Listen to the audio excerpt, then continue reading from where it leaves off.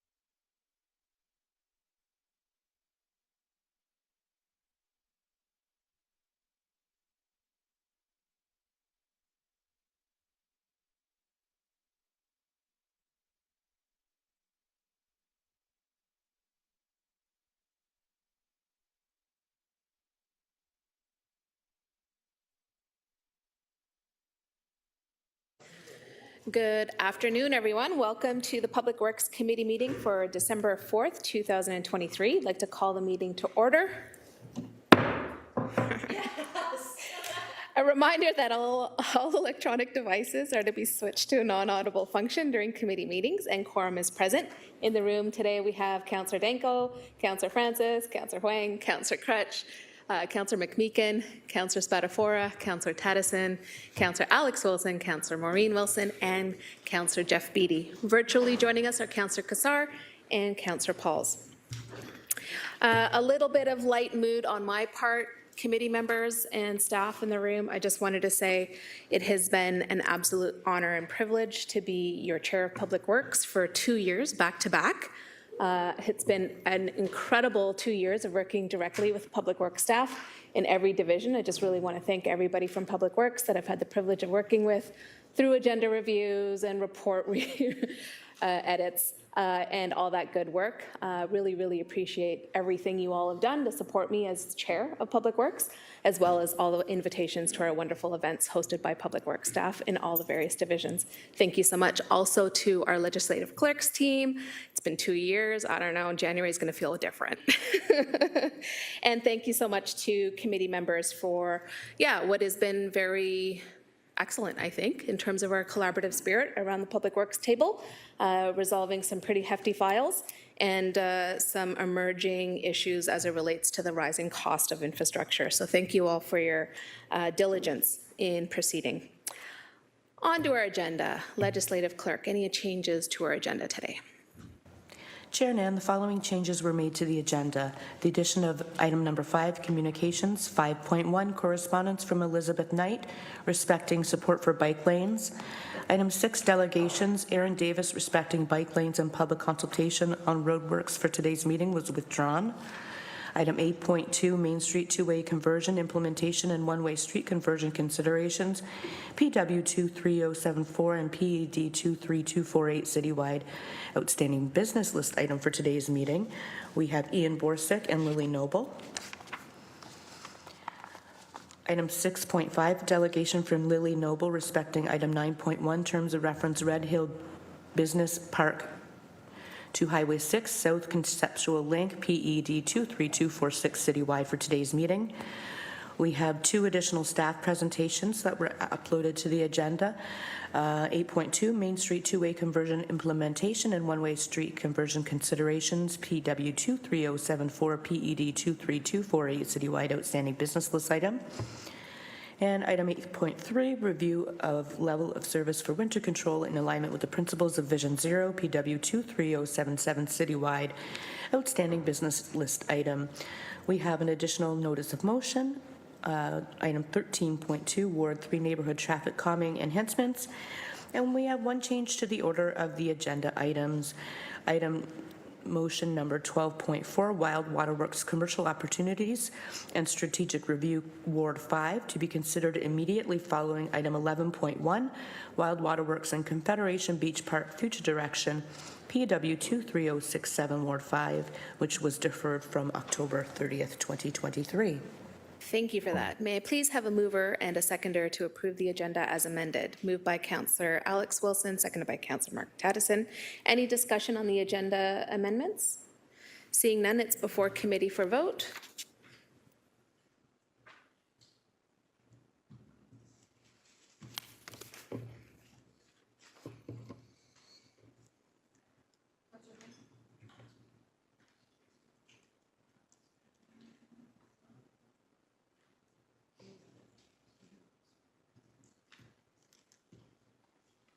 That carries. On to declarations of interest. Any to declare at this time? Seeing none, we'll move on to approval of the minutes of our previous meeting on November 13th. Mover and seconder, please. Moved by Councillor Huang, thank you. Seconded by Councillor Spadafora. Any discussion on the minutes? Seeing none, it's before committee for vote.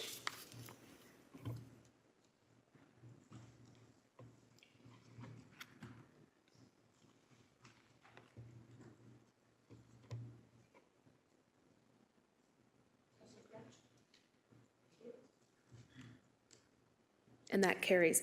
On to our communications item. First one is 5.1, correspondence from Elizabeth Knight respecting support for bike lanes. May I please have a mover and seconder to receive this communication item? Thank you, Councillor A. Wilson, seconded by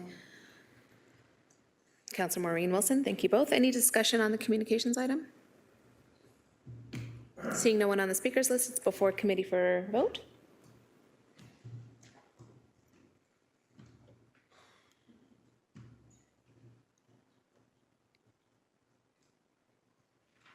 That carries.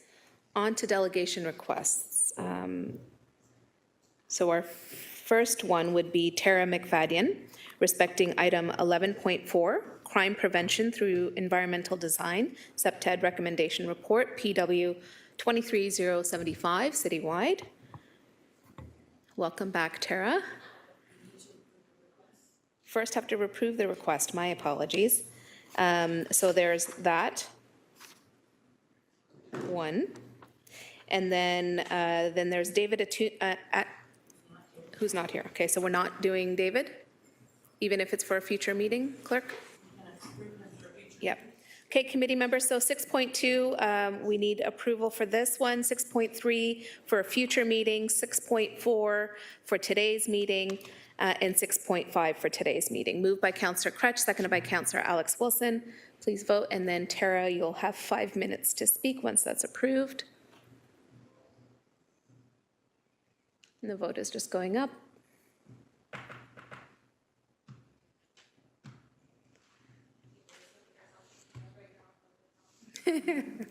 No, we want to hear from you. And that carries. First up, Delegate McFadden. You have 5 minutes in total. At the 4-minute mark, you'll hear a bell, at which point you have 1 minute remaining. Please, we're ready when you are. Tara McFadden. This is my second delegation trying to get cameras on the stairs here in Hamilton. Since I've been in Hamilton over 6 years ago, Hamilton has not only provided me with a job, but with a career that I love. I've been welcomed into my community from not only the retired wealthy people across the street, but there's also a collection of houseless people that are very familiar in my neighborhood, and I'm very proud to be somebody who lives in Hamilton.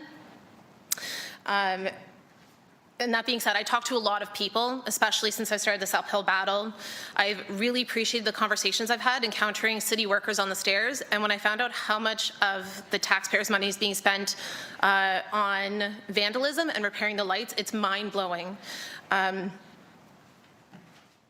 apologize.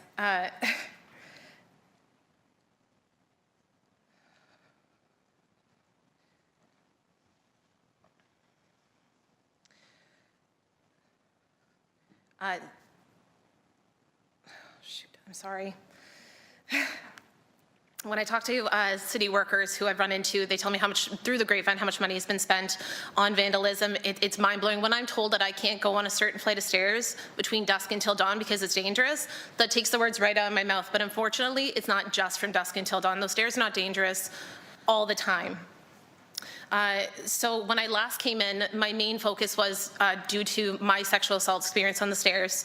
But I don't think what became public knowledge was before I hit those stairs that day, there was another person there. When I passed, when I was approaching the stairs, there was a woman who passed me who was flustered, who was pale, and who was clearly in an urge to get out of that area. I wonder what he said to her, what he did to her. And I'm thinking maybe her backpack got in the way because she couldn't have been any more than 16 years old.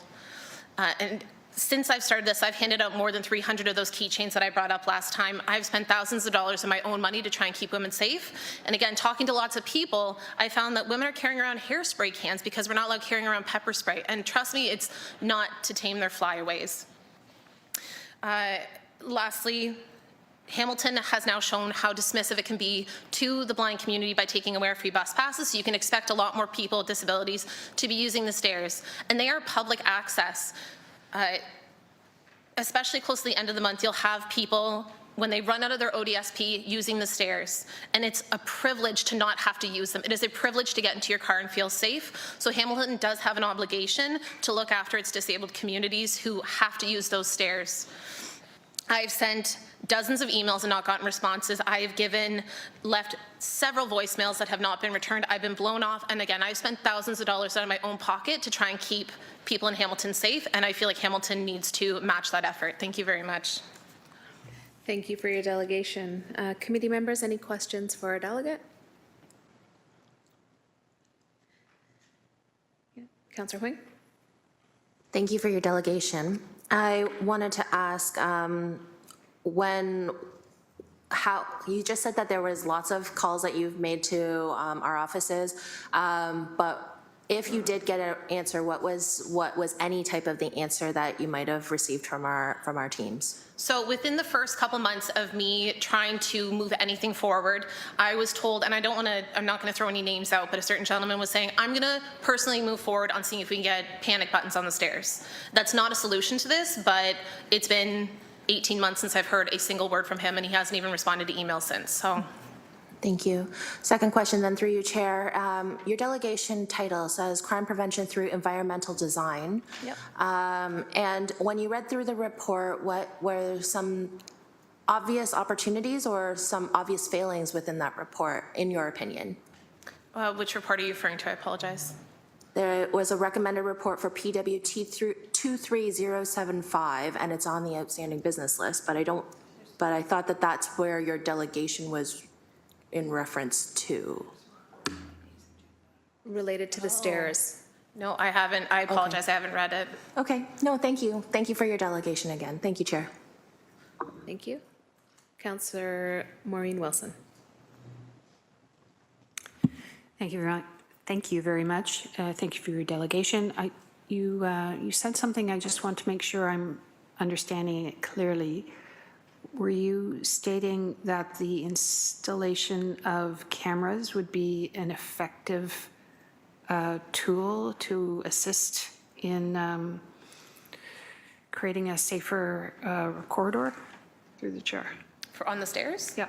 Absolutely. For anybody who doesn't remember my last delegation, when I was assaulted, the gentleman ran up the stairs. I had 911 on the phone within 11 seconds afterwards, and they never caught him. There is not enough cameras, especially on the Shadok ones and the ones that I'm on that face onto James Street. They didn't catch him. Having 911 on the phone within 11 seconds and then not having enough cameras in these areas to catch somebody in that short a time, Hamilton Police were on it so fast. They did an incredible job. The investigation was so thorough, and with their quick response, they still were not able to have enough to catch this guy. Thank you. Thank you. Councillor Pauls, can I relinquish the chair to you to ask my questions? Yes, of course. Go ahead. Thank you. Thanks again for being here.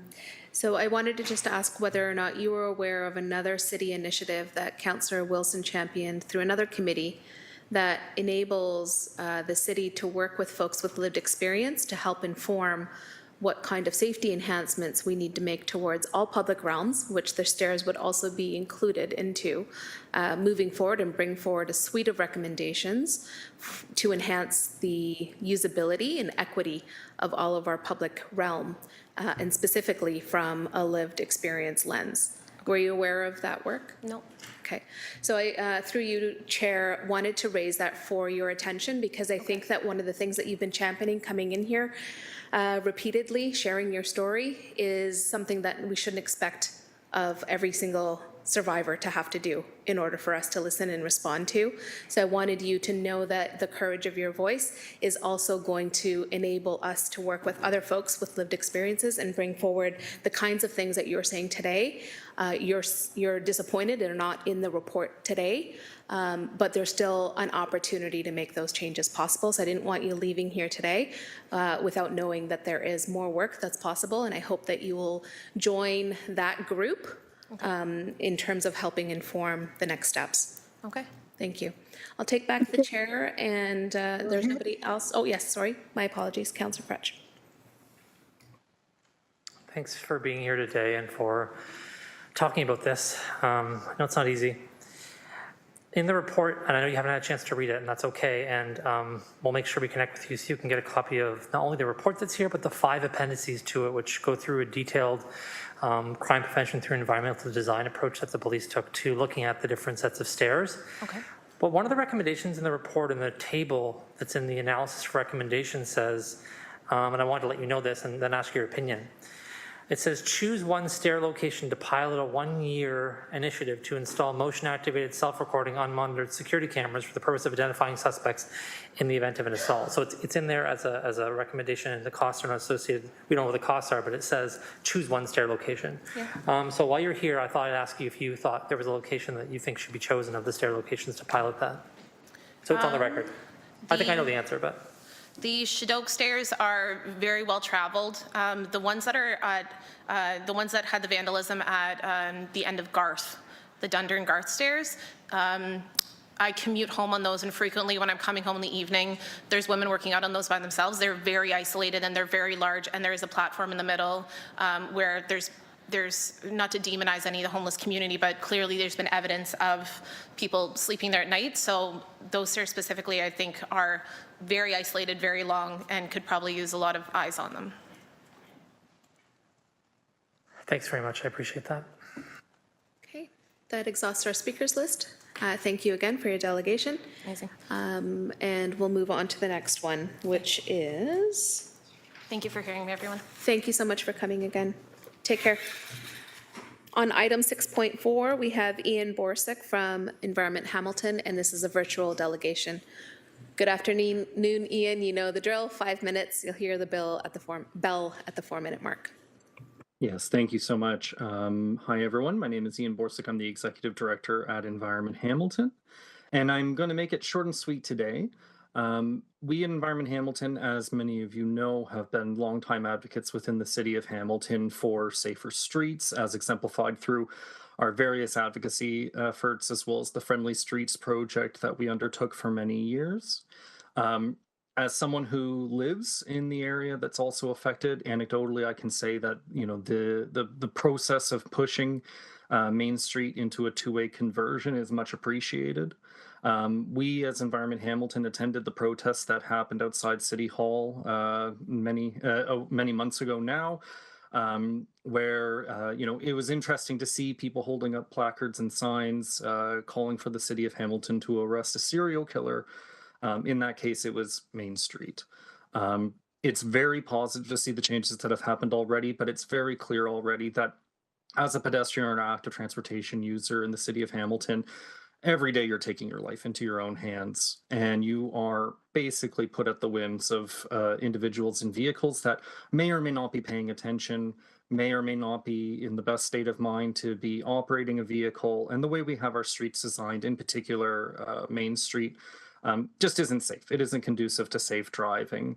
And so we're very supportive of seeing this project continue. It's going to take a long time. This is obviously a very major undertaking for the city of Hamilton, and there will be many residents who are very opposed to it. But we really feel that the step that was taken by last term of council and hopefully continued by this term of council will continue, and we will see Main Street and ultimately the downtown core of the city of Hamilton become safer for everyone, which is, we believe, a right that everyone should have in their own city where they live and work and play. I'm happy to answer any questions, but overall just want to be very supportive of this and highly recommend approving the staff recommendations in the report. Thank you. Thank you. Committee members, any questions for Delegate Borsick? Seeing none. Thank you again, Ian, for being with us. Thank you, and, Council. commenting on the item. Next up, we have Lily Noble, who I don't see in the chambers. For a second time, Lily Noble. Not online virtually either. Okay. So Lily was seeking to delegate on two items. Both the items 8.2, the Main Street two-way conversion, as well as 9.1, terms of reference for the Red Hill Business Park, but is not in chambers and is not online. And then the other person that we had on the list for today was David Antunes for a future meeting. Got it. Okay, so at this point then, we just need a mover and seconder to approve the delegations that were here today. Councillor Alex Wilson and seconded by Councillor Spadafora. Thank you both. Any discussion on the delegations? Seeing none, it's before committee for approval.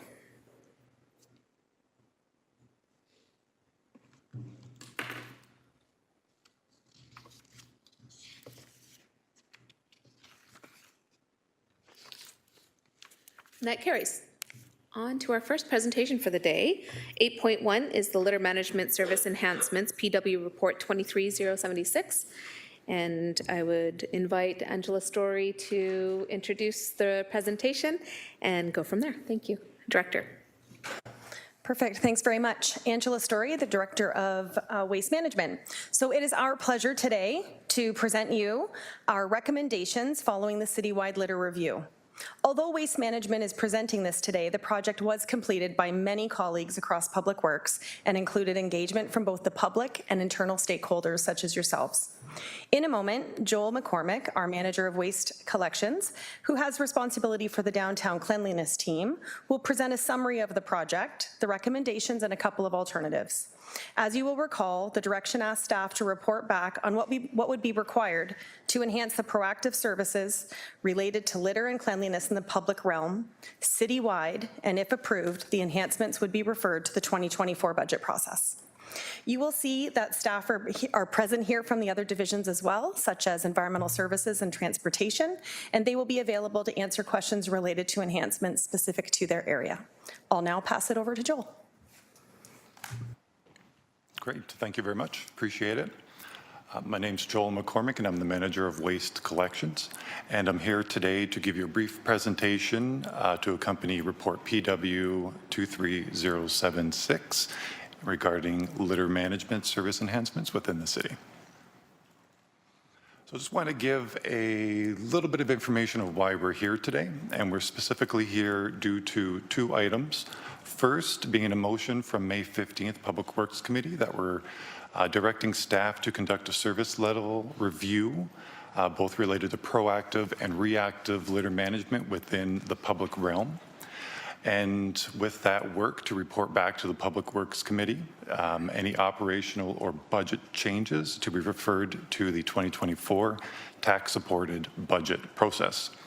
And second would be the General Issues Committee report from June 14th. And this report was focusing on the downtown Hamilton office report. And the direction in that report was to have staff review service levels within the downtown related to various items, but specifically litter management, waste management, et cetera, to introduce any temporary service enhancements to help increase the litter management within the downtown core. And just to note that, oops, my apologies. There we go. And just to note that as per the direction from the June 14th GIC committee, there has been some enhancements within the downtown core related to sidewalk litter, sidewalk sweeping, roadway management, weed removal as well. I do want to take just a quick moment to outline what staff kept in mind as we were going through the project, and specifically aligning to the policies and priorities within the city. One being Hamilton's Clean and Green strategy from litter prevention, and the other being the 2022 to 2026 council priorities, specifically priority number 2 with the measure of success to increase cleanliness of public spaces through the expansion of standards related to garbage, litter collection, and street cleaning, park maintenance. Okay, just to give a quick brief information regarding Clean and Green strategy. The goal is to be recognized under the Clean and Green strategy as a sustainable, clean and green community where everyone takes responsibility for, pride in the environment in which they work, play, and live. Within the Clean and Green strategy, there are several programs and initiatives, being litter, illegal dumping, graffiti, beautification, and environmental stewardship. And specifically here, what we're speaking about is litter.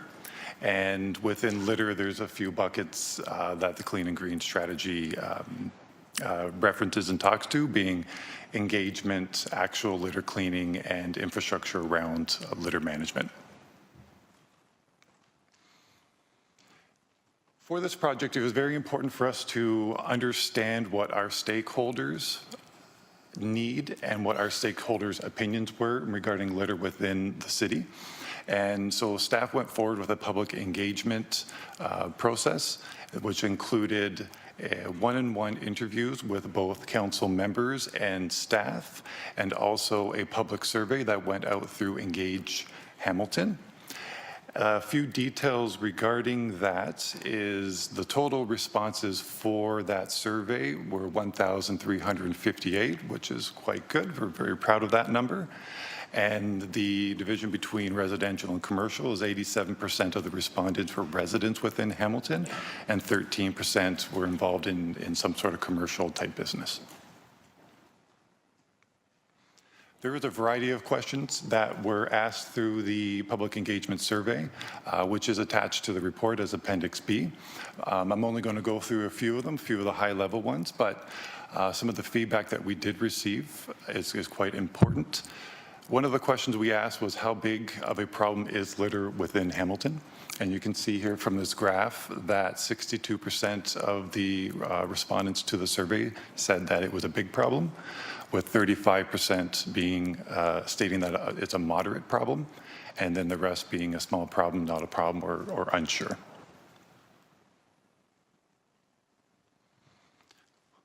We also wanted to get an understanding regarding the distribution of the responses within the wards. And this graph here is outlining the percentage of respondents throughout the ward.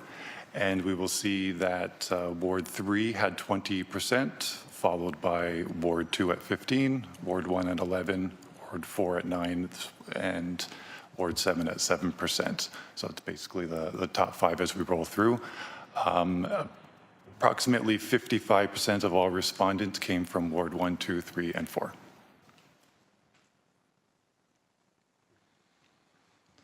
Another question that we asked through the public engagement to get a better understanding of litter issues within the city, within the public realm, was we asked what the most common littered public assets were. And from bottom up is the most littered to the least littered, and you will see at 14% the downtown came in as number 1 from respondents, indicating that it is the most littered area, followed by parks and sidewalks, roads, transit stops, alleys, and this goes on until we work our way down to the bottom there of cemeteries, which is very, very low.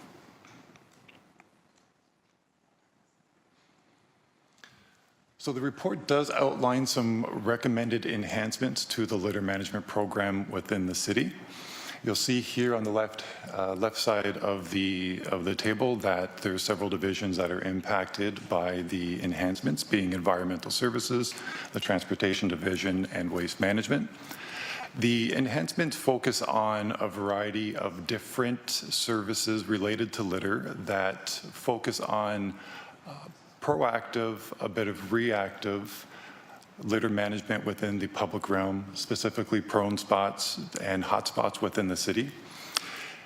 The services, they align to, as I mentioned earlier, the Clean and Green strategy, where we speak to engagement, citizen engagement, and litter management from a cleaning perspective.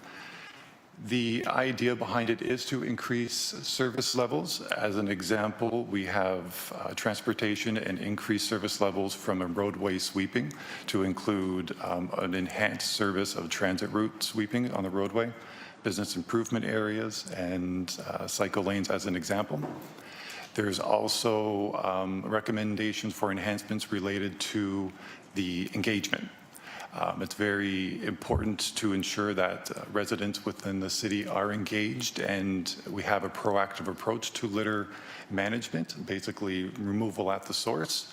And the enhancements focus on that type of engagement from a campaign, but also from a citizen engagement to enhance and grow this Hamilton's volunteer environmental litter programs, such as Team Up to Clean Up and Adopt a Park. Also, you will see near the bottom there, when we're talking about waste management, there is some enhancements related to the downtown cleanliness. And this specifically here in the recommendations is related to sidewalk sweeping and sidewalk manual litter collection. The items here would allow staff to create 2 shifts. one during the day and one during the night, where the services would be able to be provided a little more efficiently in the nighttime, whether it being power washing or sidewalk sweeping with sidewalk sweeper. And you'll also see as well the idea or the enhancement related to enforcement. Enforcement being an extremely important part of this as well, and having an additional bylaw enforcement officer within waste management to enforce the solid waste management and parks bylaw, specifically within wards 1, 2, and 3. Mainly being wards 1, 2, and 3, because approximately 60% of all waste management service requests relate to those wards within, from a citywide perspective. Okay. Before I get into the report impacts, I do want to point out that the report does have two alternatives. Alternative 1 basically it distills a bit down for the enhancements to focus more so on business improvement areas, the downtown core, and some proactive litter collection within the public realm as well. An example of the proactive is within the transportation division would have the creation of one crew in each district that is focused purely on the proactive cleaning of litter within the public realm, including hotspots and areas that are prone to litter. And alternative number 2, it is a reduction in the enhancements that are being asked as well, but it's specifically for the downtown area, and specifically to cover the enhancements that had been put into place in mid-2003, July, I believe, that are currently being paid through our Planning and Economic Development friends. You'll see here we have a list of the impacts from the alternatives and the recommendations. When looking at the staffing impacts from a recommendations perspective, it's approximately 28 FTEs. And as you can see, as we move from the recommendations to the alternatives 1 and 2, there is a reduction based on less enhancements being put forward. Same idea for the operating and the capital budget as well. You'll see that from the recommendations, there's an impact to the tax-supported operating budget of approximately $2.37 million. And as we move our way through the alternatives, there's a reduction down to $1.3 million and then to approximately $600,000 for alternative number 2.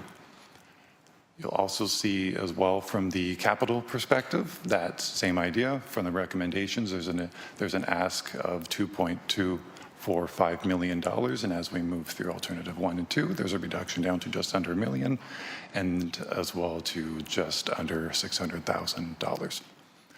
Equipment relates to additional equipment that would be needed from a perspective of support vehicles, pickup trucks.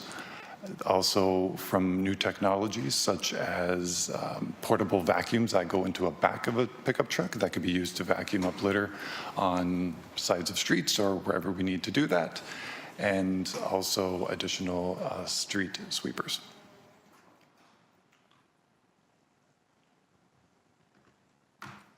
Thank you. Thank you. So questions first on the presentation. Manager, it's up to you if you want to take the question standing or if you want to return back to the bench. On the speakers list, we have Councillor Crutch, followed by Councillor Huang.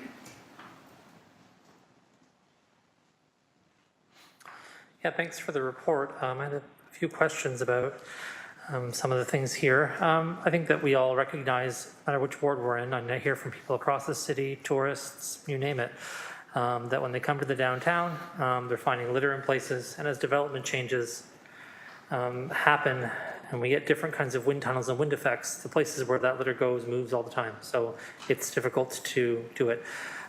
Pick up litter and know reliably where it's always going to be. So one of my questions for you is related to that. How will this help efforts be more coordinated? When I look at the budgetary ask, it's not sort of saying this much money will be allocated to the public works to do X. It's articulated through a number of different kinds of services for folks who are responsible for different kinds of things. So I wonder if you could speak to how will this improve coordinated litter cleanup across the downtown? Well, I can look at it from the perspective of downtown and in addition to the citywide as well. And if I'm understanding through the chair, my apologies. And if I'm understanding your question, the coordination would be through this project. It is obvious that we have a lot of individuals or a lot of divisions that are working on litter, and it has identified the areas where we can have synergies in a way. As an example, with transit stops. There's contracts that clean shelters, while waste management and transportation have the responsibility to clean around within. From a coordinated effect, it does allow us as well to understand more of the KPI side of it, so we have a better understanding of where we need to focus our work and how our work together as divisions come together during the overall cleaning of litter. I'm not sure if I've answered your question or if I'm not quite understanding. Yeah, I just wanted to make sure that I understood a little bit more about how the city will coordinate its efforts to do this, and if this is going to improve the coordination of that or not. That's what I really want to know, sort of straight up. Is this going to help us coordinate better? Yes, absolutely, through the chair. The idea of coordination would be much better. I can understand that it could be a bit difficult, but as the one-stop reporting mechanism, as an example, waste management tends to get quite a bit of the litter complaints or any type of litter actions, and then who would then coordinate to the other divisions who would be responsible for that asset for litter cleaning. It could create it would create a more one-windowed approach. Thanks. And when you articulated some of the alternatives there, you got into a kind of short list of sort of 7 days a week cleaning, this kind of stuff. But what will the recommendations do? Because apologies if I missed it. I looked through the report and didn't see the similar kind of list for the main recommendations that kind of succinctly said what we see in the recommendations. So if you go to alternative for recommendation number, sorry, I'm just scrolling through the report to get there. Sorry. Yeah, alternative 1, when you get to alternative 1 and alternative 2, there are little lists that say, alternative 2 says 7 days per week sidewalk litter cleaning, 7 days per week sidewalk litter sweeping, right? When we look at the main recommendation, I'm assuming that will also be the case. That's one of the things we hear a lot, is that there's a weekend and evenings kind of, you see a big gap. And that's, frankly, when residents are doing things, right? They're usually working not in evenings and weekends.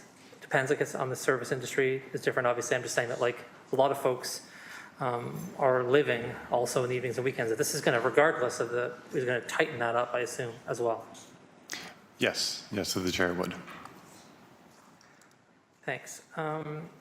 Last question for me is continuing to be about coordination around things. So there's 3 or 4 different things that I find, and again, this is important as a citywide program, but I'm primarily focused on thinking about how this impacts the downtown. That tended to be the place where people said there was the most issues. A lot of respondents from the downtown in Wards 1, 2, and 3, and Ward 4 and Ward 7. So underpasses, encampments, business areas where garbage pickup is tricky. Will this help us with those things? Through the chair. So, yes. From that perspective, yes, we will have an improvement. I want to be a little careful when we speak about the encampment side of it, because that is a difficult situation to manage within the downtown core, especially from the cleaning perspective and the safety of staff while in those locations. But yes, through the chair, there would be an increase in a better coordination of that work as well. So from the downtown perspective, as mentioned earlier by Director Story, the downtown cleanliness area falls within waste management, within waste collections. And there is a division within the responsibilities. For example, if it's on the roadway and it's a sweeper, the transportation division will manage that sweeping aspect of it, while the DTC, Downtown Cleanliness Program, would manage the litter on a sidewalk. And with that, if there are any complaints to it, would directly come to DTC, and then we would divide responsibilities at that point. Thanks, and the reason I ask is just because, oh, sorry.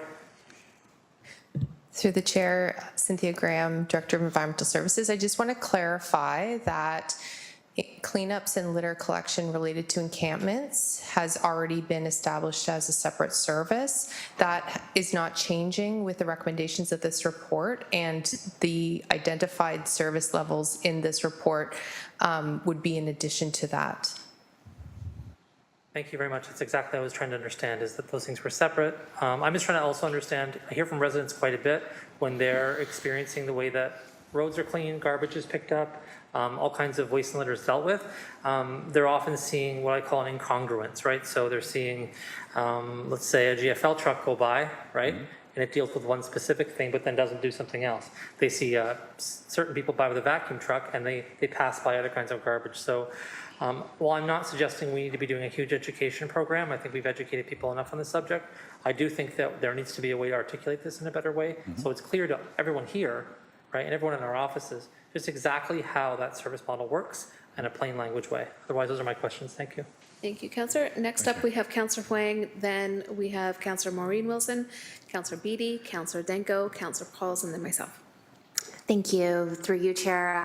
Actually, I wanted to pick up from where Councillor Critch was asking, which was around education. And I almost would say that we haven't educated people enough. So I'd like to really understand this aspect of community engagement and environmental stewardship. If I had to refer to the report, it's a $50,000 enhancement. But in your presentation, I'd just like to really understand what in your opinion, is that what does that look like? Yes, exactly. Thank you.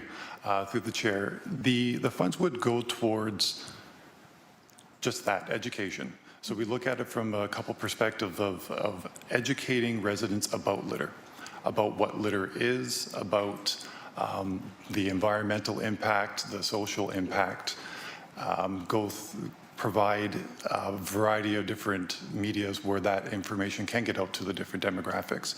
It's providing that education so that people are aware of what litter does. Hopefully at that point reducing litter from the source, which then less resources are needed to clean that litter. It's also very important to have that citizen engagement. So we do have, as I mentioned during the presentation, a Team Up to Clean Up and Adopt a Park. We could use those funds to enhance advertisements, to engage more residents, to have more events, to have more events to clean up litter within the public realm or whatever the area would be.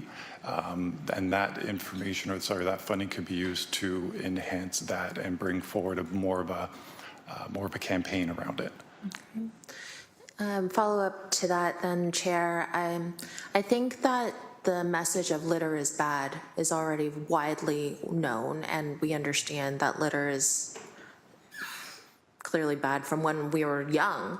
So I wonder if the educational component is not necessarily about that particular topic, but more about where does it go? I think that in Ward 4, all of my residents all acknowledge that litter is bad. They all do not like it, but they will tell our office that they don't know where to put it because there's not enough garbage receptacles along the streets. So I wonder, through you, Chair, is there an opportunity to really take a very focused and almost surgical look at how we do that community engagement, where it's not a general and broad message of litter is bad, but more of a litter is bad, but here's what you do with it, and where do you put it? And that kind of leads into my second sort of line of thinking, which is some litter is very dangerous. So we also have broken glass, we have needles. How does this particular program affect that level of litter?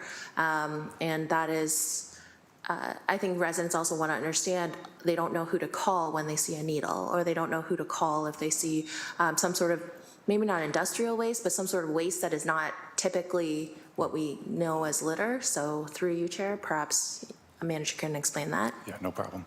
Through the chair, For the first question there, absolutely. There's a variety of different messages that could be created and sent out to the public in regards to litter in general. During this project, we have reached out to other municipalities for municipal scans to find out what type of education or engagement do they do for their residents. So we have a pretty good idea, and we have some wonderful outreach staff within environmental services and waste as well, who are great at creating these types of messages. In regards to, and please correct me if I missed the second question, when it comes to the type of litter that seems to be a little more hazardous in a way, and what to do from a reporting perspective, the best bet is to call the 546 city. That one direct city engagement portion there, which would then go to the appropriate areas to clean up, whether or not it's waste management or transportation or other divisions. Excellent. And I think that that's part of where our teams, like our ward offices, really do already understand that.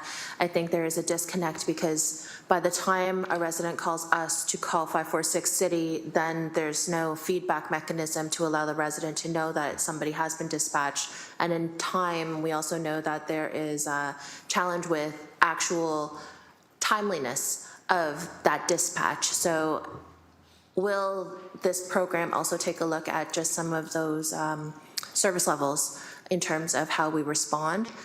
Through you, Chair?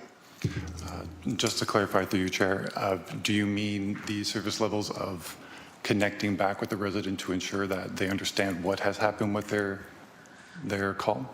I don't think that that's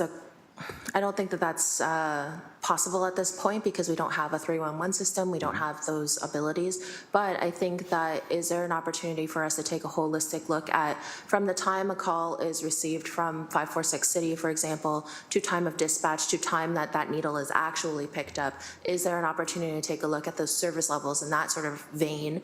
So then that way we can be a lot more prescriptive and letting the resident know that when we place that call, that there is a service level understanding that it'll be X number of hours or X day, that will be resolved. Through you, Chair? Understood. Through you, Chair. Yes. Yes, there could be definitely a simplified or an explanation that could be provided to residents and or your offices to ensure that there is more of an understanding to the process and how we would. Wonderful. My last question through you, Chair, is I love the gluttons. I love them so much. They're the cutest things possible. I also went and asked if I could have a glutton in Ward 4 and just kind of like almost like walk it around like a dog kind of deal because they're so cute.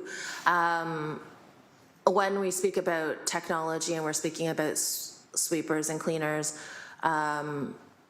what is the mix of investment that we are looking at? Because like I said, I love the gluttons, but I know that the gluttons are very expensive. They're high cost to maintain and high cost to operate, but they are the cutest possible machines ever.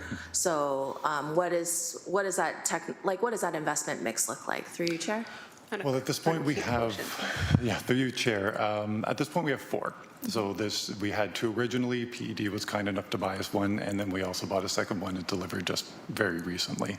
So at this point, from a staffing perspective, to operate them, 4 seems to be a good number because there's no necessarily use to have additional equipment such as that and pay for it without having the staff to operate it. We also find that at the Glutton as the example, it does allow us to cover more area because it's quicker and it picks up different types of litter. While it's very difficult to pick up, say, a cigarette butt with a little clamp, whatever they would be called, and or a rake and a broom, these can easily vacuum it up and clean it. So if or as it grows, we definitely need the more FTEs to operate them. What we do have recommended for next year as well is an electric sidewalk sweeper to add to the downtown cleanliness arsenal of equipment and technology. So that would also help create a more clean sidewalked area. So perhaps as a bug in their ear, Chair, is that perhaps they'll lend me a glutton so we can go out and do a quick educational campaign in Ward 4 to speak about some of the litter, because again, I would love the opportunity to see a glutton happen in Ward 4. Thank you. Thank you, Councillor. Next up, we have Councillor Maureen Wilson. Thank you, Chair. Thank you very much for the work and the presentation. Just a few questions. And if the Chair believes these questions are more appropriate for the time of the report, certainly willing to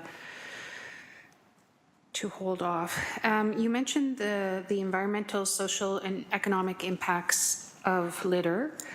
So in that order, on the environmental impacts, when I was first elected very early in the term, I asked for a tour of the wastewater treatment plant. And it was amazing to me, and the point was made about litter that finds its way from the roads and into that facility, and the cost that is generated. And I'm wondering if you would care to comment on that impact, or if Director Winter would. Thank you. I think what I would have to do is pass it over to Director Winter. Thank you. Thank you. Through the chair, Nick Winters, Director of Hamilton Water Division. Certainly, Councillor, there is quite a lot of material that we removed from the incoming wastewater and stormwater received at the Woodward Wastewater Treatment Plant in the order of bins on a daily basis that are taken up to the Glenbrook landfill. With respect to the costs for that waste collection service, that's something I'd have to look into and get back to committee if there's a desire for that. Thank you. I think it's fair to say that prevention is always a better economic deal. Thank you.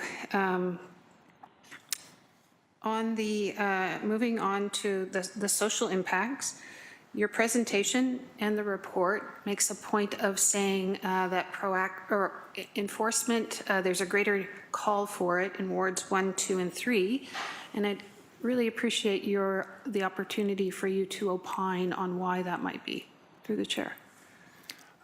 Just for some clarification through the chair, why we receive more calls from 1, 2, and 3? Could be the report recommendation is specific for, I think, by law, Yes. proactivity for those wards, and Yes. what conditions might go into manifesting those situations. Yes, through the chair, I would, when looking at the wards and their demographic, there's the density of these downtown wards and the amount of residential homes and multi-residential buildings that are within the wards creates that additional residents that are in the area. I think it would also come down to the amount of, I would say, visitors to Hamilton as well, who would tend to come to the downtown area. Thank you for that. I appreciate it. I think I will probe further on that when we get to the report. That's great. On the matter of safety and safe streets and the commitment of this council to that objective, I'm wondering if you would care to elaborate on perhaps an enhanced clean, particularly in our bike lanes and our sidewalks, not just for aesthetic reasons, but for practical safety reasons, through the chair. Great, thank you. I think I will defer this over to our friends in Transportation Division.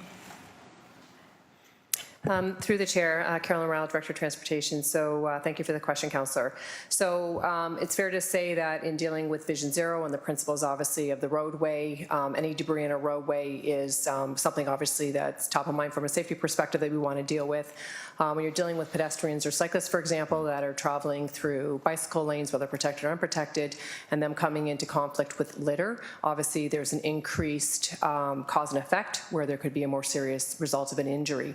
And with regards to the annual collision report, and we talk about the safety of, obviously, all types of road users on the road, it's obviously something that top of mind for us to make sure that we're wanting to clean the roads and make sure, especially for those types of users, that they're free from types of debris to cause any serious impact or serious injury with them using the roadway. Thank you, Chair. I'm certainly not the Lycra kind of cyclist, but I, from personal experience, have had that experience, whether it be leaves or hidden plastic, and it can take you down and take you down hard. Thank you. Those are my questions. To my colleagues, I'll have some further remarks about particularly those social forums that are perhaps creating some exaggerated issues of waste, and why it's in our economic and social interest to address this. Thank you. Thank you. Thank you, Councillor. Next up, we have Councillor Danko.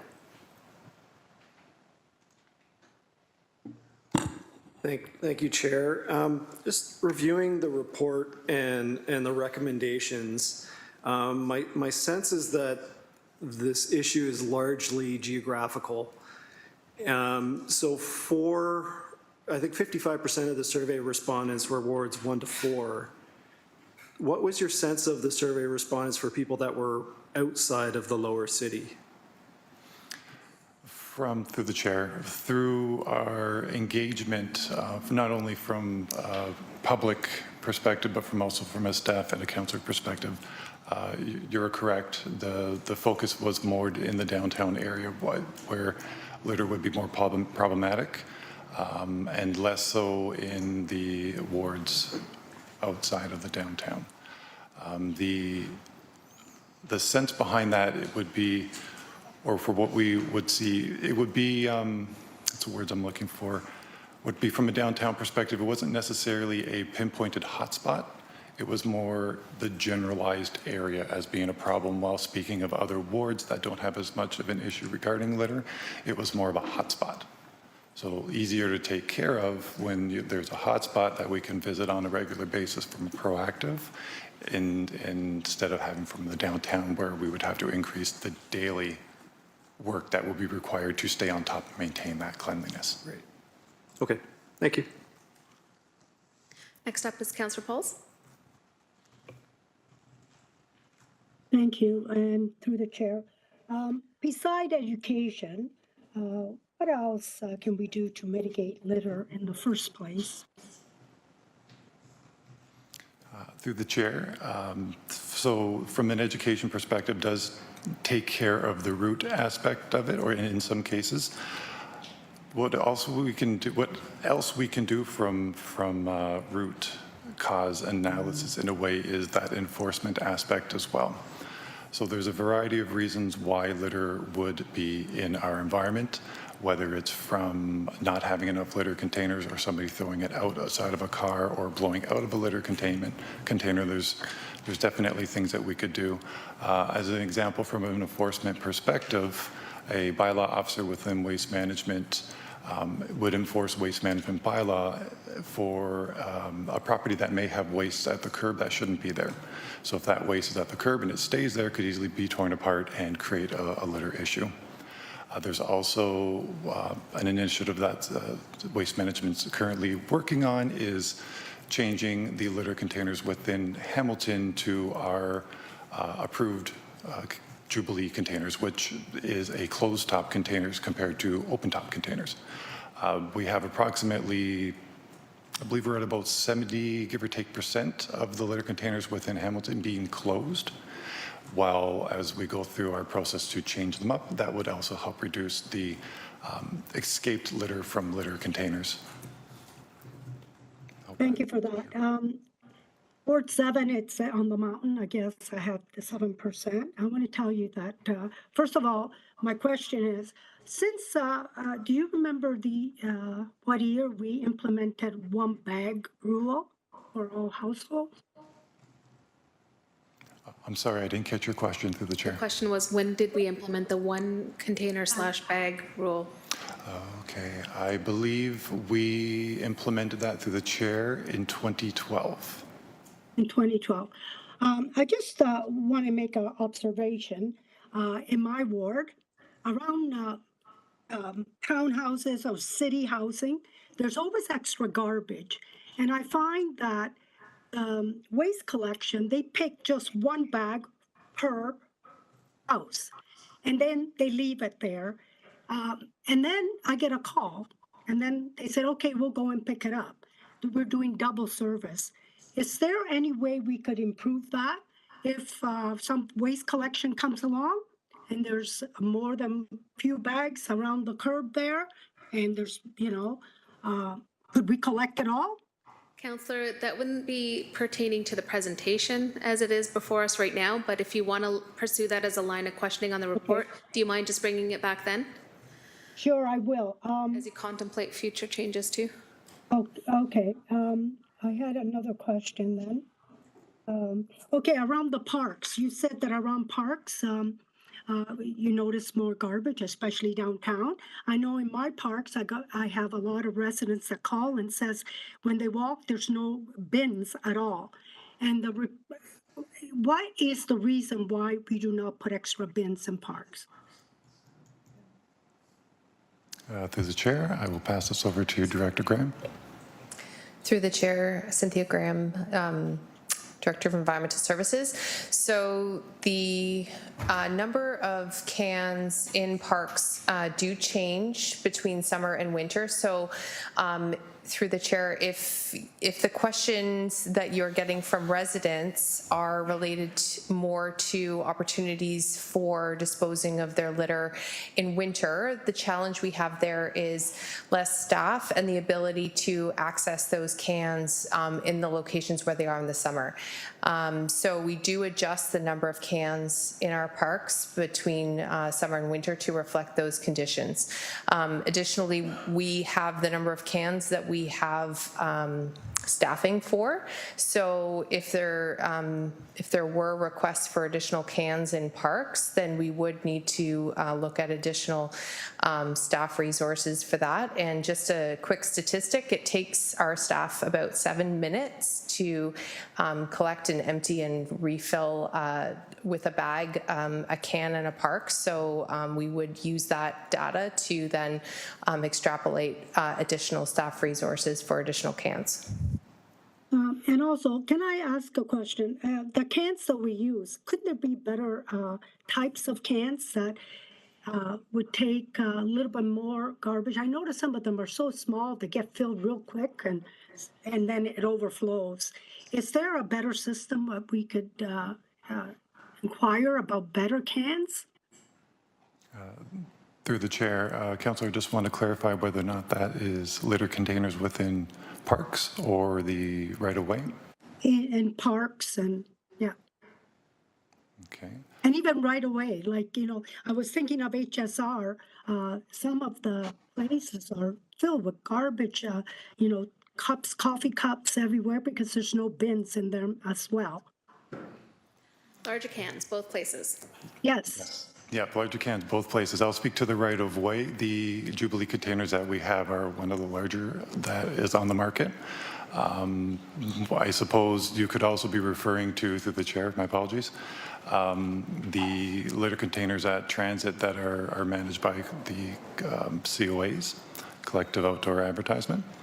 Hopefully I have that correct as I'm trying to think of my short forms. Those would be a different size than what would be actually city-owned assets. And the last question I have, I don't know if you can answer this. Why does HSR not have them in every stop?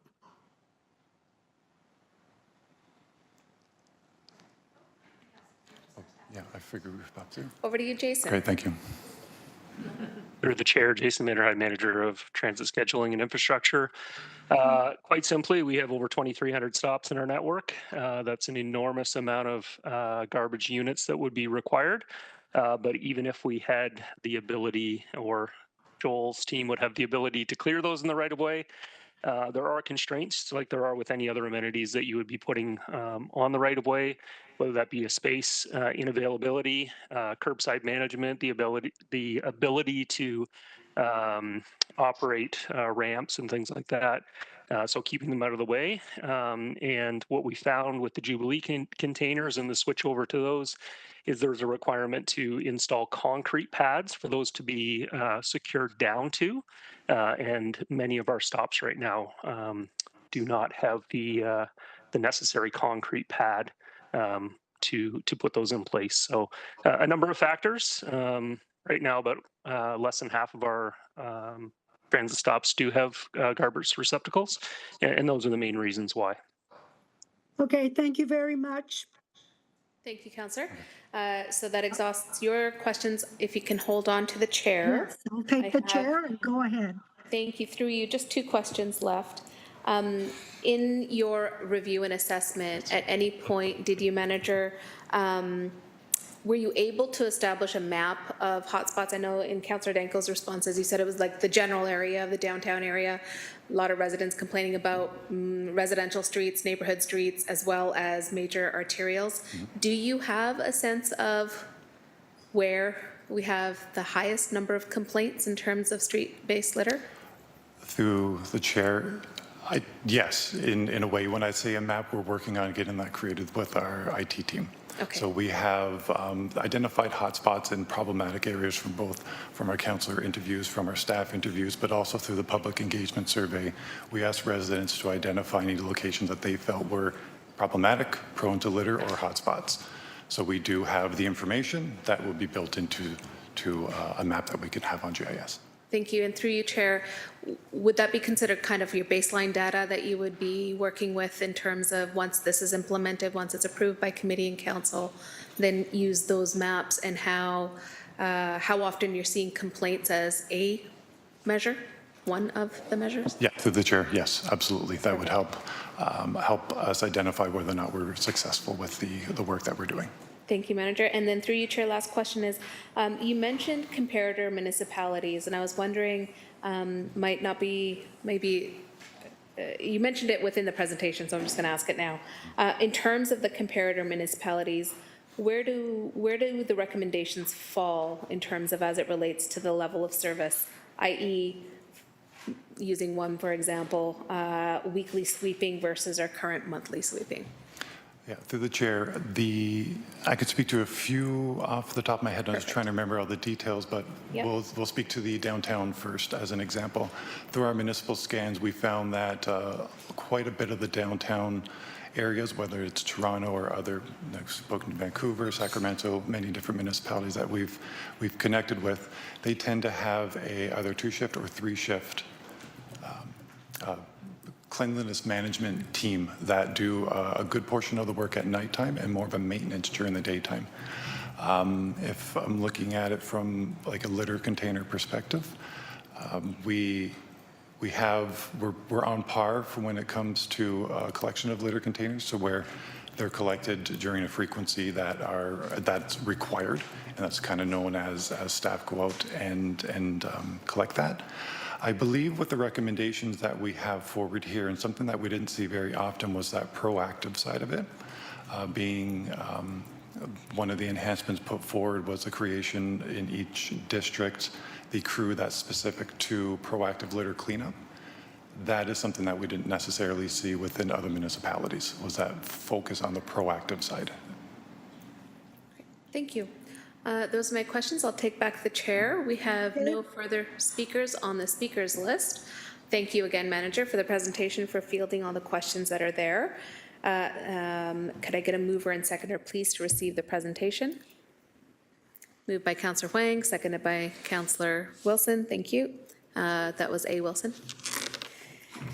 Committee members, to approve the receipt of the presentation, please vote.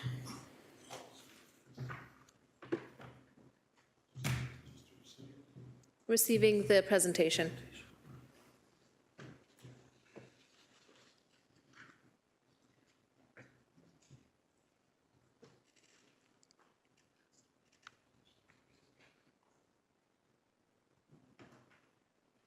Councillor Kassar, were you able to vote on the receipt of the presentation? I just joined, so I didn't see it. Okay, I will mark you as absent for this vote.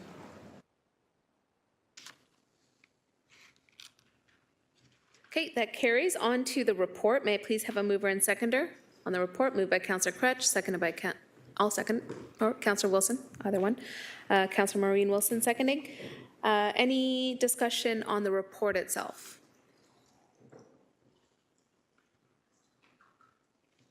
Sorry. Councillor Huang, thank you. Thank you.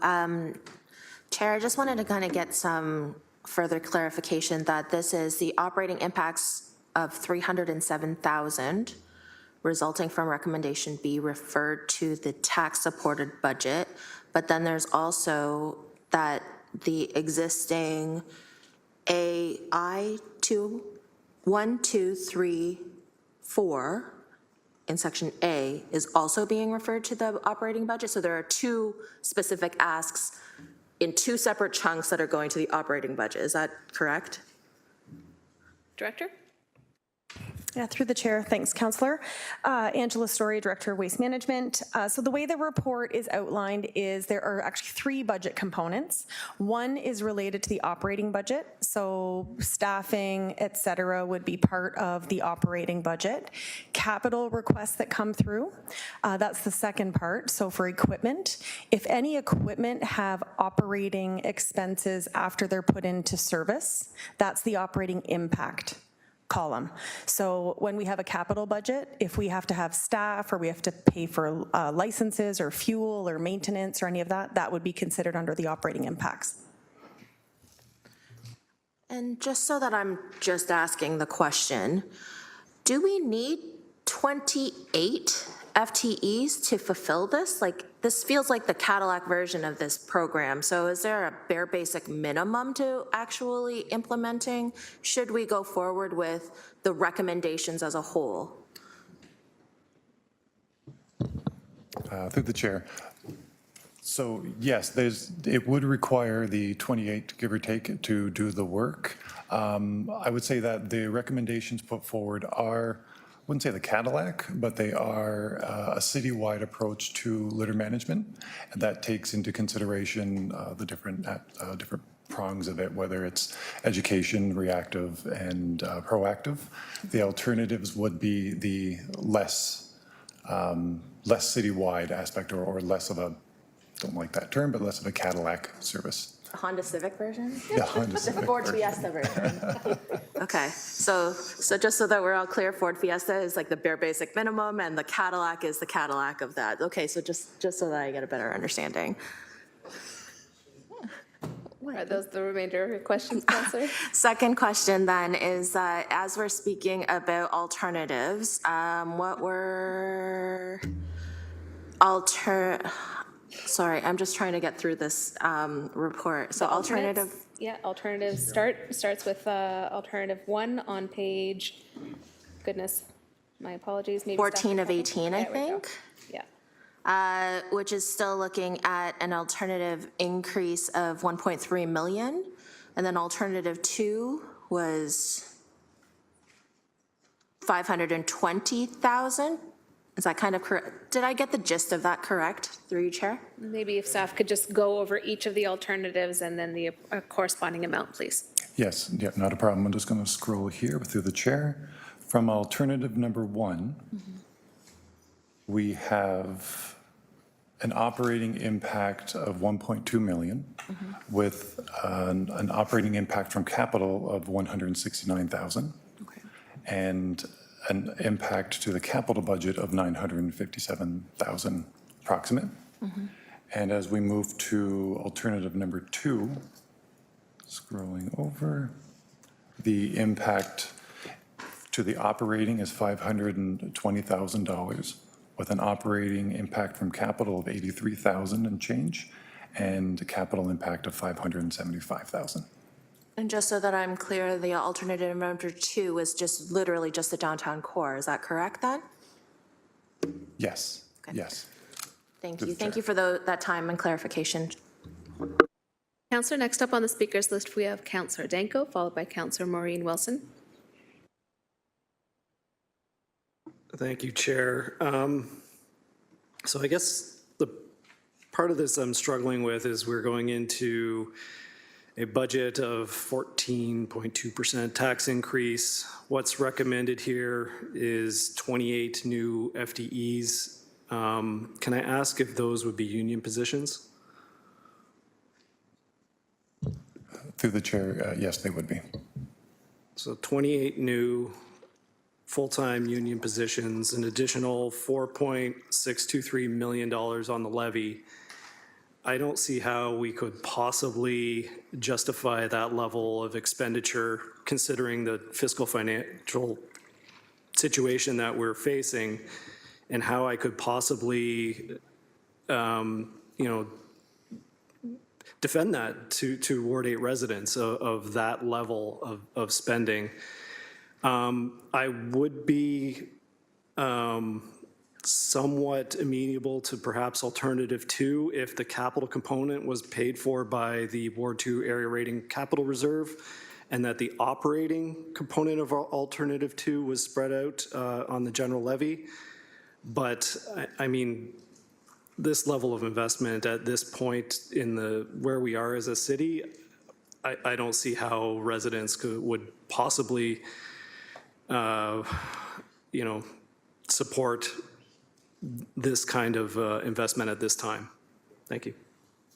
Thank you, Councillor. Next up, we have Councillor Maureen Wilson.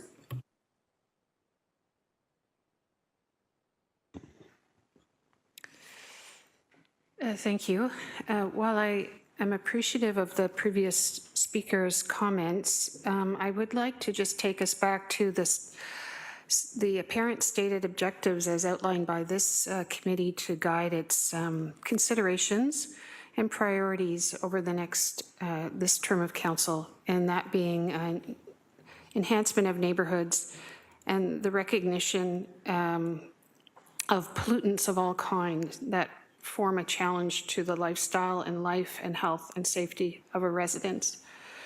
When I was asking the presenter to opine about maybe the conditions that perhaps are exaggerating some of the litter in some places, as I've often said, we are sometimes too happy to have the downtown core take the density. So in this case, thank you very much to a fabulous person in our planning department. The density in the downtown area in wards 1, 2, and 3 are some of the highest in the city. For wards 2, persons and jobs per hectare, it's 106. Compare that to ward 13, it's 3.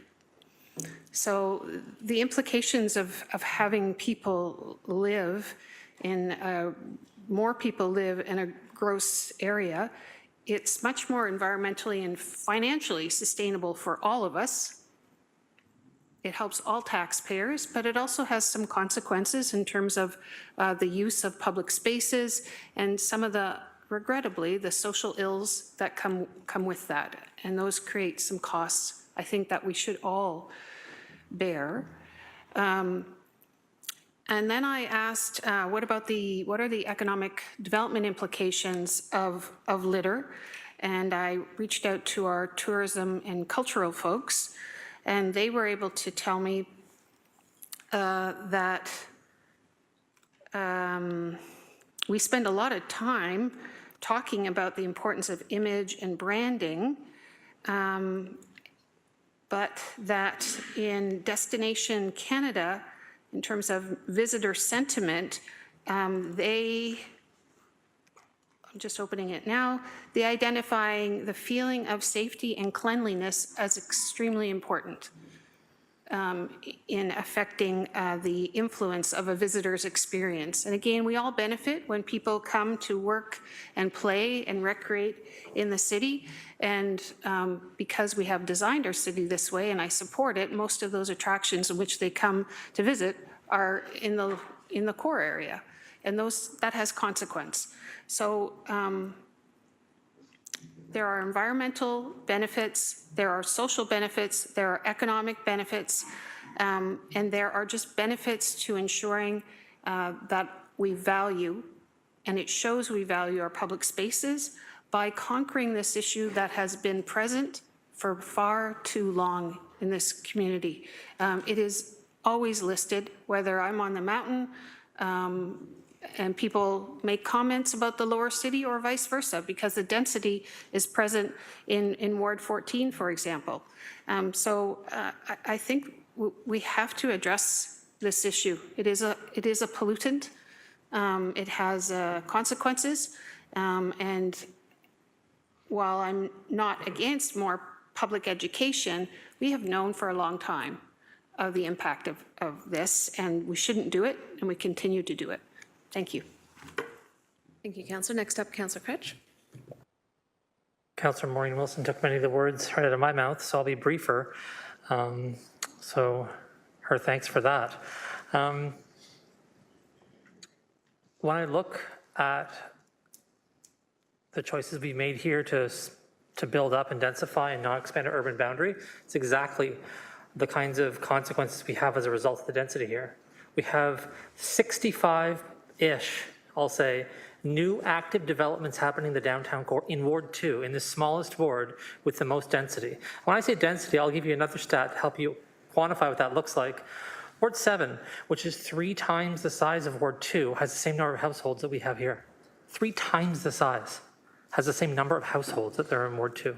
So I want you to understand that like, this is a decision we're making that's impacting every single person in every ward. I don't think it's going to be hard to sell to your ward residents. I know, because I hear from them all the time about how they come to a game downtown, they come to a concert downtown, they bring their kids down here for Disney on Ice. I could go on and on and on. And how they don't want to steal the garbage here, and that makes them feel like it's not contributing to a safe neighborhood. Makes them feel like they're unwelcome. Makes them feel like they're not proud about their city.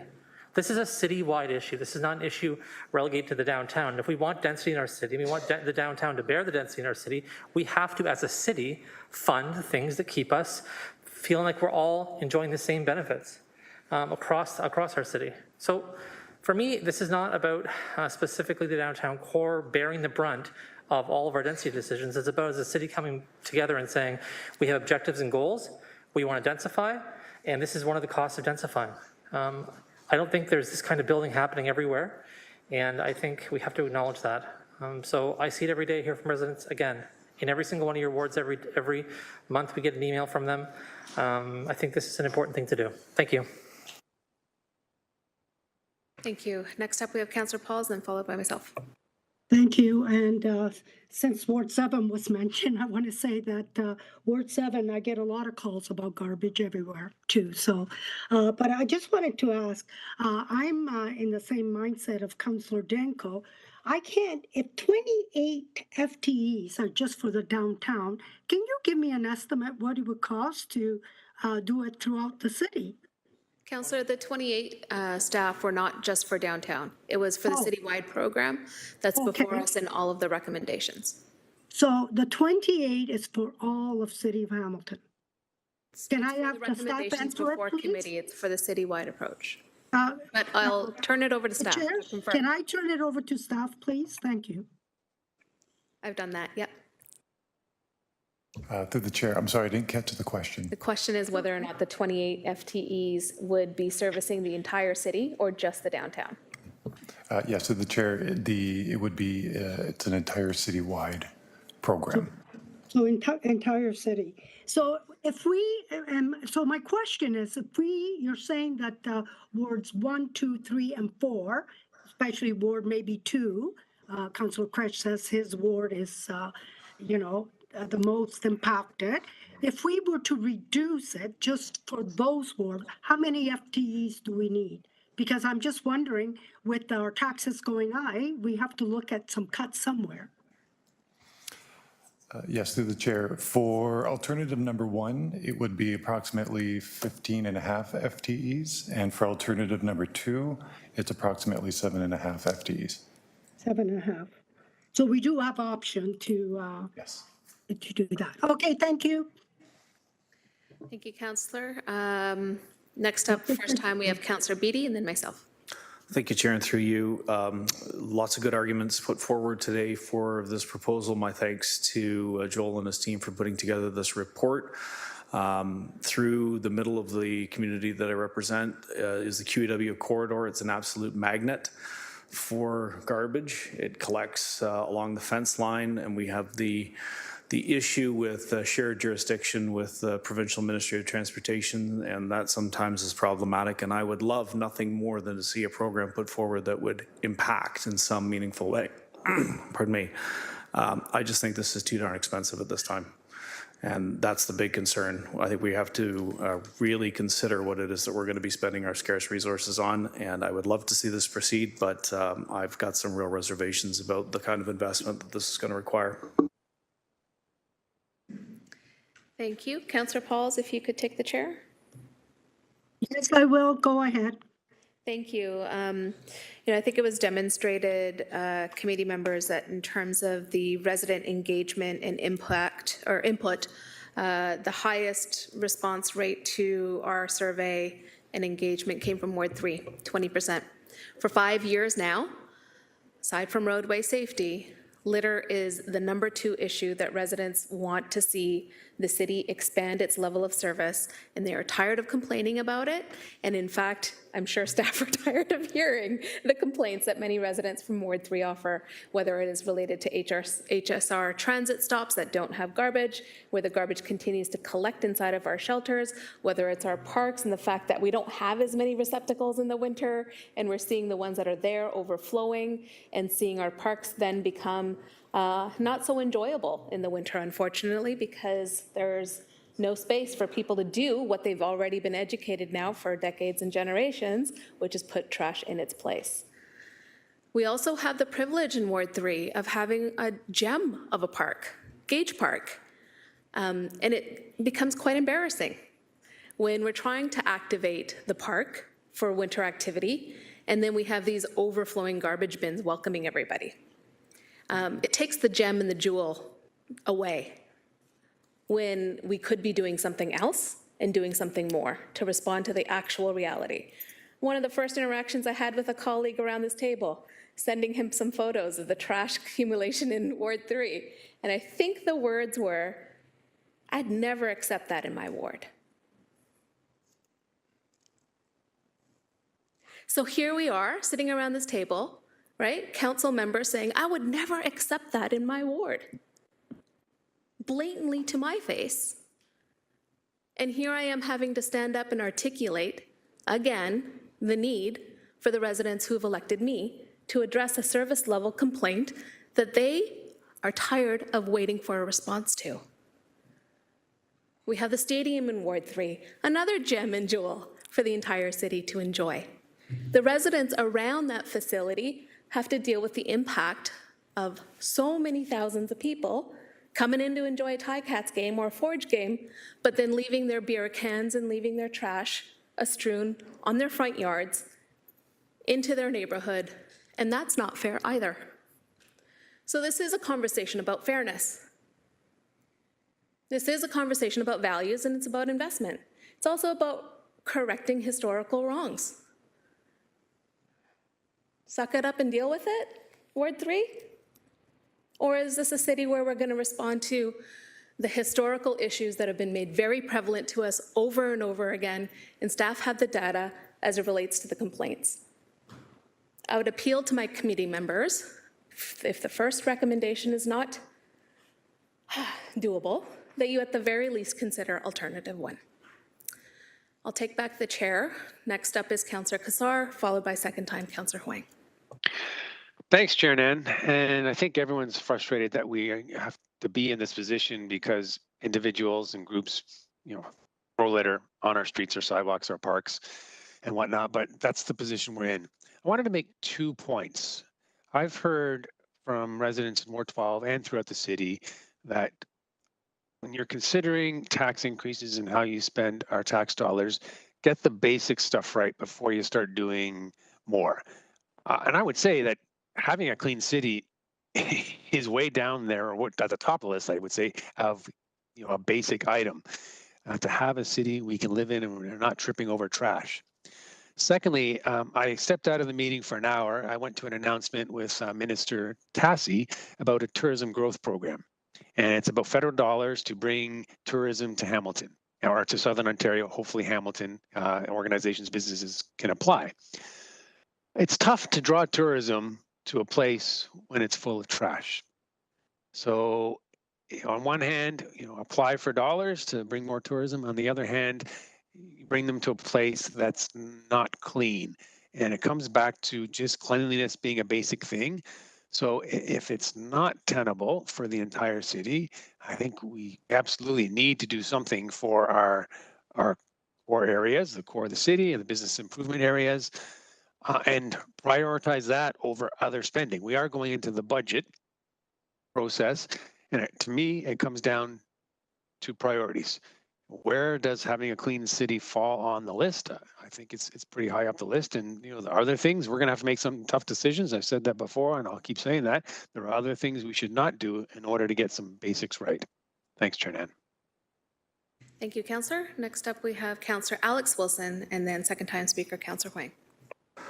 Thanks. Councillor Cassar mentioned he had to step out for an hour. I'm not sure when he stepped out he expected us to be on the same item when he got back. I sure as heck didn't. I'll say that. I think this is simple. I've heard a unanimous across the room. We all support this. What we're not sure we do is support the budgetary piece. Great. We're not in the budget process. We can refer this to the budget process, which is what the recommendations say, and have that conversation holistically as we balance that across other needs across our city and do the budget during the budget. I've heard unanimously from folks in this room that we support these recommendations, that this is important. If the only concern is the budgetary one, we have budget meetings coming up. Looking forward to a hopefully unanimous vote on this. Thank you, Councillor. Next up, we have Councillor Huang. So my question then, Chair, is if we are referring this to the budget process, at the budget process, do we do that level of nitpicking on these because where I would like to just get to is if, let's say, we move forward with alternative one, there's an item in here that I think we could feasibly strike to try and make that number a little bit smaller. And ideally, this is where I didn't know if this is the right spot to be doing that level of nitpicking, or do we do that at the budget process? Because I suspect that if we are to make that motion to move this into the budget process, I'd like it to be a touch cleaner than what this is currently. So I'm asking for your advice, Chair, on where do we do that level of nitpicking? Yeah, as a committee and then as a council, you have both as options. So there has been scenarios in the past where committee has referred an entire item over to the budget process that gives committee members the opportunity to drill down with staff and come up with a compromise solution within the budget process and help whittle down the final ask and into a level of service standard that majority of budget committee can then approve. Okay, then perhaps for the consideration of this committee, perhaps we can all take a look at alternative one. There is one item on here that is a sizable chunk of alternative one's budget ask, which is service that does not currently exist, which is the citywide dedicated proactive litter cleaning, and that excludes the downtown. That is a $610,000 ask. And I wonder, plus a $114,000 operating impact, and then the capital, then the budget impact then ends up being $470,000. It is one of the larger items within alternative one, and I wonder if we can strike that to make that overall number of 1.2 million down by 1.2 million almost gets cut in half, essentially, but then we managed to keep other parts of alternative one in place. So I wonder if that is the time for us to debate whether we can clean up perhaps alternative one to make it more tenable before we push it to the budget process. So at this point, what we have on the floor is the main recommendations. They've been moved and seconded, and now it's the will of committee. If you want to put forward, wait a minute, Elsie, if we've got just the recommendations as presented, moved and seconded, what's our next step? If a committee member wanted to move an alternative instead? You would have to vote on it, yes or no. And then if it's an alternative, not just an amendment, it would be a separate motion. Okay, alternatively, Councillor, so one is we strike down the current recommendations that are on the table. Then there's an opportunity for you to put forward another motion. Other option is that you amend the recommendations that are before us. Okay. All right, then I have a second question then also in relation to striking a portion of alternative one. Based on the PowerPoint presentation, alternative one is 15.64 full-time equivalents. If we were to take out that section with the proactive litter cleaning, what does that drive our FTE count down to? Through you, Chair, that would be a removal of 8 FTEs. 8, okay, so just for my clarification then if I took out that one part, it pretty much is alternative 2. Is that what you're saying? So For the most part, through you, Chair, it would include, so if the city-wide dedicated proactive litter was struck down, alternative number 1 compared to alternative number 2 still includes increase in business improvement areas, roadway sweeping, and additional students during peak season for proactive litter cleaning in parks. Okay. Thank you. As well as cycle lanes. Cycle lanes are also included in that? Okay. Thank you. So for the benefit of My committee. apologies, no, they're not. So it's not applicable. Oh, okay. So the benefit of committee, if we were to strike down the full recommendation, push the new alternative 1, but make changes to alternative 1, the overall package would then be approximately an 8 FTE. The operating budget would be cut by $600,000. And then the capital budget would also be cut by $470,000, or is that the $114,000? 114? 470. So then that number will ultimately be that $950,000 would be cut by $400,000. So we're looking at a price tag approximate to alternative 2 with the FTE of alternative 2, but it gives us more, alternative 1 gives us an opportunity to service the BIAs. So I just wanted to kind of paint that picture. Okay, so far, Counselor, just so I'm clear with you, you're just seeking information on all your questions. You're not moving anything.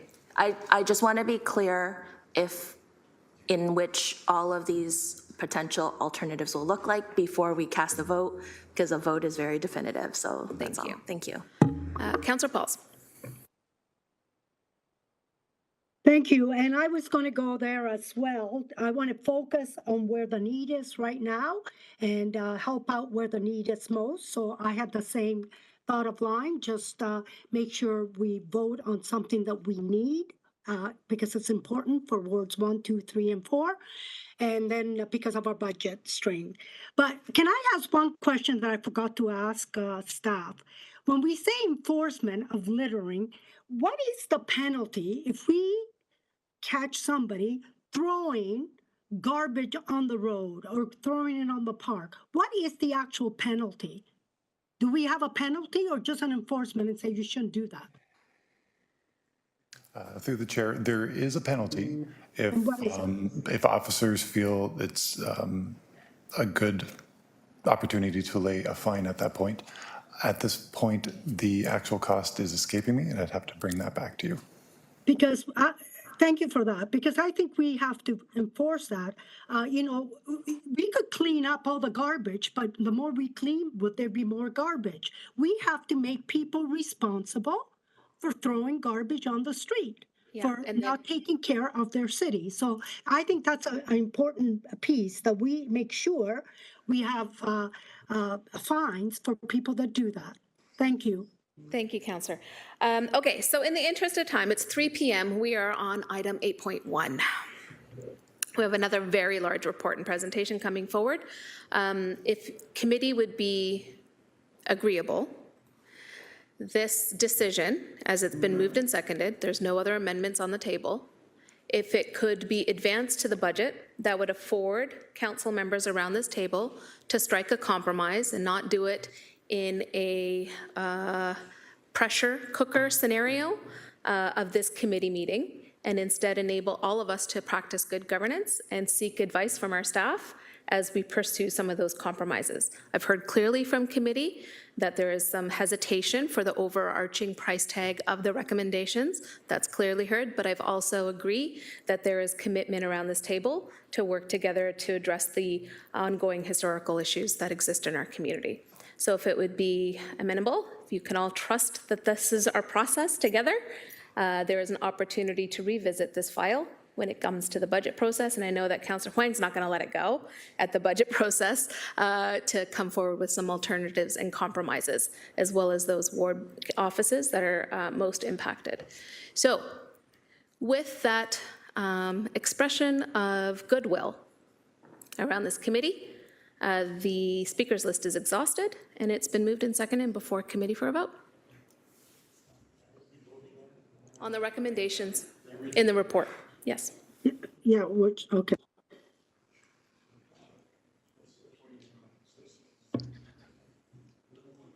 Elsie, could you put me back in for the vote, please?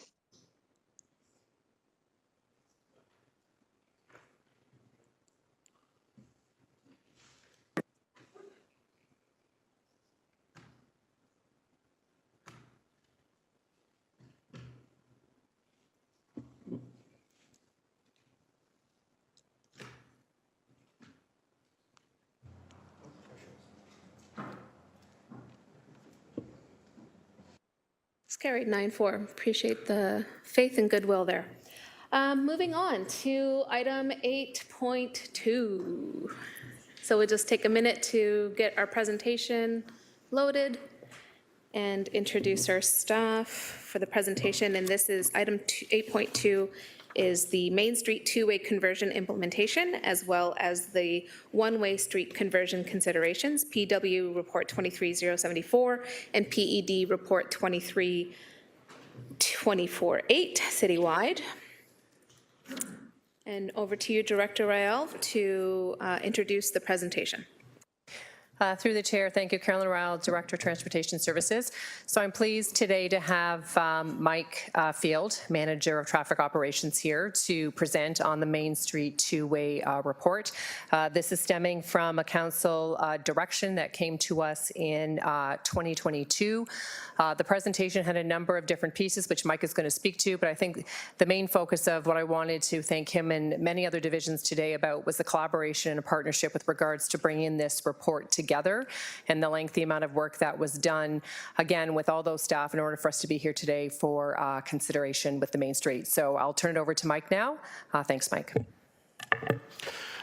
Good afternoon. I'm Mike Field, the Manager of Transportation Operations in the Transportation Division. I have a very short 2-hour presentation for committee today. I'm just kidding, of course, but thank you, Chair and committee, for the chance to present on the Main Street two-way conversion. So if everyone recalls, at the previous term of council on May 11, 2022, council approved a motion for Main Street. It had several components to it. First one was to identify and implement immediate safety measures on Main Street and King Street. Second one was to convert Main Street to two-way conversion. I think that's an important one that we're not talking about whether or not we should. That was already approved by council. The next one is to conduct meaningful public engagement regarding two-way conversion. Consult with Metrolinx and the Ministry of Transportation about the section of Main Street over the 403. Report back about the details of converting Main Street to two-way, including when, how, and the financial needs to do that. And then the last part is to provide a reassessment of the remaining one-way streets in the city and how they can be converted to two-way or otherwise. So the report in front of you today addresses all of those directions in that previous motion. So safety on Main Street brought us here today, and nothing for me is better than looking at what data tells us. Between 2017 and 2022, there were over 2,000 collisions on Main Street between the Dundurn and the Delta. Of those, 73% happened at intersections, which is 16% higher when compared to citywide averages. 548 collisions were at mid-block, which is 27% of total collisions, and 15% lower than citywide averages. 84 collisions involved pedestrians and 37 involved cyclists. That matters a lot because we know that the mass majority of time that pedestrians and cyclists are involved in a collision, they are injured. All of those collisions on Main Street come at a high societal cost in the magnitude of tens of millions of dollars.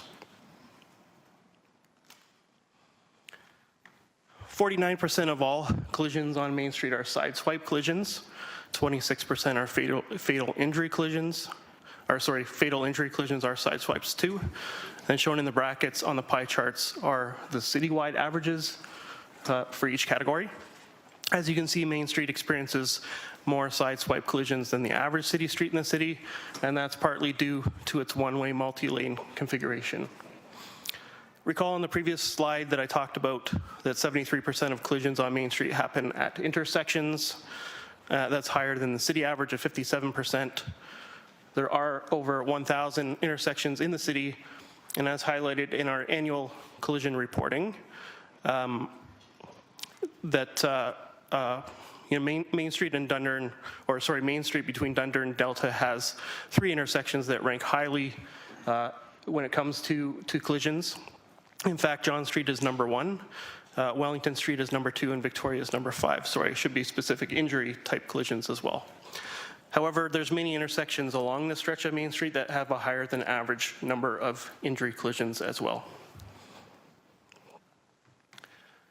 In 2022, we implemented a number of measures on Main Street and King Street to provide immediate safety enhancements as directed by Council. The measures included a reduction in the number of lanes on Main Street, pedestrian-oriented enhancements, and transit-focused improvements. All these measures work together under the safe systems principles of Vision Zero. Based on a relatively short measurement period, it does appear that the changes have made a positive impact. Unofficially, there is indication that collisions on Main Street have been reduced by approximately 40% since the measures were first installed. WSP Canada was engaged through the city's consultant roster process to study converting Main Street to two-way operations. And apart from the obvious safety benefits of conversion, the study project team identified key opportunities that helped guide their work. They are safety for all road users, but particularly vulnerable road users, enhanced accessibility to the transportation network connectivity improvements such as for transit and cycling, and infrastructure rehabilitation addressing pavement quality for the road, but also improving compliance with the Accessibility for Ontarians with Disabilities Act. The study worked within the existing policy framework that guides transportation planning, design, and operation within the city. Guiding documents such as the Vision Zero Action Plan, the Pedestrian Mobility Plan, and Cycling Master Plan, just to name a few, were utilized along with all emerging best practices. Based on the review of existing conditions and local policies and guidelines, the project team considered different methods of addressing the challenges and opportunities for the corridor. In addition to the study, this policy framework would be used to formalize the detailed design and implementation of phases of a project. The conversion study focused on providing a plan and design which will fulfill a set of clear objectives.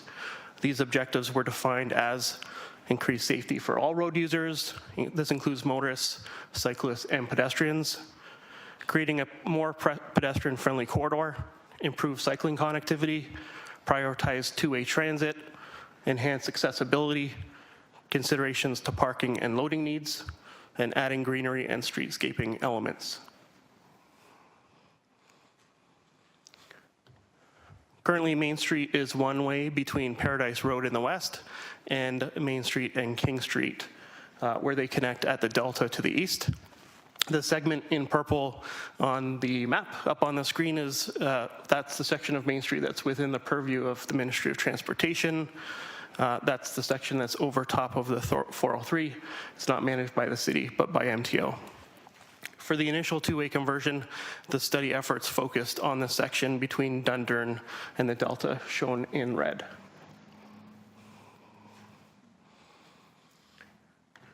The city's investigation of Main Street conversion presented an opportunity to refine the LRT route, and the recent realignment announcement made by Metrolinx addresses complete streets with enhanced cycling and pedestrian realm improvements in the design of Dundurn Street, improved existing neighborhood connections, as well as new investment in protected pedestrian and cycling infrastructure.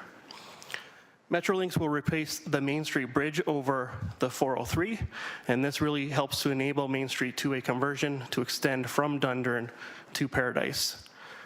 Metrolinx and the MTO will be responsible for navigating the complexities and costs of the existing interchanges and ramps at Main and Highway 403.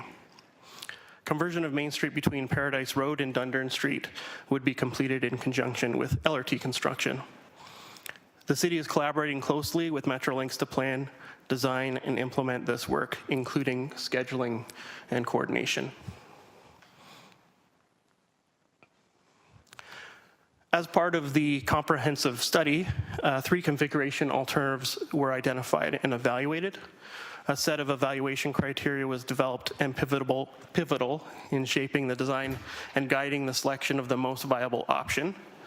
The evaluation criteria that was used was conflict or safety and conflict mitigation between road users, traffic operations, which is the impact to roadway capacity and intersection operations, pedestrian friendliness, or in other words, having access to safe, walkable, and convenient pedestrian routes, cyclist network, the provision of cycling facilities and connectivity to destinations, transit operations, which is the impact and compatibility of each design alternative with local transit, social health and equity, the provision of a fair and accessible environment for all roadway users, on-street parking, which looks at the impact to on-street parking supply, of course, the anticipated cost for construction, and green and resilient infrastructure, adding greenery, trees, and permeable surfaces to the corridor.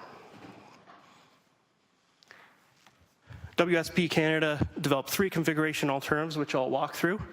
Option 1 is do nothing. This considers the impact of not changing the roadway and maintaining it as it is, as a one-way street. This obviously doesn't meet Council's direction to convert Main Street to 2-way traffic flow. It's not pedestrian friendly and cycling friendly. We know that today. It results in poor safety outcomes. We know that as well based on the stats that I showed you. It does not improve social health and equity. Option 2 is a roadway configuration in which the 4 existing eastbound lanes are reconfigured to be symmetrical. So that is 2 eastbound lanes and 2 westbound lanes. This option provides equal amounts of westbound and eastbound capacity on Main Street. Currently, the existing traffic volumes going eastbound are predominant and not expected to change. If you think about the generators for Main Street, the 403 is a big one. It generates eastbound borne traffic, but also the west end of the city generates eastbound borne traffic as well. Providing only 2 eastbound lanes would worsen the traffic congestion when compared to the current traffic conditions. And then based on traffic analysis that was conducted by WSP and Metrolinx, the resulting traffic congestion is worse than option 1 or option 3. Option 3 is a configuration with 4 existing eastbound lanes, or sorry, 4 eastbound existing lanes are reconfigured to be asymmetrical, with 1 vehicle lane traveling west and 2 to 3 vehicle lanes traveling east, depending on the segment. Main Street is a long corridor, and as a result, a more localized segmented approach was taken with the development of this design alternative to determine the needs, opportunities, and functionality of an asymmetric roadway configuration throughout Main Street. This configuration serves the corridor best as it adapts over its length based on the transportation network needs. I just want to point out that a separated bikeway is proposed on Main from Victoria to Sherman in the green section. Yep, green section. This bikeway would connect to existing north-south cycling infrastructure that is on Victoria and Sherman. And the extension of Main Street bikeway from Bay to Victoria is proposed as a project in the future, maybe even with 2-way conversion. And then further extension of the cycling facilities into the west end of the city could come at a later stage, possibly in conjunction with LRT construction or after. This table represents a summary of the evaluation of the alternative configurations against the evaluation criteria. Option 3, asymmetrical lane configuration, was evaluated to have the best overall benefit to Main Street. The future traffic operations is good or acceptable. As I mentioned, it's superior to the other 2 options. It improves and provides for good safety and conflict mitigation between road users. It's pedestrian friendly. It starts and sets up a planned comprehensive cycling network. It provides for good transit operations. It supplies needed on-street parking. It is cost effective. It provides for a fair and accessible environment for all roadway users. It provides the most opportunities for green and resilient infrastructure as well. Considering that option 2 was selected as the preferred configuration, WSP advanced the design drawings or the concept plans based on this. So as directed by council, but also just acknowledging that public engagement, especially on a project like this, is really important. The Engage Hamilton platform was something that we leveraged very early on, and it was used to connect the public and seek their input. The project background, concept design drawings, PIC content, and key contacts were all accessible on the Engage Hamilton platform. An online public information center was held in May, as well as 2 in-person council-hosted town halls. And we also presented to the BIA subcommittee to seek their membership's input. 362 people participated in the engagement sessions. We received many questions, concerns, and suggestions at those sessions, but also through the project's general inbox. And the Engage Hamilton platform included an interactive commenting tool where residents could place comments directly on the concept design drawings themselves and share their feedback. This garnered over 500 public comments. The Engage Hamilton interactive commenting tool proved to be a fantastic method to gather public comments on the preferred configuration concept design drawings. I've got a screenshot here of a section of Main Street. All the yellow dots that are shown, a little bit blurry to me down here, but those are comments that were actually entered by the public themselves. So they are able to pin right on the area of concern and put a comment in. People could react or add to others' comments, making it an interactive experience. So if you look in the bottom left corner, that's an example of a conversation happening between 2 people making comments at the same location. An engagement summary is attached to the report as Appendix C. Several themes emerged during public engagement. They are prioritizing pedestrians, cyclists, and transit users, allocating space for cycling and green infrastructure, extending cycling options along Main Street, expanding the cycling network, reducing side street and driveway accesses, and addressing traffic congestion concerns. The functional design plans attached to the report as Appendix B do incorporate some of the public comments. However, the themes that emerged and public desires will be best explored and implemented during detailed engineering work. Converting Main Street to two-way operation is no small undertaking. It involves partial or full reconstruction of 29 traffic signals. For some perspective, in any given year, we build between 5 and 10 traffic signals. So this is far more than what we would do in a typical season. It includes reconstruction of the Gage Avenue Railway crossing, converting it to two-way, 5 kilometers of roadway rehabilitation, a variety of civil corridor improvements like sidewalk replacements, AODA treatments, and curb line adjustments, preservation of existing green infrastructure, and installation of new and placemaking such as decorative crosswalks and intersections. The study and engagement phase of the project has been completed. That was started last year and completed this year. The next step would be to undertake a detailed design which is expected to take approximately 2 years, including time needed to acquire a competent engineering consultant through a public RFP process. Tendering and construction of the corridor would take approximately 2 to 3 years, and the project schedule and implementation plan would be refined through detailed design, including what the best approach to construction would be related to segmenting and staging all of the works as to reduce project impacts as much as possible. Based on the preferred configuration that was presented as option 3, it's projected that the conversion of Main Street between Dundurn and Delta would be in the ballpark of $26.5 million. I'll just point out that roadway rehabilitation represents $10 million worth of that work. Regardless of us converting to Main Street to two-way, we had planned within the capital budget to do the resurfacing work anyway, so the aggregate difference to truly convert Main Street is more in the range of $14 million. Most of the costs you can see are driven by the traffic signal work and the rehabilitation needs for the project.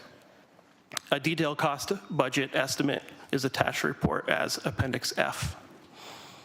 In order to deliver a project of this magnitude, it is expected that a multi-divisional project team would be needed, including approximately 4 temporary staff.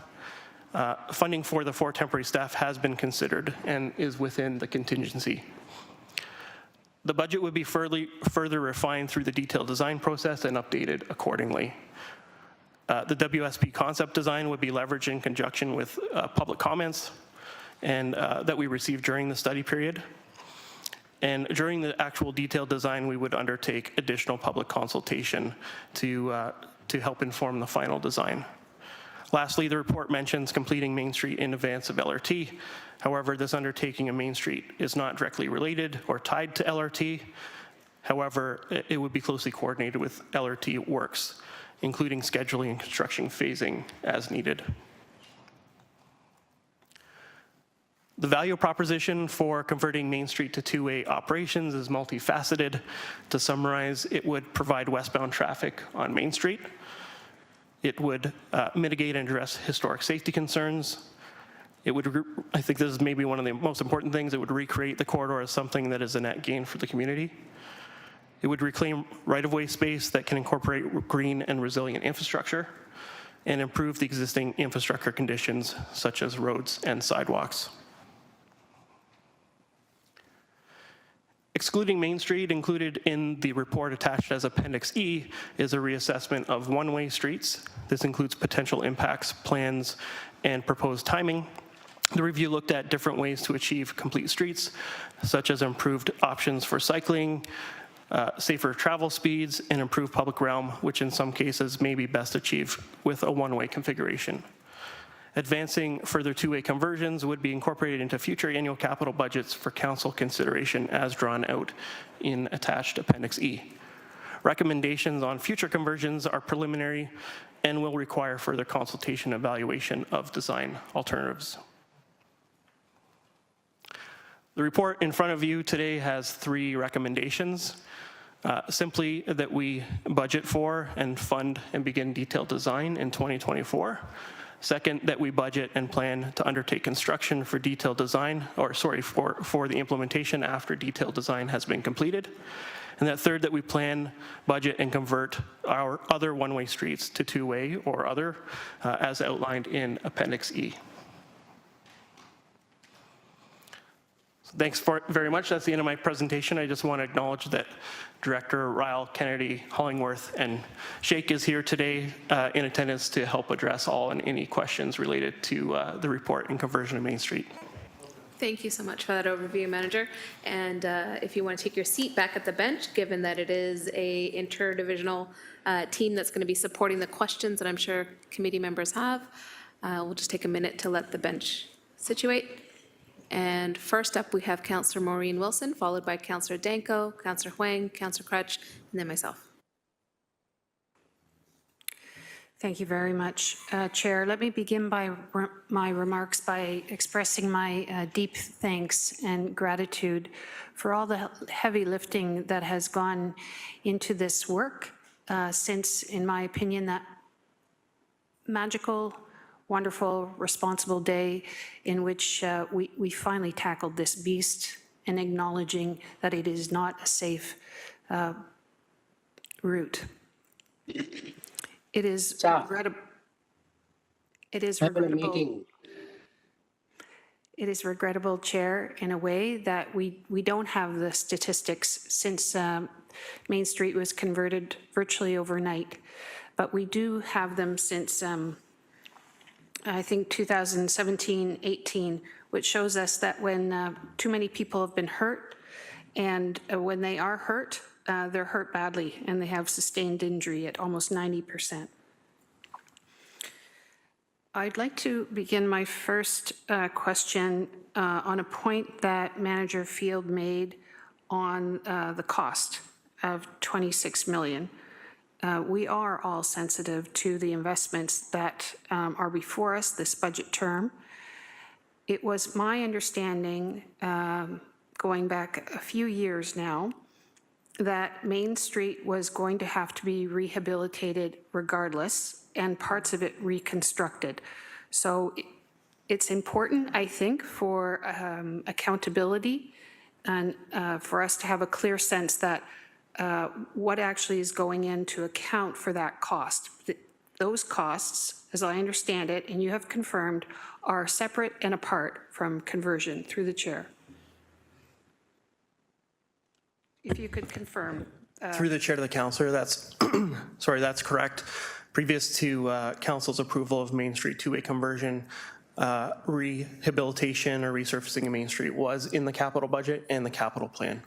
So it is separate from that respect. We're just coupling it from a economies of scale, and obviously if we're going to be digging up and changing curbs, we would do the road at the same time. Thank you. Chair, looking on the costs, my sense is there a double counting perhaps that has been offered to us or not on that with respect to one of the appendices, or am I mistaken on that? If you'd like me to hold that question, Chair, to the report, happy to do so. Sorry, just to be clear, I wasn't very clear when I started off. Since I invited the manager to go back to the bench, this is an opportunity to do a combined series of questions on the presentation and report. And then at the end, I will seek to receive the presentation and then discussion on the report, or changes, or whatever, motion on the report. Through the chair to the councillor, there is partial double counting within the estimate. However, as I mentioned during the presentation, we're also incorporating the temporary staff, the 4 temporary staff within there too. I would say when you look at the estimate is slightly overstated, but I did also mention that it's a budget cost estimate, and that budget, the actual cost would be refined through a detailed design exercise, and we would adjust the actual budget accordingly after that exercise is done. Thank you.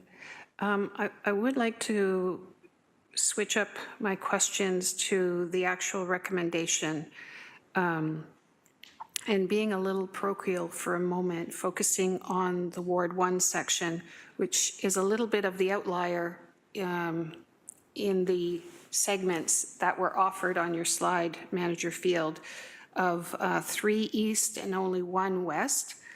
And I'd like to better understand, in my discussion with the LRT office and the realignment, which they recently announced, which would see the rebuild of the Main Street Bridge.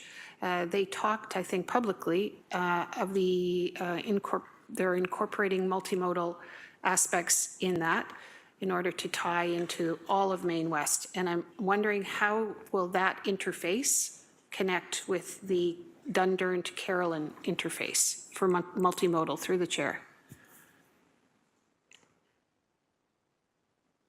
Through the chair, this is Abdul Sheikh, Director, Hamilton LRT Project Office. So I can take this question, Councillor Wilson. Thank you. With respect to anything west from Dundurn on Main Street, that will be subject to the traffic modeling, which Metrolinx will be completing, and they will determine how many lanes required in terms of eastbound, westbound, and where the cycling facility is going to go. So they still have to determine these through the traffic modeling as the design progress. So thank you, through the chair. If I could just make sure I understand that part, because in the public meetings offered by Manager Field, before the realignment, there were three lanes east and only 1 lane west. And I'm wondering, what is the rationale for that being the outlier, just so that I understand? Through the chair, I can just mention when Manager Field probably will mention, that was based on without LRT. Now, since LRT is on the table between Paradise and Dundurn, so Metrolinx will have to reevaluate all the lane configuration, including the interchange configuration as well. So that will be reconfirmed through Metrolinx design process, but I can ask if Manager Field has anything additional to input. Through the chair, Brian Hollingworth, Director of Transportation Planning and Parking. I can start off, and then Mike may want to add some other things. The configuration in that section is a decision that was not taken lightly and discussed heavily.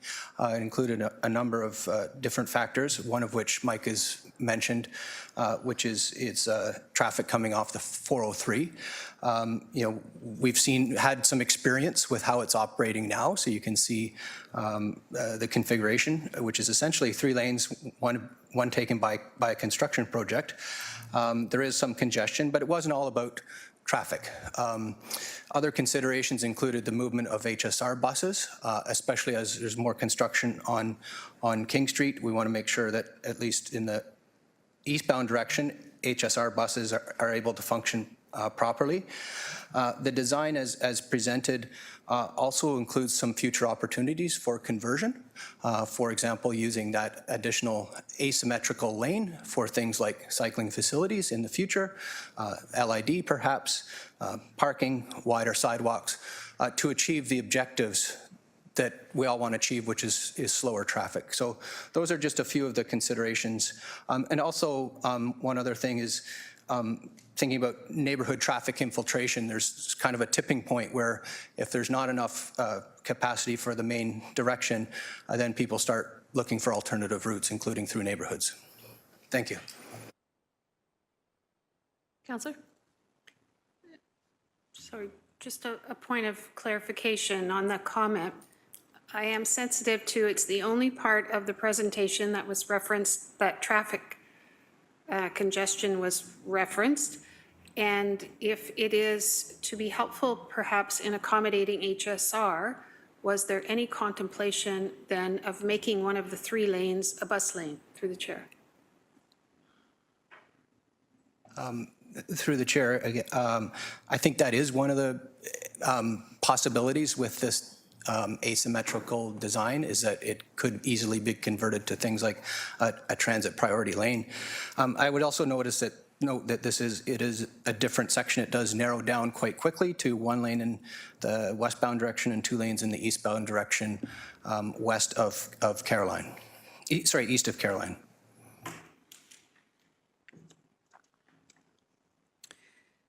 Councillor, I think you're going to have to come on for a second time after this last question.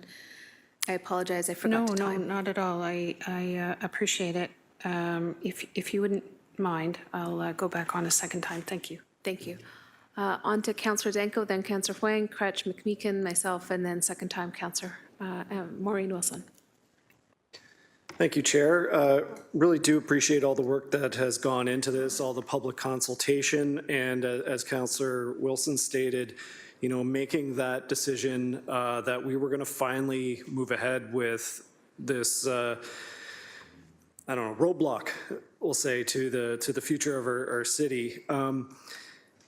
I think one of the things that I struggled with when I was reviewing this report is that my recollection of when this decision was made and we said we were going to convert Main Street to 2-way, we meant 2-way, just like every other regular road in the city that has a balanced configuration, that has different traffic flow patterns depending on the time of day, but fundamentally a 2-way road is a balanced configuration. So I was really surprised to see especially the part that is west of Caroline, that is 3 lanes one way and 1 lane the other way, which in my mind anyways, essentially continuing the status quo for that section, which as has been stated is currently operating as a 3-lane eastbound. So just to focus in a little bit on that, the 1 lane westbound component there,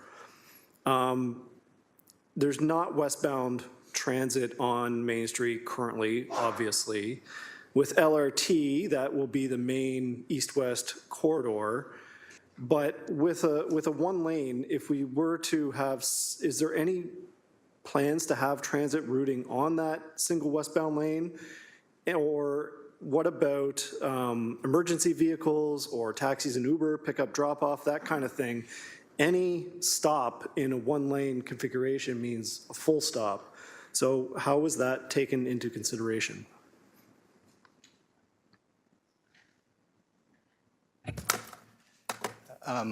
Brian Hollingworth again. I've all of a sudden become the traffic expert. Again, it was a balance of things. We recognize that one lane will be serving a number of needs. I don't think a decision has been made by HSR whether to run local transit in that opposite direction, but certainly it would provide a service. Parking and traffic stoppages will need to be managed through enforcement. It does provide a huge advantage in terms of circulation. It's not dissimilar to the asymmetrical configuration on James Street between King Street and St. Joseph's as an example. So again, it wasn't something that was an easy decision. Today we're here trying to present our thought process. Councillor, I did see somebody from HSR on the line too. Did you want a response from HSR? Please, yes. Through the chair, Jason Vanderhyde, manager of transit scheduling and infrastructure. To the councillor's question about future HSR routing on Main Street in the westbound direction, you're right. We don't currently have westbound traffic for obvious, or westbound service for obvious reasons. In a future state with an LRT operational, we do expect to have a singular local transit route operating westbound from the Delta to downtown, where an additional secondary local transit service route would also be operating from downtown through Main Street West out to the other side of the 403. Huge downgrade from what we currently operate westbound on King Street. Obviously, as you stated, the LRT would be taking most of the transit capacity or the transit demand through the west end. But we do anticipate that there still needs to be local service there. And quite frankly, the two-way conversion of Main provides an opportunity that didn't previously exist to offer westbound traffic on Main Street in a close walkable distance to King Street that it's replacing. Without a doubt, transit vehicles stopping along the corridor will slow things down and to your point, come to a stop when transit vehicles are stopped to manage the few stops between downtown and the West End. But you might argue that that's a good thing because the bus itself will create a traffic impediment to slowing traffic down in the westbound direction anyways. In the eastbound direction, again, much less traffic or much less transit service going east through this area. And with, as Director Hollingworth suggested, the options still available to look at a bus-only lane or the way transit operates in those three existing eastbound lanes. I think there's still an opportunity for transit to advantage some of the objectives of this project, which is ultimately making the street safer and usable for everybody. Councillor Danko? Thank you. So I guess that increases the concern that I have that if you're looking at the chart on in the staff presentation for option 2, it does identify transit routing as preferable with a balanced configuration, and it seems that we are sacrificing some transit operational benefits for vehicular eastbound travel. So, you know, and I think that is sort of counter to the whole purpose of this exercise in the first place. Moving on just to the timelines for, you know, actually design and engineering and construction.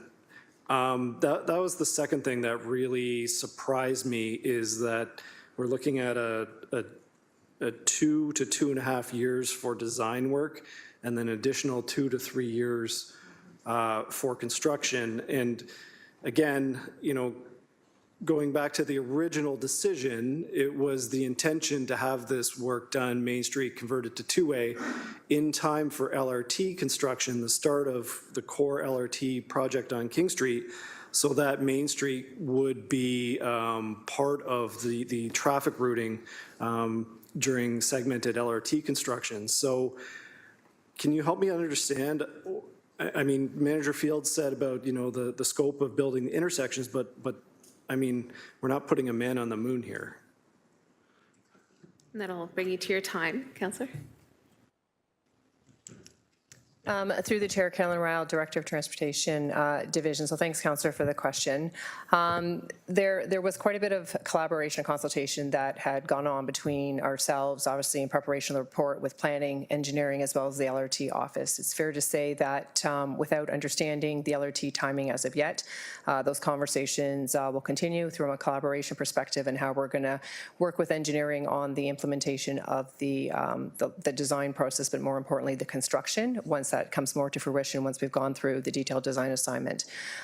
Director Kennedy is on the line. I don't know if she has anything in addition she'd like to add with regards to the timing. However, we did obviously look at the time to procure as well as the staffing involvement to get someone on board and work through that detailed process with consultation as required with Public Works as well as the ward offices. But Jackie, I'm happy to turn it over if you have anything in addition you may want to add. Thanks, Director Ryle. Jackie Kennedy, Director of Engineering Services. We will do what we can to better the schedule and work closely with the LRT office on coordination and trying to improve and make sure that the impacts on traffic are limited as much as possible. The schedule that's outlined, I think it is quite realistic. Hiring a consultant on its own will take about 6 months to get them going.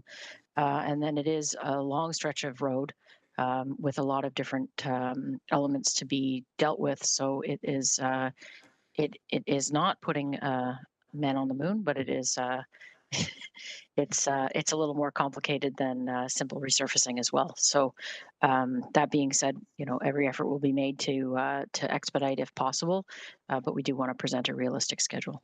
Thanks. Thank you. Councillor Danker for a second time back Yes, on the list. please. Yep. Next up, we have Councillor Huang. Thank you.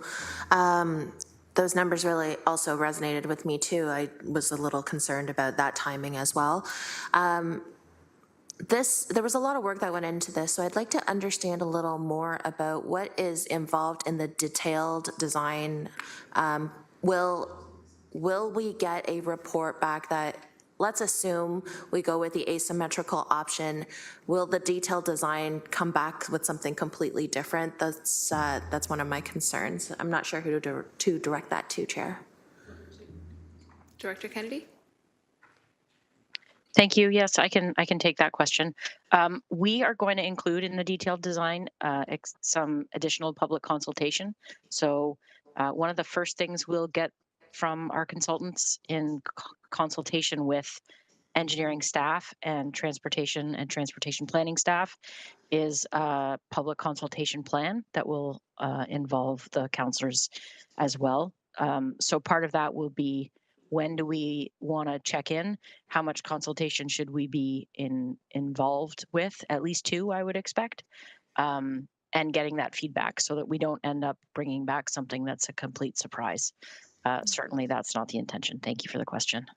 Okay. My second question then is, in part of the detailed design, will we get a report on essentially the unintended traffic flows into, say, residential areas? So knowing full well that drivers will do everything in their power to avoid a slowdown, especially during that weird construction period. I was wondering if part of that work will also include a heads up in terms of where traffic flows will end up essentially taking people. Through you, Chair. About traffic flows, over to Manager Field. Thank you. Through the chair. Through the detailed design, we would look at how the roadway would function, and then we would look at where there's obvious opportunities for cut through traffic to occur, and then how we would mitigate those, make those movements more difficult to reduce those desires from people wanting to escape congestion or try and find a shorter path. Yeah, because when I take a look at the documents and the maps, it seems that the east-west corridors are going to be York Boulevard as well as Aberdeen, frankly, because we take out the 2 middle corridors. I'm just super worried about how traffic or drivers will start to flow down different side streets like Canada or like Herkimer. I mean, it's anyway. I'm getting all those one ways like confused, but you get my point. Is those east-west corridors, and the last bit is. I'd like to understand, Chair, what is included in contingency and miscellaneous, because it's a 4.5, and I know that Director Field kind of talked about it. I was just hoping to get a more direct breakdown as to what is included in contingency and miscellaneous. Those are all my questions. Thank you. Thank you, Manager. Through the chair to the councillor, that is where the math error exists within the presentation. The contingency is actually around $1 million. However, we're also looking at having 4 temporary staff members to create a project team. So it's slightly overstated at the moment, but contingency is usually a percentage of the total budget for the what ifs to handle the unknowns. Thank you, Councillor. Next up, we have Councillor Fretch. Thanks, and I'll be brief for the purposes of today anyway. If I understand correctly, quick question. LRT will potentially change the 3-to-1 ratio west of Caroline Street South as we get over to the 403. And so it's a little premature to know what's going to happen there. If they suggest a 2-to-2 and we suggest a 3-to-1, they're going to win, right? Through the chair, thank you for the question. I was looking for an opportunity to just make mention of that as well. So Metrolinx is going to do some modeling of that end of the corridor from that realignment. And in the presentation that we made to during the public engagement sessions, we kind of had that section as something that's on hold.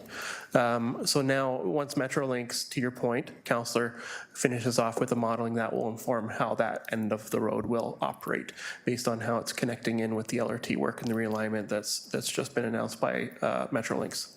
Do we know when that will be done? Through the chair, Abdul Sheikh, Director, Hamilton LRT Project Office. So that the schedule is not known yet. Metrolinx will have to retain a designer through the procurement process. And once they have a designer on board, they will be the one who will be doing the modeling. And then they will develop the data design accordingly. Thank you. And through the chair, so it's a bit of a moot point with respect to what's happening with that west corridor, because if we make the choice that's not the same as Metrolinx, then we have to negotiate with them about. Fair enough. I think I get it. I'm getting nodding heads. I'll leave it there. The original $400,000 that was used for the implementation and design was meant to be design and implementation, and now we're talking about another $1 million of design. I just want to be able to understand that a little bit better. It was one of the things that I know myself, and I'm talking to some colleagues that like stood out to them, right? Like, this is a lot of money. I get that it's complicated. No one has to explain that to me, but I think that I'm trying to square that, right? We had originally said we could probably do something here, and now we've, I think, broadened the scope considerably. Is that the right understanding? And how and why have we done that? Yeah, through the chair to the councillor, the initial allocation of funds was for the implementation of the immediate safety measures, not of the implementation of the two-way conversion. We undertook a consulting report that was, I believe, in the range of $150,000, and then we did all the physical modifications to Main Street and King Street through mostly internal resources. So that's what that $400,000 was intended to provide, those immediate safety measures. I regret not having what the actual spend was. It was less than $400,000, but that's what that money was intended to do.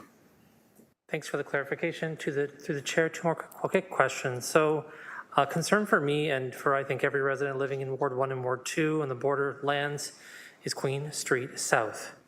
When I hear you talk about things like, well, we're worried about traffic congestion, I think to myself, okay, well, the opposite worry is that we're going to get people continuing to funnel up and down Queen Street South. And I challenge anyone, if they're bored, to drive down Queen Street South and just try to get into a driveway and then try to get out of a driveway and see how that goes.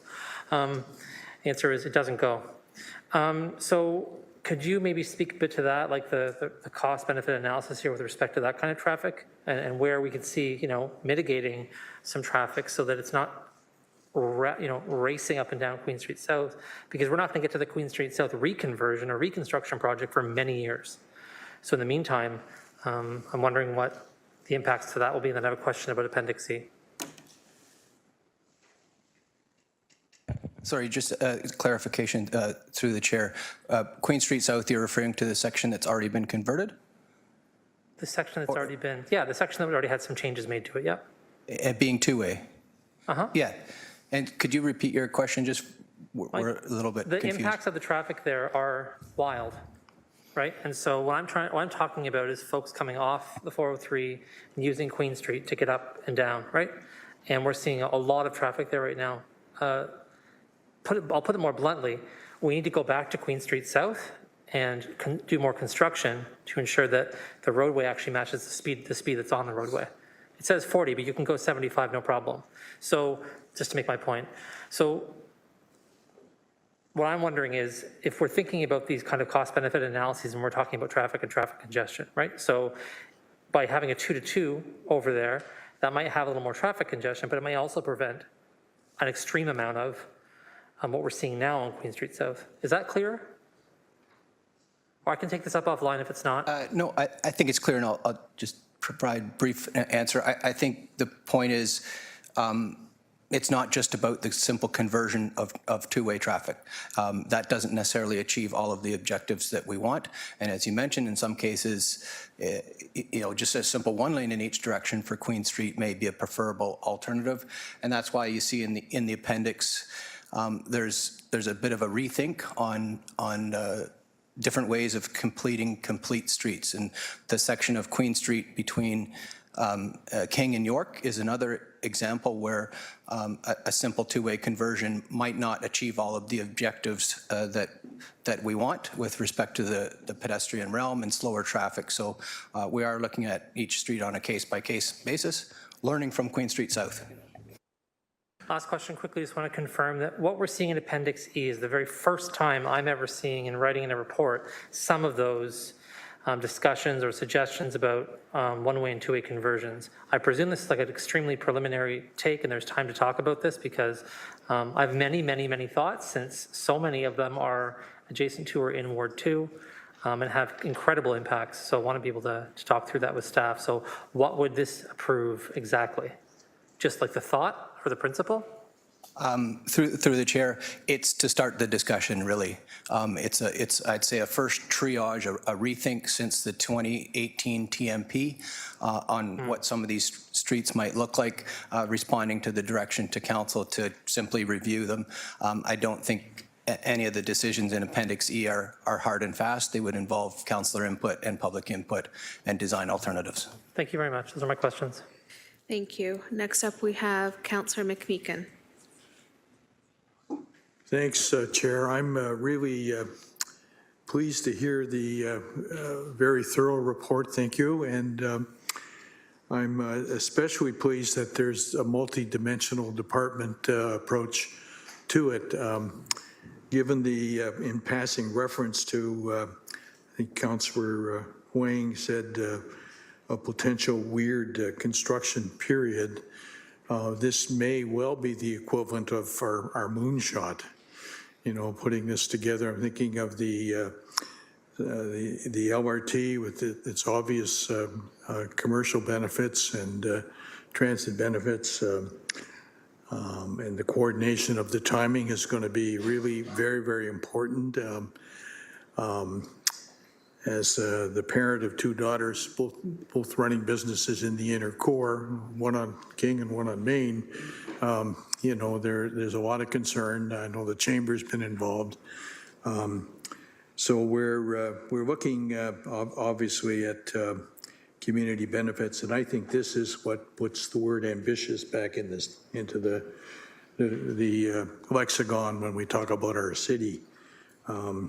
This is how we change a city. This is how we build a strong core, which is so essential to the life and breath of our entire city. So that's my preamble. My question specifically has to do with consultation. I'm pleased that there's a reference to additional consultation. I'm concerned, and I haven't heard any discussion about it at this point, but what have we been hearing from businesses in the area who up until this point have been organizing meetings with businesses in the area, trying to prophesy what implications are and how they're going to get in, use back ways to get into their businesses on both King Street and Main Street. Ideally, this is going to be a boon for business. I'm very hopeful of that generically, and I think that's really great for the core. We've seen the economic impact of LRT in other cities like Kitchener, which is very billions of dollars coming in with people with money who want to invest in the city. So I'm wondering what kind of input you've received from business stakeholders, and what plans are there to continue to be in fairly intimate contact with businesses who have some legitimate anxieties coupled with massive hopes. Thanks, that's my question. Through the chair to the councillor, I mentioned we met with the BIA subcommittee. We presented to them, but we also received direct input from a number of businesses. And their comments both were negative and positive. I think a lot of them were happy with addressing the safety-related issues and see it as a positive to make it more friendlier street, that people are more welcoming to come and visit their business. There were some concerns with the loss of on-street parking or loading zones with reusing some of the space. So there were mixed comments from the business community. I don't want to just without looking in my notes make a declaration if they were overly positive or overly negative, but just acknowledging that we received both comments in support and then questions about concerns that they have with these changes as well. Okay, I appreciate that. I just can't emphasize how pivotal that is. I mean, the businesses that have struggled in the core have been carrying the core for a long time. We've talked a lot about density, about building along the transit routes, about making opportunities for BIAs and business interests to thrive, not just survive, but to thrive. And I know a lot of people are really hopeful that this King Main kind of enterprise is going to deliver the goods there. So thank you for that, and I look forward to maybe having a chance to query you a little bit down the road about what you're hearing. Thank you, sir.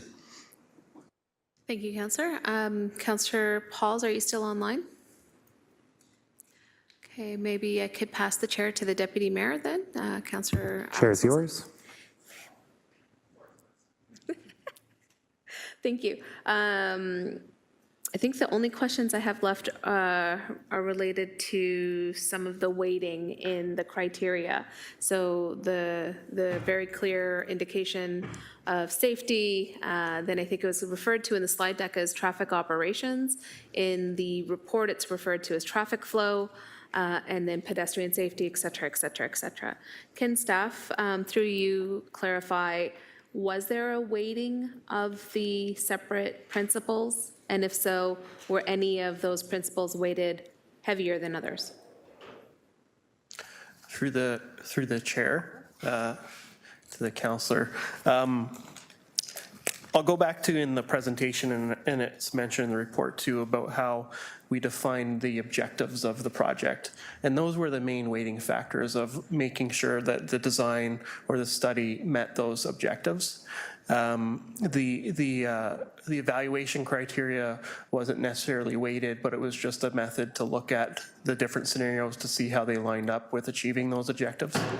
The order that they're listed in isn't order of priority. So when you see traffic flow as number one or that sort of thing, that doesn't indicate that that was the number one weighted objective. I think we looked at things holistically, and then we weighed those against the objectives and the goals of what we were trying to achieve with that, and then looking at how the different options attended to realizing those objectives and goals.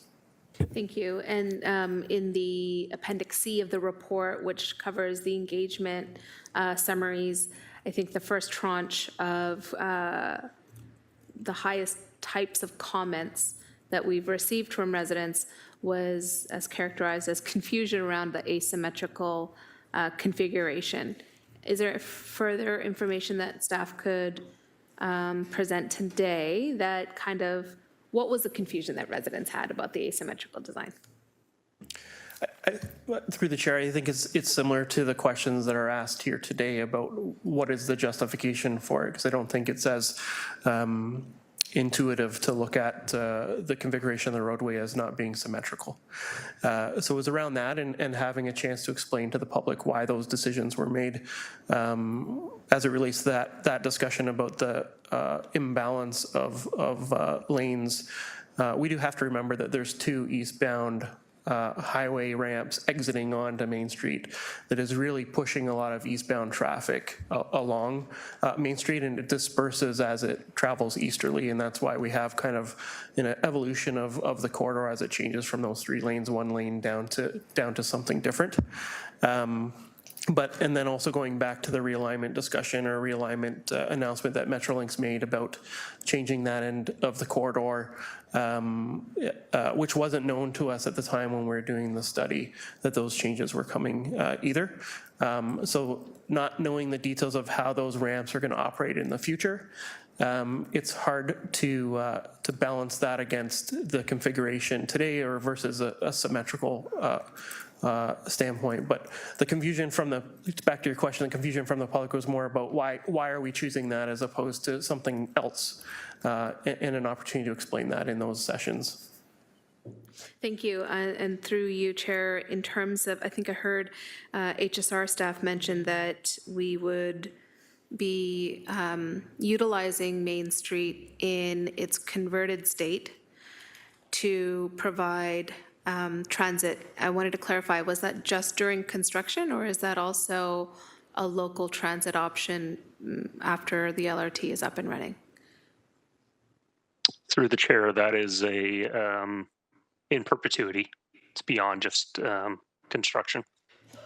Thank you. I think the rest of my questions have been asked and answered on the majority of the report.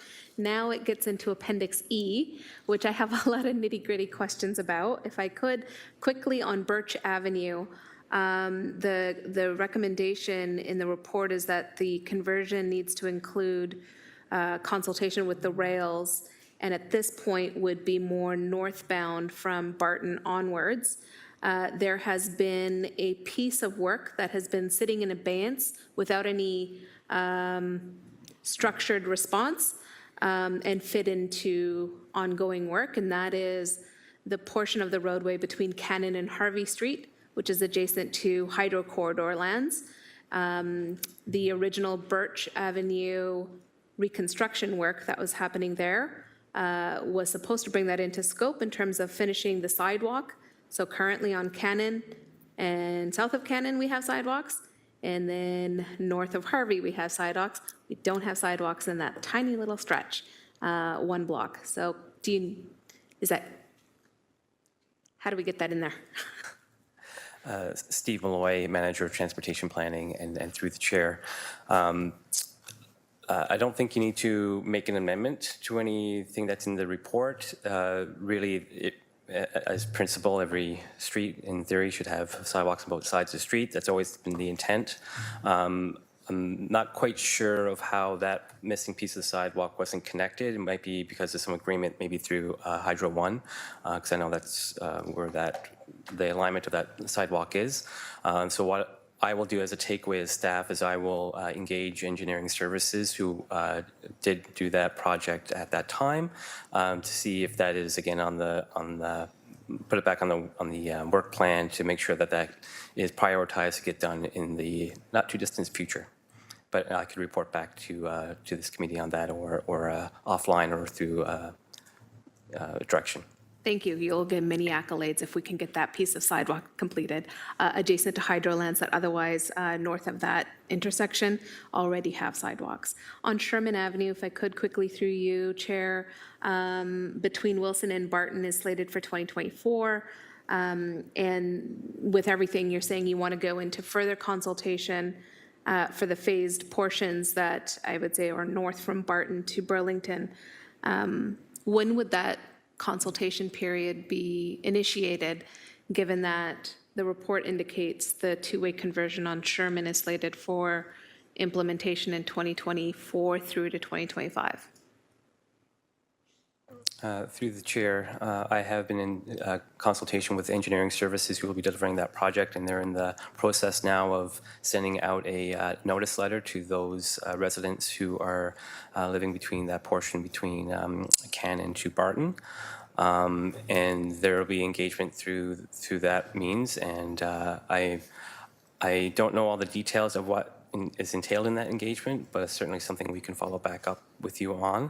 Again, the portion of Sherman north of Barton is a little bit longer because of any time we cross the rail line, especially the main line of CNN. There is approvals through the CN to get that done, and then there would be opportunities for engagement with the community as that second phase proceeds. Thank you. Through you, Chair, on Sanford Avenue, projected out to 2029. Why? Through the chair, that's what is currently in the Capital Works 10-year plan, is to have a 2029. It's been pushed to that date. Again, it's every annual budget, if that trying to balance all the other projects that are trying to be delivered. That's how that one got pushed. But I know it's certainly as part of the Wilson Street project, any street that is crossing through that corridor will accommodate the future plans for that corridor as well. Thank you. And then bringing it back up a level on Victoria and Wellington Avenue, both of those are not recommended for conversion. And those are northbound and southbound respective lanes, with Victoria, with a portion of Victoria being converted and a portion of Wellington that is converted. No, there is no portion of Wellington that's converted. Can staff just comment on that in terms of why? Is it because of the connection to the mountain? So through the chair, as we kind of mentioned before, the Victoria and Wilson is probably more of a first cut in terms of evaluation of those two corridors. Certainly Victoria, as it is designed now to ferry, having that bidirectional cycle track on Victoria, there's advantages to, again, what's the outcome of having a complete street, whether it's one way or two way, and depending on the design, provides different opportunities to provide different facilities for different users. I know in Victoria, the east side of the street was selected because there's less driveways for conflicts, and it provides that opportunity to have that continuous cycling infrastructure, as well as in the future providing transit service through there. In Wellington, as its typical pair, as the historical one-way system, you have pairs. Wilson in the southbound direction. Historically, the portion from Barton to Burlington was envisioned as part of the North End Transportation Management Plan to divert vehicles not going through that community and provide that capacity to facilitate, instead of going through James Street and Burlington Street through there, is to direct them through Wellington. And as well as that, the main line going through there, that provides some challenges for conversion as well. And then there's some interventions have already been made from Barton to Cannon with some bump outs to formalize parking, shorten crossing distances. Those are something that those interventions could also be in place further south. Again, it's all relative to design and the outcomes that you wish to achieve, as well as southbound. And part of the re-envision, there's the introduction of transit service on Wellington as well. So there's lots of advantages and disadvantages that we can come back in more detail assessment, but those are the reasons why we, at our first cut, came to this conclusion. Thank you. And last question on Appendix E is, how was proximity to schools factored in the conversion recommendations? Thinking specifically Victoria, Wellington, and our St. Patrick's Elementary Catholic School and the pedestrian traffic there. Thank you. That's it. So through the chair, it wasn't factored as whether to one-way or two-way. Again, it's a complete streets approach of what are the best interventions, and it's a detailed design thing at the intersection, how to best provide the safest crossing possible. So whether it's one-way or two-way, those types of interventions, whether it's curb extension or some other intervention that could be placed depending on the context of the intersection. We take that 8 to 80s approach of making it safer for all road users and different mobility and capabilities. Chairs, back to you. Next up on the speakers list would be Councillor Maureen Wilson, followed by Councillor Danko. Thank you. Thank you. A few additional questions. Jumping off from the section Councillor Nan was referencing, Councillor Kretsch and I have both heard from many residents expressing support for the conversion of Queen from King to Barton. In the appendix, it's referenced about HSR future route configuration and budgetary asks. So on behalf of those residents, if I could just publicly receive some sort of context and timing on that conversion. Thank you. Queen Street North from King to Barton. Any insight on the timing of that? Director Oh, no, to staff. Oh, sorry. HSR maybe. HSR, thank you. Yeah, through the chair, from a transit perspective, we don't believe the need will be there for at least 5 years, based on when we think implementation at a very preliminary level might take place. The intention or the ask for two-way conversion of Queen Street north of King is really crucial for continuity and connectivity of a northbound and southbound route coming from the West Mountain through the intersection of King and James to connect with LRT, and then down through the Barton and Tiffany lands and on to the West Harbor GO station. And so within our preliminary implementation plans, we wouldn't see that happening for at least 5 years, or the need to be in place for at least 5 years. Thank you. Therefore, I know, I thought I heard Mr. Malloy say these are here, or maybe it was Manager Field, to bookmark, to begin discussion. But in that case, is that conversion being determined by HSR, or is it being determined by the wish, will, and request of residents to make it a safer and maybe more hospitable street? I'm just trying to discern what is informing the importance and timeline on it. Through the chair. Through the chair, the answer is both. It's not. Again, we're talking about complete streets. The debate for one way versus two ways, how we can make that inhospitable corridor more hospitable, and how that can be achieved. And in this circumstance, transit would also benefit through a conversion. I think when it comes down to design, whether it's one way or two way, improving that pedestrian realm through that corridor would be a critical piece of the vision of how that would look like in the future. Okay, thank you. If I could go back to where I first started in terms of my questions and trying to, for reasons of transparency and accountability, account for the costs that actually are generated by conversion. I'm assuming, is it safe to assume that because the rehabilitation work was long planned and put in the capital, that the associated costs with that would be part of that? Is it $10 million? So ensuring that that 5K of rehab, of reconstruction and the rehab, you would have to infuse that with the requirements, AODA and those sorts of things that would all be part and parcel of that rehabilitation work regardless. And if that is the case, would it be possible for staff to more perhaps clearly delineate what cost is being generated by what, through the chair? Through the chair to the councillor, my understanding of the initial rehabilitation of Main Street was that it was a resurfacing, replacing kind. Yep. And it really didn't have a lot of curb work and that sort of thing. And if it did, it was relatively minor. So I'd say that the $10 million is what was planned for, and anything beyond that is really related to two-way conversion. Okay, thank you.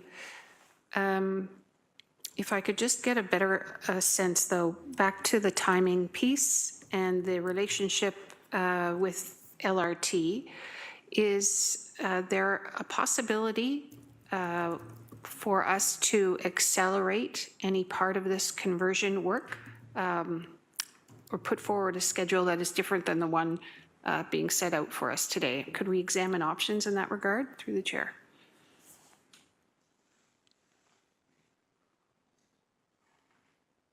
Director Kennedy? Director Kennedy, everybody's pointing to you. Yeah. Yep, I'm here. Sorry, I can't see the pointing from the camera. Jackie Kennedy, Director of Engineering Services, through the chair. Thank you for the question. Yes, we can certainly look at the schedule. I think I spoke to this a little bit earlier. You're asking, I think, Councillor Wilson, for specific options about schedule and how it could be laid out. So I think that we certainly can look at how it would be delivered and staged early on in the design process. I think that would be part of our input that we would be looking for. So there are certainly a lot of elements of this to be looked at and sorted out. It's a long stretch, as I said earlier, and determining the best approach and timelines is one of the early tasks. Does that answer your question? Through the chair, I think I heard from you, Director Kennedy, that you could be coming back maybe with a subsequent report, which would perhaps set out some more detailed options on how to schedule the work and perhaps, bless you, do it in a way that's maybe more accelerated than that which is presented. I don't know if you said yes to that. I'm not sure. I thank you for the clarity. I think that I have heard the desire to accelerate it. I think we would all appreciate that as an outcome. Whether it's feasible or not, I don't know. It is a big undertaking, and so I don't want to overcommit here. I'm telling you that it's something that we can look at if there's a way to focus the design and do it in pieces so that we can start construction on part of it earlier and then continue on. That's something that we could look at once we have a consultant on board who will support us through that. So it's something we could report back on once we have a consultant on board, so sometime mid to late next year. Okay, thank you very much. Thank you, Councillor. Next Thank up, we have Councillor Danko for a second time. Thank you, Chair, and I really do appreciate this discussion, and I think it is really important that if we're going to do it, we do it right, to paraphrase Mike Holmes. Having said that, the decision is still two-way conversion. So I'm really pleased that we're talking about how we're going to do that and not if we're going to do that.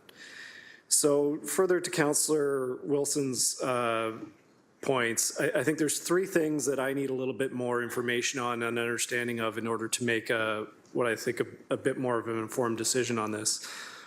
First, as Councillor Wilson had mentioned, what is the component of capital that we would already be committed to in terms of upgrading Main Street, whether that is resurfacing through Capital Works, AODA upgrades, which we would have to do anyway, replacing signals that are at or near the end of their residual life. Well, we would be replacing them anyway, in the very near future. Because the headline tomorrow is going to be that, it's going to cost $26.5 million to convert Main Street to two-way. And that's not really accurate. So I'd like to get a better sense of, what the actual cost, the incremental cost to do the actual two-way conversion, separate from our current capital commitments, our asset management commitments, our AODA corridor commitments, that kind of thing. Yeah, second thing is just, there seems to be still some continuing uncertainty on the west end of this project with LRT, how that ties in, the lane configurations. So I would like a little bit more understanding with the LRT office, what that might actually look like. And then the last thing is on the timeline as what was just discussed. I would really like to see consideration of doing the absolute minimal work necessary that we have to do in order to implement two-way conversion as quickly as possible. 1 year for design, 1 year for construction, do the signals, paint the lines on the road, and then phase that rest of that capital work, the rest of the corridor improvements, coordinate that work with LRT, because that's the work that's much more complicated in my mind in order to coordinate. Whereas if we're just talking some soda blasting, repainting lines and signals, I would think that we could get that done much, much faster. I would like to see a 2-year deadline for that if that's possible. But I think those are some discussions that we need to take away and have with staff before we make a decision on what's before us today. Thank you. Thank you, Councillor. So that exhausts our speakers list for now. The first item on the agenda is to receive the presentation. So that's been moved and seconded? Nope. Moved by Councillor Cretch, seconded by Councillor Maureen Wilson. For committee for approval of receipt of presentation.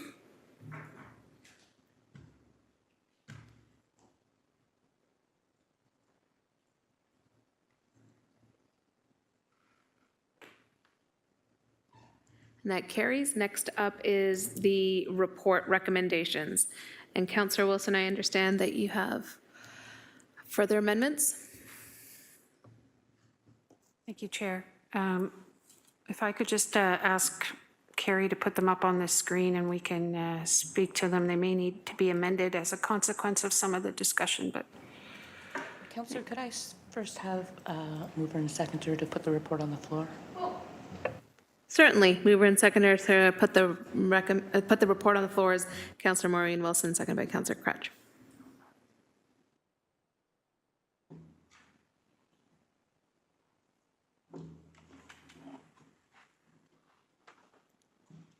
Now Councillor Wilson's amendments are in order. I don't know, Mark.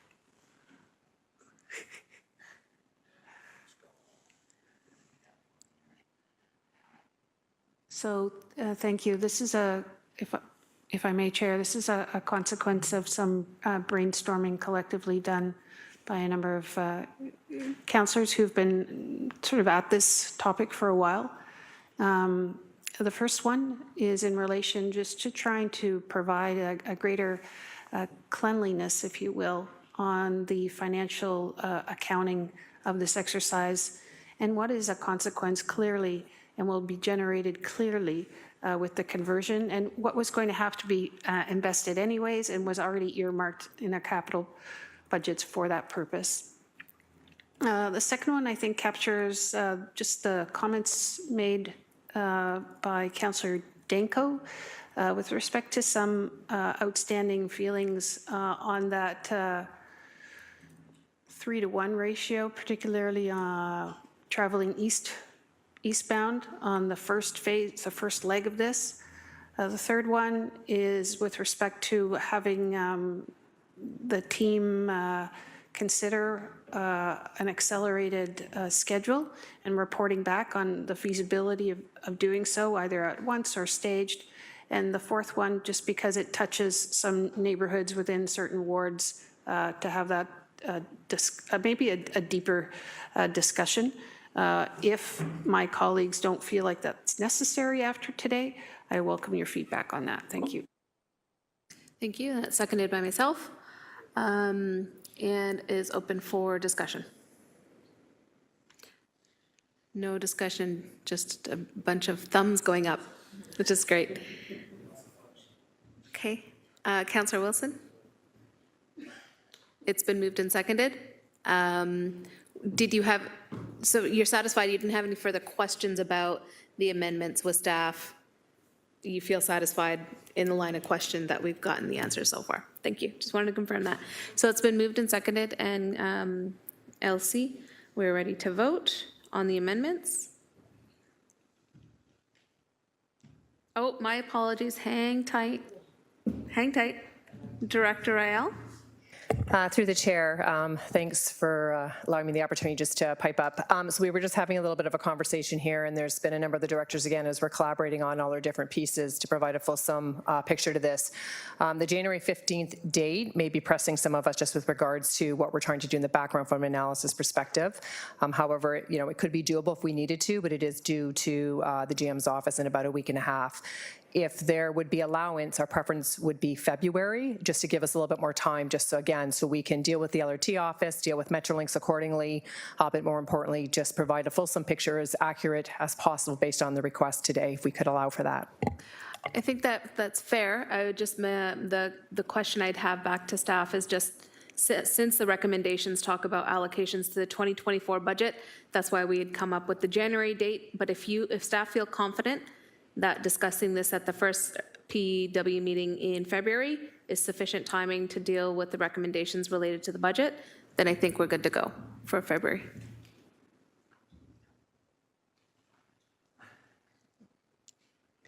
Through the chair, we're comfortable with that. Okay, so just a change on the date.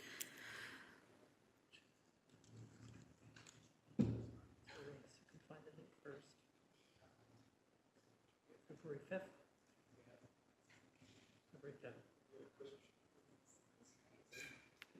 February 5th. February 4th, it'll be a birthday present then. There you go. Yeah. So it's before committee for vote on the amendment with February as the report back.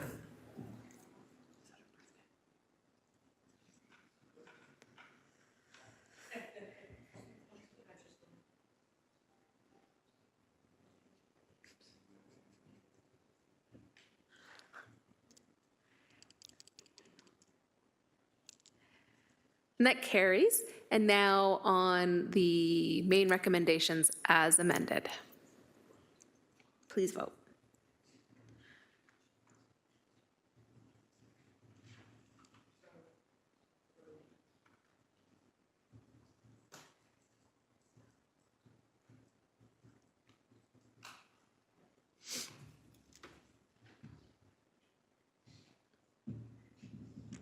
That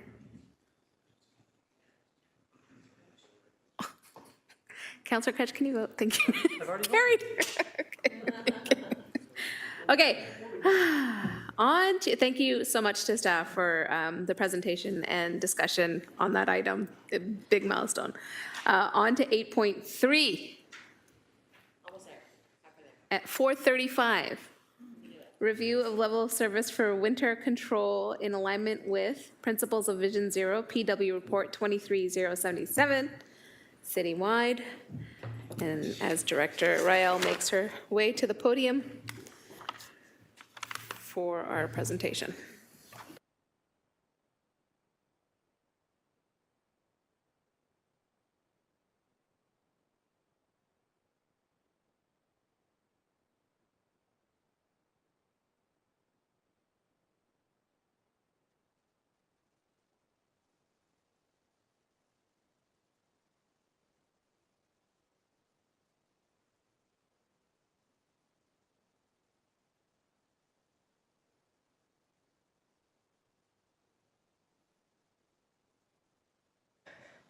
Good afternoon.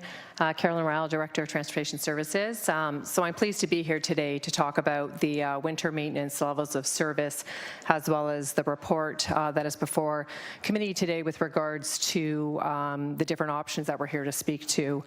Being new with the city, I thought it was a great opportunity to start the presentation off with talking about the current levels of service, just so everyone is grounded, myself included, on what the current levels of service are.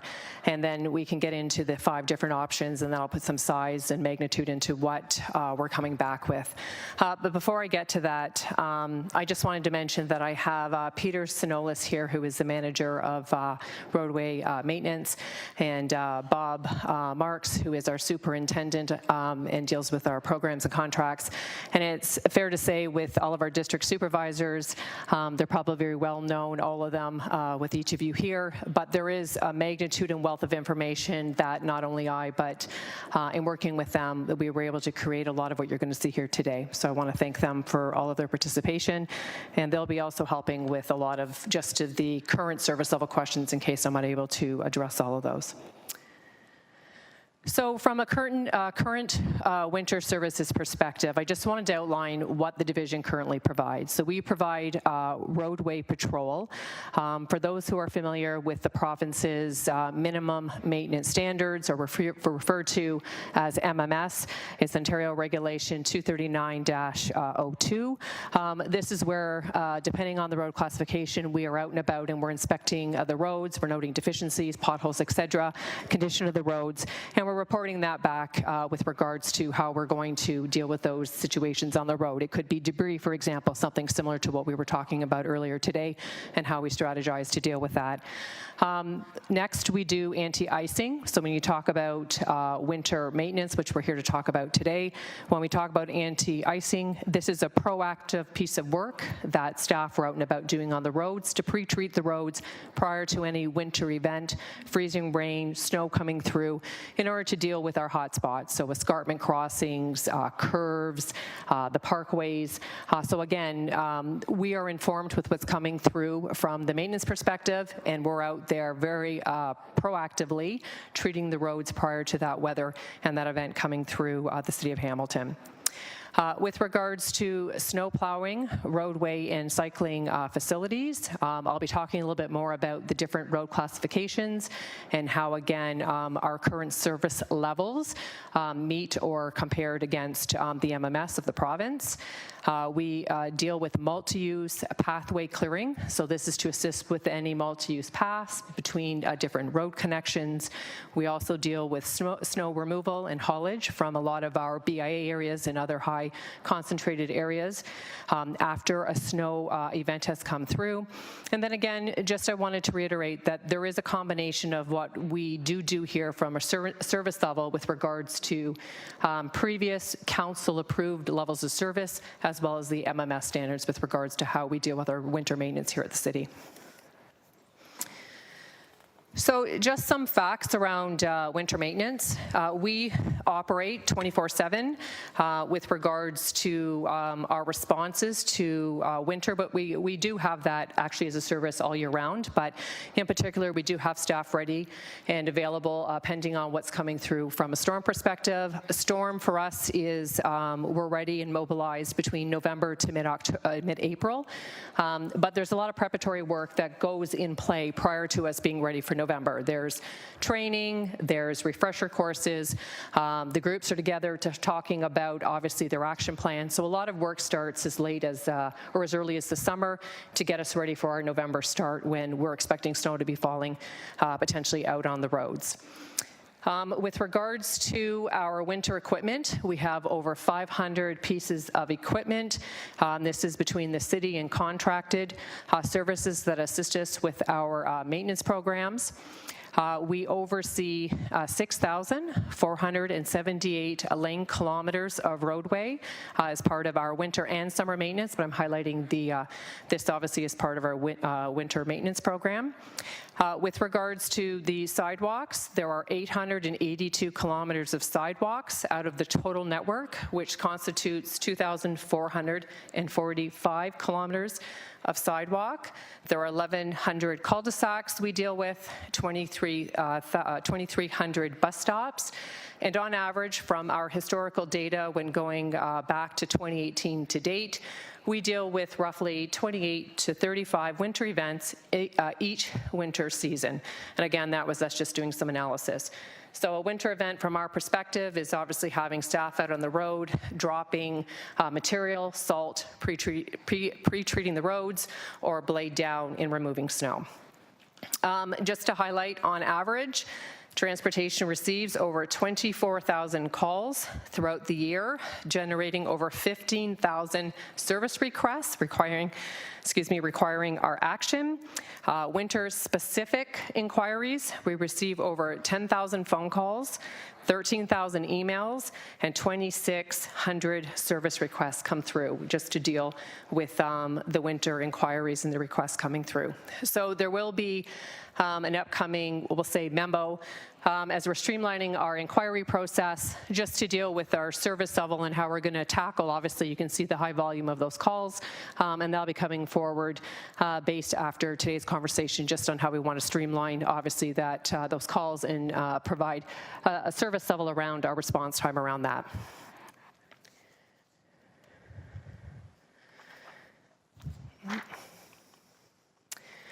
So first, I just wanted to, before we get into council-approved levels of services that have occurred across multiple councils, I wanted just to highlight the minimum maintenance standards. This is under Ontario Regulation 239-02 that is set by the province. These are minimum maintenance standards that were implemented by the province to assist municipalities in managing the maintenance of the different road classifications. The regulation outlines minimum standards for municipal highways in Ontario. It's voluntary to comply with this. However, I can tell you, in coming from a number of different municipalities, this is what most municipalities follow. They follow the minimum maintenance standards for winter and summer maintenance. In addition, and the presentation is going to speak more to it in a minute, our city operates at an enhanced level of services higher than the minimum maintenance standards, and that was approved in 2013, PW 13022, and it was strategic more around residential. So the first table here before everybody deals with roadways. And I'll spend a little bit more time maybe on just identifying the information and the content in this table, because what we've done is we've duplicated it as part of the conversations for each of the different areas that we provide our service for. So you'll see on this area here where it talks about the road classifications, we've got Hamilton and the province. Depending obviously on the AADT, which is the average annual daily traffic, that's primarily how the province identifies the different classes of road. You can see from the priority rating from Hamilton and the province, we're pretty similar, except when you get down into the rural road, hard services and residential. You can see we've got a higher priority or classification than the province does. Anything that starts with the 1 obviously has a higher priority. It results in a higher service level, which has us obviously reacting quicker and out there with more frequency with regards to the level of service we're providing. When you look at the provincial MMS standards, and we can again just take a look at a couple of them, let's maybe just start with our collector primaries. You can see that the province target completion. So this is once a winter storm has stopped, they have allocated between 6 to 12 hours to have the surface condition of the roadway between 5 to 8 centimeters. You can see that the city enhanced level of service that we currently operate to, that was approved by council, is to have a target completion 4 hours after the completion of a storm, and our target completion for the road condition is bare. When you look at, for example, the rural road, hard services, the province identified 12 to 24 hours, and again, the road condition is between 8 and 10 centimeters. The city enhanced level of service is 24 hours after a storm to have it to center bare. So again, I just wanted to note here with regards to, again, being new to the city and trying to understand our current levels of service, you can see very easily, hopefully with the graphic here, that we already have roads identified with a higher level of priority, and we also have a city enhanced level of service for the roadways, which has us out there faster, more immediate, and then cleaning the roads pretty much to a bare condition in most scenarios. So cycling lanes. There are 2 types of cycling lane facilities that everyone's familiar with throughout the city of Hamilton. We've got unprotected. These are completed with the roadway plow simultaneously as they're going down the road and they're plowing the road. For those that are protected, we have equipment that is activated simultaneously, but obviously due to the size and how fast they move, they operate slower, obviously with regards to cleaning a cycling lane that is protected.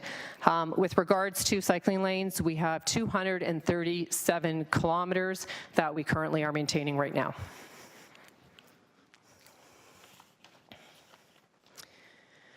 So when we look at the city enhanced level of service versus the minimum maintenance standards for cycling lanes, again, the road classifications don't change when we're dealing with the cycling lanes, arterials all the way down to the residential. Again, with us having a higher level of road priority and classification and somewhat comparable to the province. But when you're looking at the provincial standards, again, if you're looking at cycling lanes on arterials, the target completion time after a storm has stopped for the province is 8 hours, and the target service condition is 2.5 centimeters. In the case of what we are operating right now from a current service level, our target completion after a storm is 4 hours, and our target service condition is Goddess to Bear. And again, if you're looking down the column with regards to the city enhanced level of service that was approved, in which we're currently operating at, we are in most situations doing it faster, and we're bringing the road down to Bear.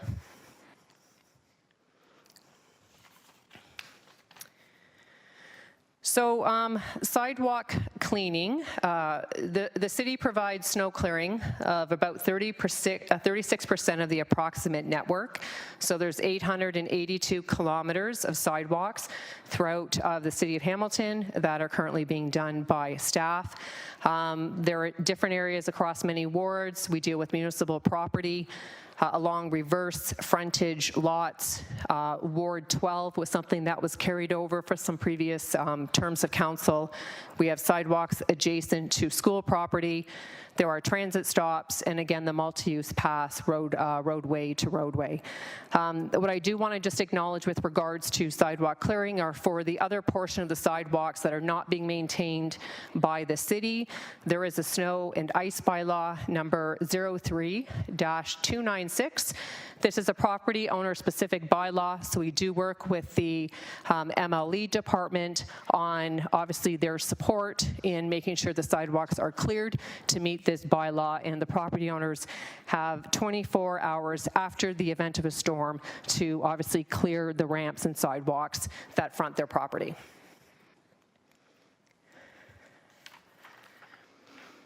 Again, just showing the comparison for sidewalk clearing, city enhanced levels of service versus the MMS. The provincial MMS standard is 48 hours after the stop of a storm. Surface condition 8 centimeters. You can see our current service level is 24 hours after a target completion of a storm being done and bringing it down to snowpacked.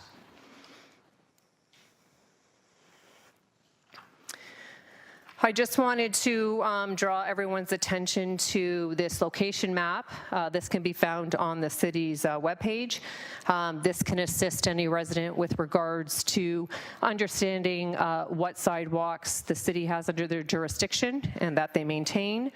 You can see in the blue, this was the existing previous 397 kilometers of sidewalks that the city was doing prior to a 2021 council approved endorsing an increased level of service, which included an additional 469 kilometers of sidewalks, bringing us up to a total of 866. So I just wanted to identify the different colors on the graph. And again, this is on the webpage and can be available to any resident for any knowledge on, again, where the city is versus their responsibility for clearing. With regards to sidewalk clearing, we do clearing around schools.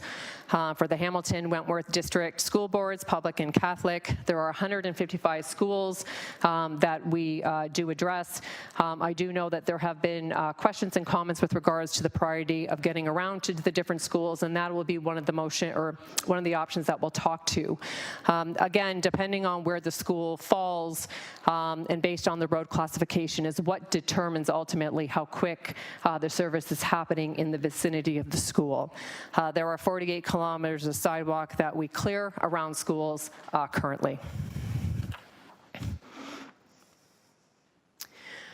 And lastly, I just wanted to bring up windrows. So I know that the motion did speak about having this report brought back earlier in the calendar year. However, I did receive a number of questions and comments around windrows, so I thought I would take the opportunity to ensure that we did a jurisdictional scan and include that as part of this report and as part of the conversation, seeing that we were talking about enhancements to different levels of service.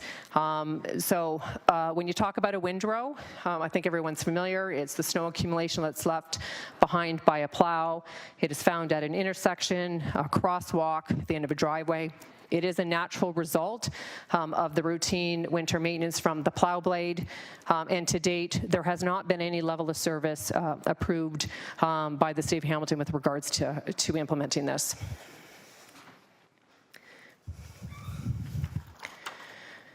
Significant weather events, I just wanted to highlight for everyone's awareness, as per the Ontario Municipal Act, a municipality may declare a significant weather event when a weather hazard, either forecasted or occurring, has the potential to pose significant danger to road users on roads. Typically in the past, the staff declared one in the winter season of 2022 to 2023, and there were two declared in the winter services seasons of 2021 to 2022. All this does, and I can say that, again, a large majority of the municipalities I've worked at used this with a lot more frequency, because when we are in the midst of dealing with a significant weather event, the messaging really is for people to stay home and to allow staff safely out on the roads to be dealing with the weather event. And depending on the accumulation, the freezing, there are times that we may not be able to meet the levels of service, and that's when this is important to be triggered. Again, there's proper messaging that's sent out through Twitter, on our web pages, et cetera, and informing council when we use this, and will be something we'll be speaking further about using throughout this year, again, mainly to be preemptive and telling people to stay off the roads from a safety perspective and to allow us the time we need to get out there and clean. So, council direction. So we're here today with regards to the report that's before everybody. This is stemming from the March 23rd council motion. It is dealing with, obviously, the request for staff to come back, taking a look at our current levels of service for our winter control, while adopting the principles of Vision Zero, which is obviously a big component of what transportation it looks at and works to implement. We were asked to be strategic in looking at a number of focused areas, HSR transit stops, including boarding accesses, controlled crosswalks with stationed crossing guards, school crossings, sidewalks with sloped access, neighborhood pedestrian and multimodal paths, and school zones. So no small feat in obviously having all of this analyzed. And it also requested consultation to occur with an advisory committee for persons with disabilities and the Seniors Advisory Committee, and we've provided obviously an update as to what transpired as part of those conversations. So the report speaks to 5 different options. We're dealing with additional sidewalk clearing with support equipment. We're dealing with option 2, which is school zone levels of service to be increased, clearing all sidewalks, city sidewalks, so that's increasing the 35% to include the other 65% that are currently not done. Municipal law enforcement and our strategy with them moving forward, and residential windrow snow clearing. So this table really is just giving a snapshot of implementation timing, and then our proposed estimated costs in doing jurisdictional scans, plus also looking at contracts that we already have in play. For each of these different options, this table is talking if we're wanting to do any further enhancements or investments. The table in Appendix F, I believe it is, did identify actions that we're already putting into play as part of being proactive, looking at how we want to optimize our efficiencies, different technologies that we're using to help track and help with our patrolling and our inspecting. All of that work is underway. Most of it's completed, and we will be implementing that as part of our plan. This is strictly just to talk about if we want to adhere to putting any additional enhancement with any of these options forward.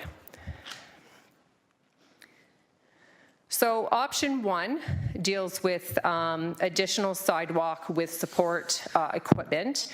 So there already is a current contract that is in place. So we would be looking to increase that contract. This would be looking, the purpose would be additional sidewalk and transit stop support equipment. We would activate earlier and with more frequency, obviously with having that available staffing and equipment. The cost to implement this is $5.46 million, and the commencement of this would be 2024/2025. We would be looking to increase the sidewalk plow complement by 8. We would be looking to increase filler trucks, again, to haul out the snow after the storms by 8, increasing our supporting equipment by 30 in order to accommodate for this with the existing contract already in play. And then we would be requiring 4 additional staff, roadway maintenance supervisors, to assist with the oversight of obviously moving this quicker and faster out of the areas. The benefits with the option is we would be reducing the average route length from 22 kilometers to 17 kilometers for one of the routes. So we'd have another, obviously another route would be taken over with those 5. So we would be doing sort of an optimization of the routes with decreases of 5 kilometers. Again, activating earlier, more frequently during the storms, increased ability to manage heavier winter events, and it's just really going to help us expedite the cleanup of snow piles at intersections, transit stops. Option number 2 was dealing with school zone levels, increasing the school zones. This would require a brand new procurement, hence the commencement target of 2025 to 2026. The cost to implement this would be $12 to $13 million. This would be creating priority strictly at the 155 schools versus the way it currently is done is that the school resides on a priority class road, and as we're moving our way down through obviously plowing the road and the sidewalk infrastructure is coming behind it, that's how it's currently done. What this would be doing is this would be implementing a system where we would be having special equipment and staff go out and address the schools before and after bell times. Any adjacent work outside of the schools wouldn't be done. That would continue under the current contract of how we would plow and deal with that infrastructure. The staffing complement with regards to this would require 8 new supervisors to help assist with 155 schools and making those a priority when snow is falling. Option 3 has to do with clearing all sidewalks. So this would be, again, 100%, the remaining balance to get us to 100%. The cost to implement this would be close to $12 million. The commencement of this would be around 2027 to 2028. The reason for the timing on this is that the current sidewalk contract is coming close to expiring 2026, and we would be working, obviously, to maximize the efficiencies and put that out as a new tender. We would be increasing the plows here, you can see, by quite a bit. That would be 88 plows that would be required for sidewalks. We'd be increasing the filler trucks by 39, and the additional support, skid steer support equipment, we'd be increasing that by 30. And then you can see that we have 12 permanent roadway maintenance supervisors, 2 permanent roadway maintenance investigators, and a project manager, again, that would be needed for us to take on 65% additional sidewalk clearing throughout all the city. I just want to note that, we're moving into option number 4, which is the MLE. If we were to go ahead with option 3, if this were to be something that would be approved and contemplated, we wouldn't require any MLE additional enforcement because the city would be maintaining all the sidewalks, and we wouldn't need to be sending them out for, to enforce the bylaw. Option 4 deals with municipal law enforcement. Again, this is to continue our partnership and collaboration around enforcing the clearing of the sidewalks under bylaw 03-296. MLE and transportation are continuing to have dialogues and will work in 2024 to understand, again, how we continue to prioritize all of the different inquiries we get around that.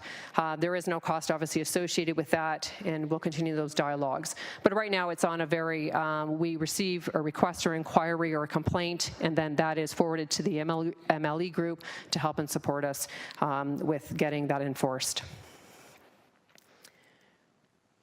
And then lastly, option 5 deals with residential driveway windrow clearing. Again, this was a request for us to come back to take a look at clearing the windrows throughout the city. The cost of this is steep. It's in the realm of $24 to $27 million. There is a jurisdictional scan that was done and included as part of the report for context. The numbers provided here as the estimate was based on a tender that was recently closed by the City of Mississauga, as their council had asked them to take a look at it and to report back when the tender closed as to what the cost is. So with us using our GIS and our house date of 165,000, that's what we based it on, and using the similarities of what closed in that tender, we're sitting at $24 to $27 million.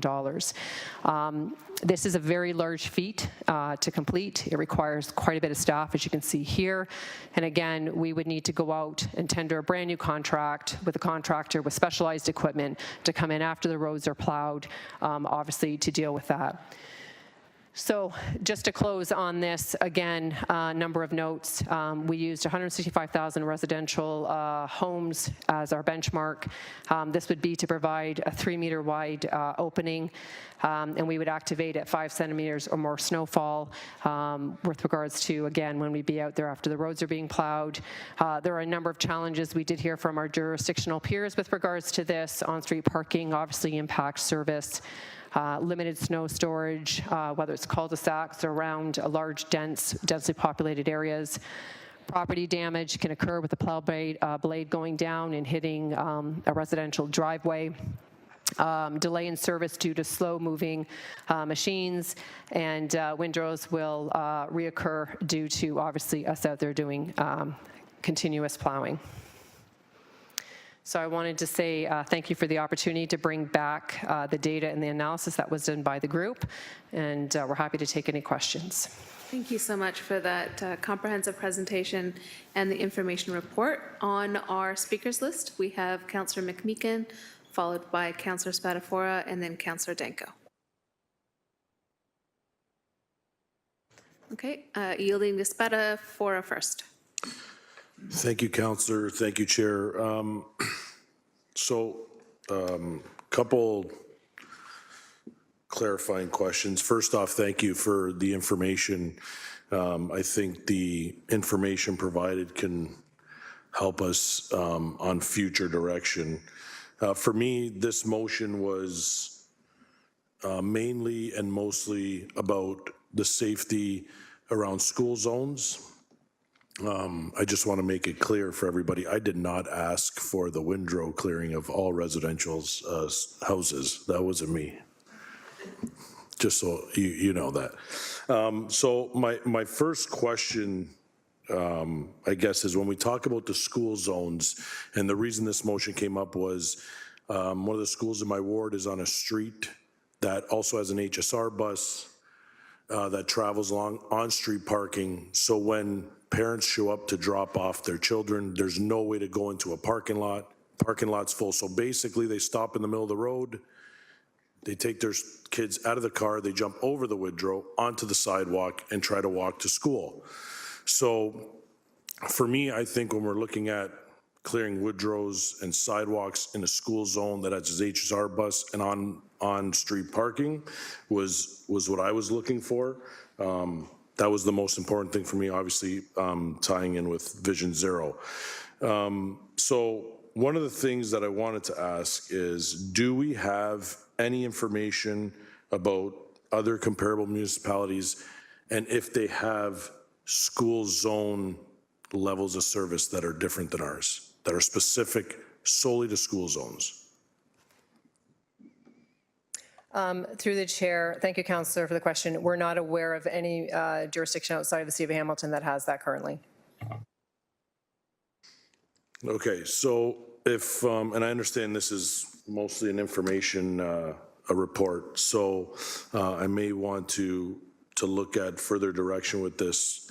But again, my biggest concern about what we have here is if we want to do something in a school zone, we're looking at 2025, 26.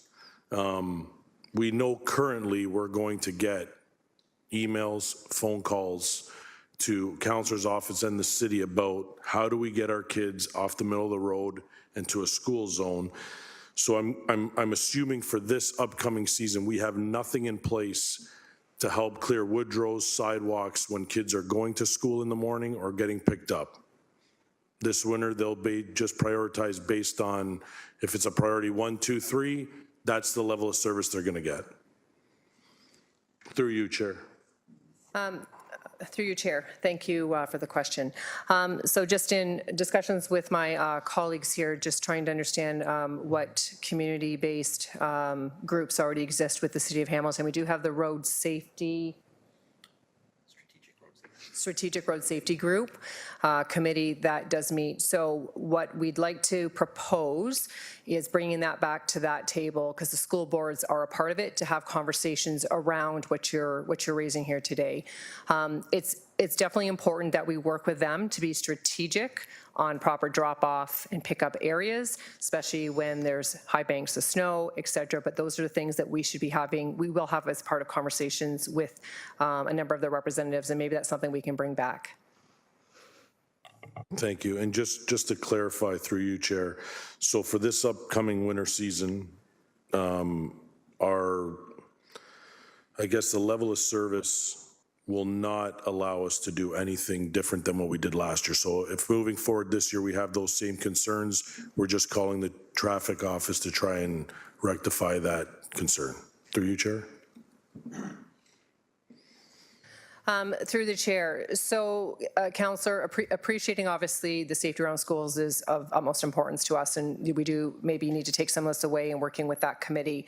If there is a school of concern which you are raising, I think we need to have a conversation with the principal at that school to see if there's an opportunity for us to assist or work with them on a different scenario to deal with, obviously, again, maybe the uniqueness of their situation versus their other viable drop-off, pick-up areas, you know, in the vicinity of the school, that we just need to work with proper communication to ensure that parents are using those, again, from a safety perspective, and getting everyone, you know, to and from the schools safely. Thank you, Director. Comments later? Thank you. Advisable, you had 30 seconds left, and we've got 3 other speakers on the list. Councillor McMeekin, followed by Councillor Danko, then Councillor Taddison. Yes, thanks very much. Well, it's pretty clear to me, even as worrisome as the windrows are, that we're not going to be doing windrows very soon, if at all. And the only time I would ever say that my experience as a councillor verged on the nightmarish was to do with last winter and the windrows. I had people calling me, and maybe they qualify through the Snow Angels program now, sick, had a heart attack, home from the hospital. The only way around is by car out in our area. It rained after the biggest snowfall, you may recall that, and it iced up. You couldn't get out of the driveway without ruining everything underneath your car, right? And it's tough. So I appreciate the issue around schools. I think that is a priority, and we need to have more conversation there. Let me ask, and I'm not a snow techie. In fact, I'm not a techie normally about anything, but snow in particular. Is there some way that we can move snow without creating as many windrows or windrows that are as big? Can we make adjustments to the machinery that we're using so that you know, the plow can be turned or what have you, so that it almost seems, I know this isn't true, but people almost think it is deliberate that we're leaving the snow at the end of their driveway. It's never deliberate. It's just one of the consequences, the collateral damage. Is there some way that the equipment can be modified to assist there? Through the chair, Peter Snillis, manager of roadway maintenance. So there are a few options you can consider when addressing windrows. We did talk to several neighboring municipalities about how they deal with it. And generally there's 2 options. You can put a gate on an existing plow, That plow does have to drive then slower, so ultimately you need more equipment to complete that same job in residential areas. What's been more common amongst all other municipalities is having a secondary service. So essentially you have your plow come through the residential area, and then anywhere from 0 to up to 36 hours after, you have a tractor come by and push that windrow across for that individual. Now that piece of equipment is much slower moving, but essentially those are the two options that are typically standard across the industry to remove windrows. So when we look at $24 to $27 million potential cost, is that model you're describing? So through the chair, our model is proposed with a secondary contractor, not through the gates. This has been information provided through other municipalities through their learning mistakes, and they highly recommended going with a secondary contract. And again, our existing plows, if we were to go with that option, we would need to purchase more plows, which is an additional cost. We'd have to modify our existing plows with arms and gates to do that, and it's not as easily completed with a large piece of equipment versus something smaller that is a lot more nimble that can get through. I'm going to assume you obviously don't have any way to making comment now, but that may be something you look at down the road and turn down the road as we move forward. I wonder too, the Snow Angels program and the income-based shoveling, that may be a partial solution for those who register. Would it be possible to develop, and I'd offer my ward up as a opportunity, some kind of pilot program with supplementing Snow Angels, maybe through some of the discretionary funding in the ward to do windrows. Is that something that we could work with you directors about? Through the chair. So yes, that is something that we could take away, and we could have further dialogue with yourself to see what pilot we could do, for example, in your ward with regards to it. We are aware, as part of the municipal scan that was provided, other municipalities that do something similar to the Snow Angels program here with regards to how residents are reimbursed for it, but it strictly isn't just around windrows. So it is something that we could look to maybe tailor with yourself to see, again, through a tendering option with a contractor, what it would cost. Okay, we'll take that offline. I appreciate the willingness to look at that. Thank you very much. Councillor, just on that last piece, the other thing you might want to take a look at is the policies around discretionary funds and whether they could go towards that. So just as you take it offline, something to check with Well, there's finance. a minor maintenance account that might Something to fit. check with finance, for sure. Councillor Danko, Councillor Tattison, Councillor Maureen Wilson. Thank you. Two questions on the presentation and then a comment on the report when we get to it. First question is the current sidewalk snow clearing enhancement, we added 469 kilometers. That contract was, I think, 2022 and started last year.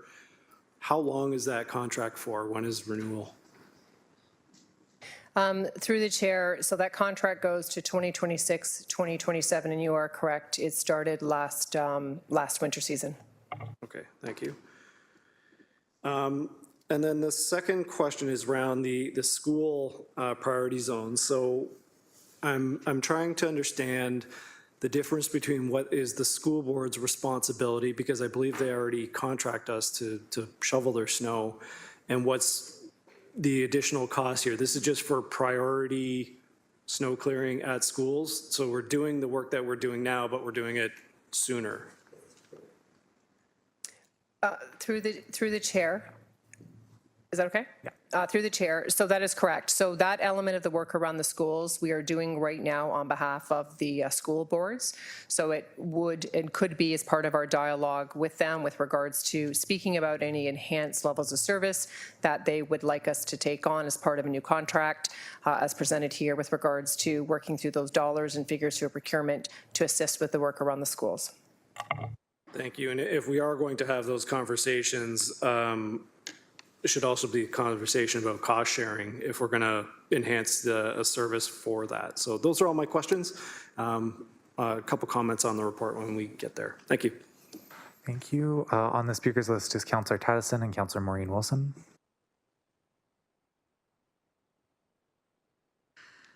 Thanks for your presentation today. Very fulsome.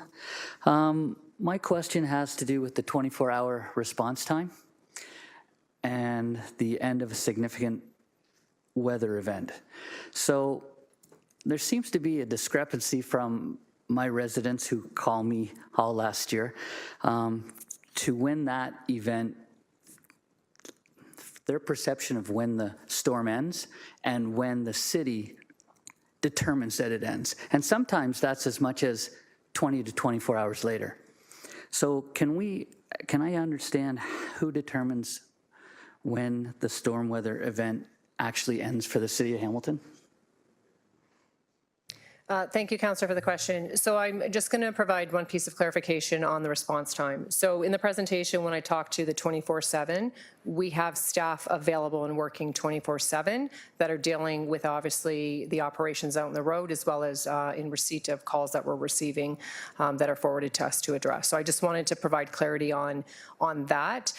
With regards to us getting back to them with response times, I'll turn that to Manager Peter Snows to provide a comment on that. But that will be something, I made mention of it as part of our memo coming forward and how we want to streamline that process. And we also do want to identify, obviously, the critical nature of responses and our timeliness to respond to those, as well as for those that aren't as timeliness, what the response will be. Because when we're dealing with the winter storm, I think everyone can appreciate the time is to have as many staff as possible out on the road dealing with the winter storm to make the road, sidewalks, et cetera, safe. And then, you know, what that format may be with regards to how we're going to direct them to look for updates, whether it's on the website or, and again, whether it's more of an emergency related response, how we addressed that. Do you have anything else, Peter? Through the chair, just to add to that, the end of a winter event is typically declared by my group, and it's when the snow actually stops falling, but it can also I can understand the confusion from the outside. It could be through blowing snow. High winds could cause drifting onto a road, and that could continue that event. So that's a valid point on how do residents know, and you know that's taken. That's something we've discussed, and we're looking to improve on for the future. Okay, so then I guess, yeah, so that's a communication issue so that we can get that broadcast out there so when people understand it ends. My other question, and I've spoken with you about this before, is the pregnant curves.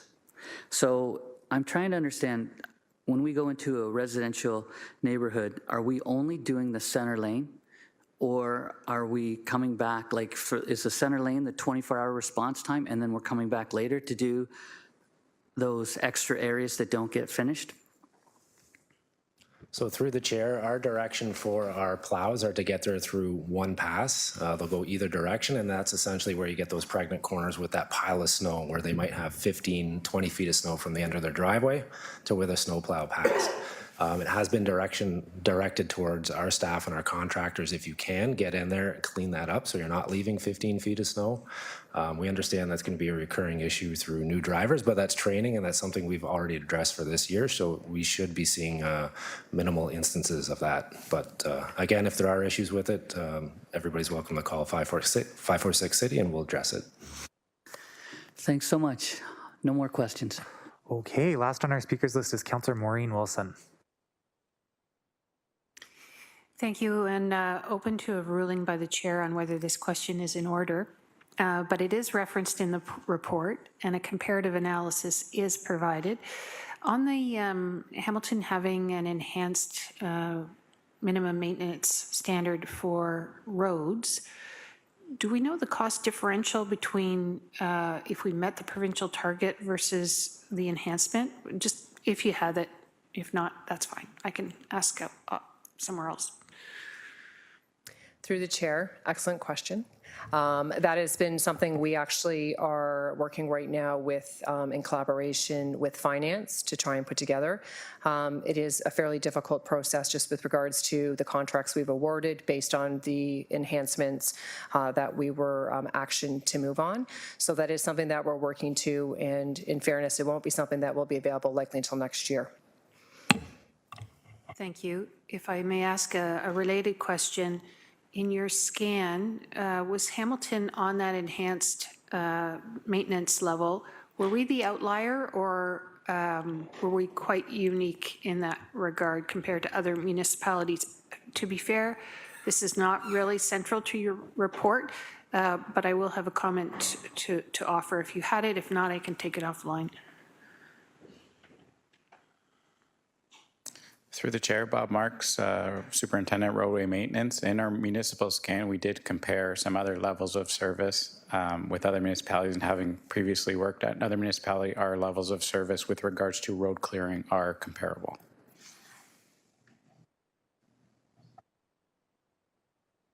Thank you. So it is comparable.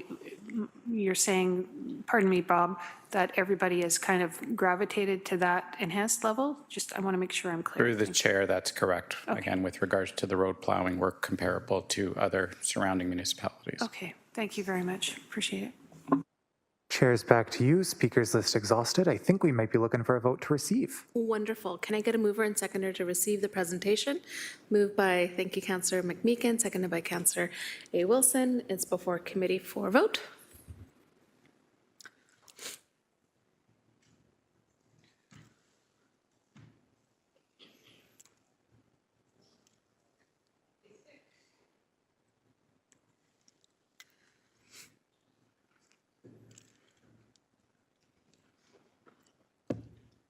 And that is received. On to consent items. First is 9.1, terms of reference, Red Hill City. Right, it wasn't just a presentation, was it? Moved by Councillor A. Wilson, seconded by Councillor McMeekin. Oh, wait a minute, there's multiple hands up. So we've got speakers on the report. Ha, darn it. Okay, first up is Councillor Spadafora, followed by Councillor Danko. Thank you, Chair. And just for me, again, like I noted before, the information provided, I think, is good for, just for us to know what we're looking at, future consideration of different things. For me, when I think of, I can't be, Mountain View School is not the only school that has the issues that it has attached to a park. I'm sure it's not the only one that has that. HSR bus en route, nowhere to drop off your kids. When that center lane gets done by the plow and an HSR buses try to get through and you have cars lined up on that road trying to let their kids out, or moms going over Woodrow onto a sidewalk with a stroller and 2 kids, I think we need to prioritize those areas. So for me, I don't know if we need to break it out. I think in the future, maybe a different motion that breaks out, and maybe it's not 155 school zones. Maybe those school zones have parking lots, drop-off areas, no HSR bus, and it's a small school. But if we're not going to prioritize schools of 200-300 kids that are mostly walking there, and we got moms crossing the road with a stroller and 2 kids and an HSR bus jammed between a Woodrow, we can't have that. So for me, I'm going to come back, I think, with future directions to Public Works, maybe a little more specific to what I was looking for. But again, with Vision Zero, with some of the issues we've had, even without snow around school zones, then throwing all the snow and the danger that brings, I think for me, I'm going to have to bring back something further to this committee to look at, and hopefully staff can work with my motion at that time. Thank you. Thank you, Councillor. Next up is Councillor Danko. Thank you, Chair. Just a couple comments on the report. I really do appreciate having this information. I know we are certainly going to be referring to this quite often this winter. My perception of winter snow clearing is it's mainly resident expectations, and B, it's coordination between all the various different contractors and plowing. It's not the service levels, it's the coordination of the actual work. So I really appreciate having a clear or outline of what the service standards actually are. And I remember in particular for sidewalk snow clearing, when we were discussing whether we were going to move forward with that or not, Councillor Ferguson warning be careful with what you wish for because this is more of a pain in the butt than it's worth. And as of right now, that's kind of my interpretation of sidewalk snow clearing. So I'm willing to let that current contract, play out, and maybe we can improve our coordination of services. But right now, resident expectations are an issue, along with coordination and the damage complaints. I think we get more complaints about property damage from the snow clearing than we do about the actual snow clearing. So I hope we don't have to rehash this discussion every winter. Appreciate the discussion about the school zones. That's definitely worth a little bit more investigation. But I think a lot of this falls to us to communicate with our residents what the actual service standards are, what we're doing, where the plows are, and now that we have firm costs, no, we're not going to clear all the windrows because it's going to cost an extra $25 million. So appreciate that. Thanks for the time. Thank you, and also all the folks who are now able to walk in the winter as well as residents. Another voice to be considered. So we don't have any further speakers. So the information report has been moved and seconded before committee for vote.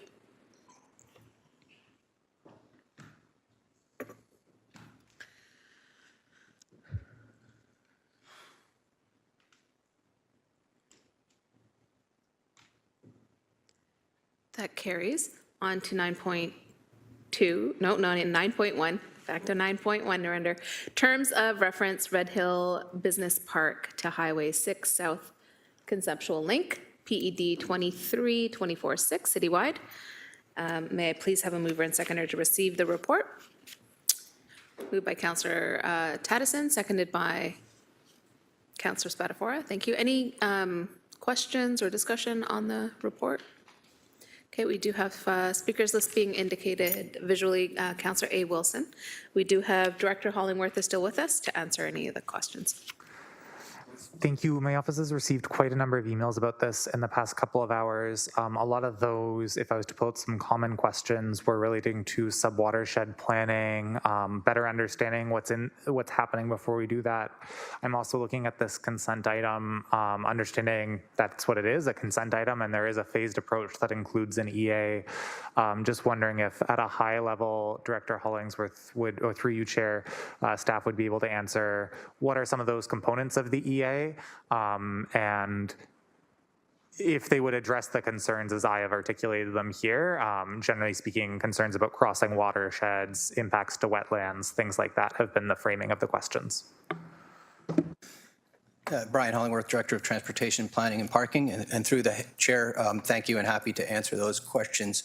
As per the report, this was something that came out of the discussions around the truck route master plan, and staff were directed to bring back a terms of reference for essentially what we have been calling a conceptual link between the Red Hill Business Park and the airport area, the AGD Highway 6. And for many years, it's just been a conceptual link with no certain alignment. No studies have been done, and this is just a first step to start to look at what that link might look like, what some of the benefits it might provide, some of the impacts that it may have, where it might go, and what the alternatives are. So it's step one, essentially, and Steve Malloy is here, who would be leading the early stages of that study and can speak to some of the considerations around wetlands, et cetera. So through the chair, Steve Malloy, Manager of Transportation Planning. As Brian has mentioned, this will be phased, as you mentioned, and a lot of considerations will be taken into account. Many of which, of course, is the priority of caring for our environment and making sure that any potential alignment of route, and I should also be very clear that one of the options would be a do-nothing option of what that impact is. So a route could take its own right-of-way, so a completely different path that we would try to avoid any creeks and watershed that we could possibly do, or it could take the alignment of existing roadways that already carry over those creeks and watershed. But it could, that in itself would have an impact whether you need to improve infrastructure across those things, or it could be a hybrid, a combination thereof. All those things have impacts, and they would all be fully evaluated, not only from a natural heritage perspective, watershed perspective, but wildlife, indigenous outreach, all stewardship of the land, and making sure that any alternative is has very good public consultation and engagement is included as well to take in those into account all the public feedback. And then if we should proceed, depending on the recommendation, and then again, further detailed studies, we would do all the inventories and understand all the impacts of what we may or may not be proposing as part of that. Thank you through the chair. Really appreciate that answer. I think it spells out we have a preferred route based on past council direction. We're testing that conceptual route through a study. One of the options that we could get back is this conceptual route might not work given the watershed or other types of information, or here's how to make it work. Just thank you. I think it's been something we've got quite a few emails about, so appreciate being able to make that explicit. Thank you, Sori. Next up, we have Councillor Taddison, then Councillor Maureen Wilson. That's interesting. I have not received any emails, and this is in my ward. And I would just like to say, when ECDev goes out and woos new business, they brag about our location and the closeness and our accessibility to places like Toronto, Kitchener-Waterloo, London, Niagara Falls. And yet, we have an industrial park that a truck driver cannot drive directly west over to our airport. Many in my community live on roads without walkable shoulders. Truck drivers are using those roads as we speak right now. Many of my residents live with that dangerous truck traffic that illegally takes their daily roads. Every day they go from the Red Hill Creek or they go from Highway 56 and they cross. So what we're doing is we're trying to provide options, not saying that it's going to be the way that the conceptual is, but we're going to look at different options that are going to weigh all the environmental concerns along with the safety and the residents' concerns that live in the area. I think that's what has to be stressed, is that this is also not just about environmental, it's also about the fact that we have an industrial park that if you don't travel north and then all the way down to the Link or along Rymal Road, you can't get to the airport and you're stuck in traffic. And that has environmental effects as well. So we have to look at the overall situation and weigh all the options. So I'm fully supportive of this. It's an environmental assessment. They're going to look at what's best, and we're going to put it through the ringer environmentally. I know we will. And I'm hoping that we can get to a point where that this is something that we can all benefit from, and the residents in Glanbrook look forward to on a weekly, monthly, and yearly basis. Thank you. Next up is Councillor Maureen Wilson. Thank you. I understand it is a consent item, but similar to my colleague immediately beside me, I too have received many emails expressing concern over the process and the environmental impact. So if I could, just in terms of giving further assurance, and I do appreciate the Councillor Taddison's remarks, doing his job as well. But if I could, through to you, in terms of environmental assessments, what is, maybe an unfair question, if you can't answer it, that's fine, but what is that moment, what is that thing that causes in an assessment to say, we can't do this this thing here? Like, what is the line that has to be crossed in terms of environmental impact? That's my first question. My second question, has there ever been an environmental assessment done within the city that has led to we can't do this here, period? So through the chair, I'll answer the last question first, because this might be a little bit easier. I'm not aware of any project where we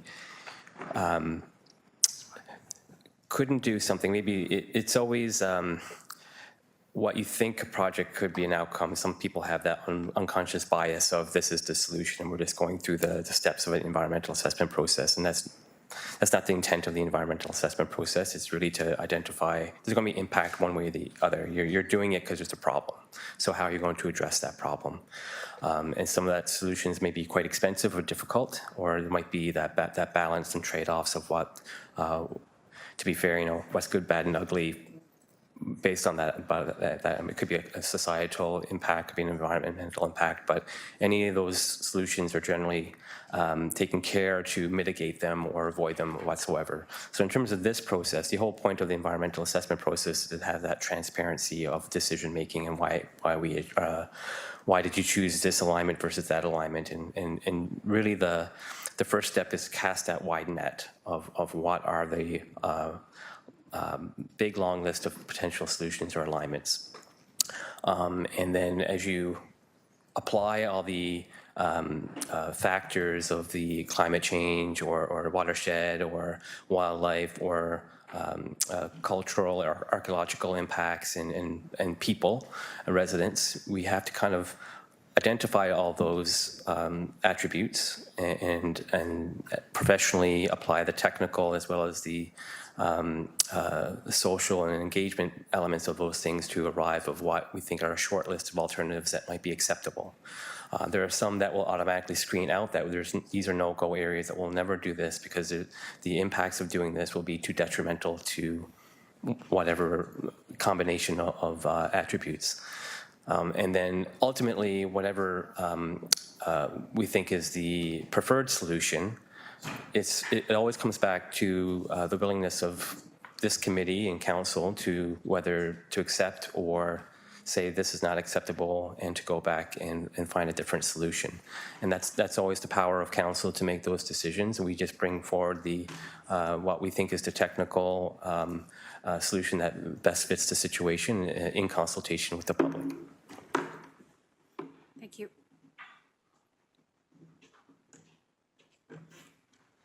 Complete. Councillor Wilson. Now it's Councillor Tattison for a second time. I would just like to stress that doing nothing is not an option for me as a councillor. This is a need in my community. The EA, in all due respect, it's going to cast that big wide net. It's going to look at different options. So one of those options is to use existing roads that already are there. They already have all their pathways underneath for our wildlife, and they have their, they're set there, but they're not acceptable right now for truck traffic. They're not built for the heavy trucks that are using them.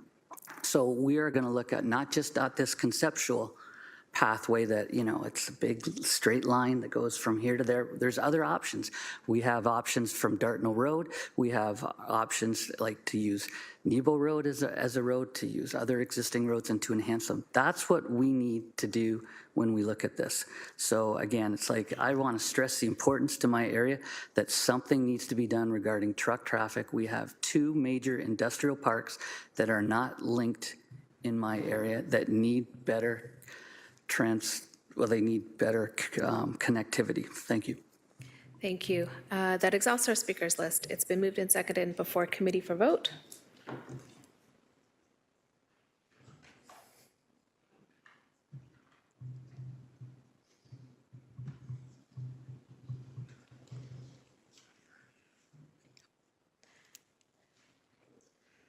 That carries on to 9.2, which is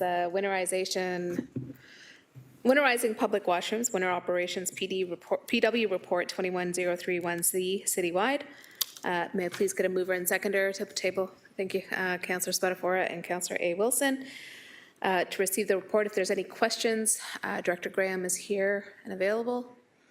Seeing nobody on the speakers list, it's been moved and seconded before committee for consent.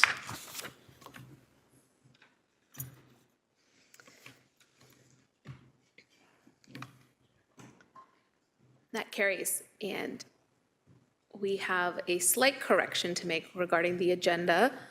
I had said at the upfront that we were going to move Councillor Francis's motion following 11.1, but it actually has to come up procedurally prior to 11.1. So we're going to move to that.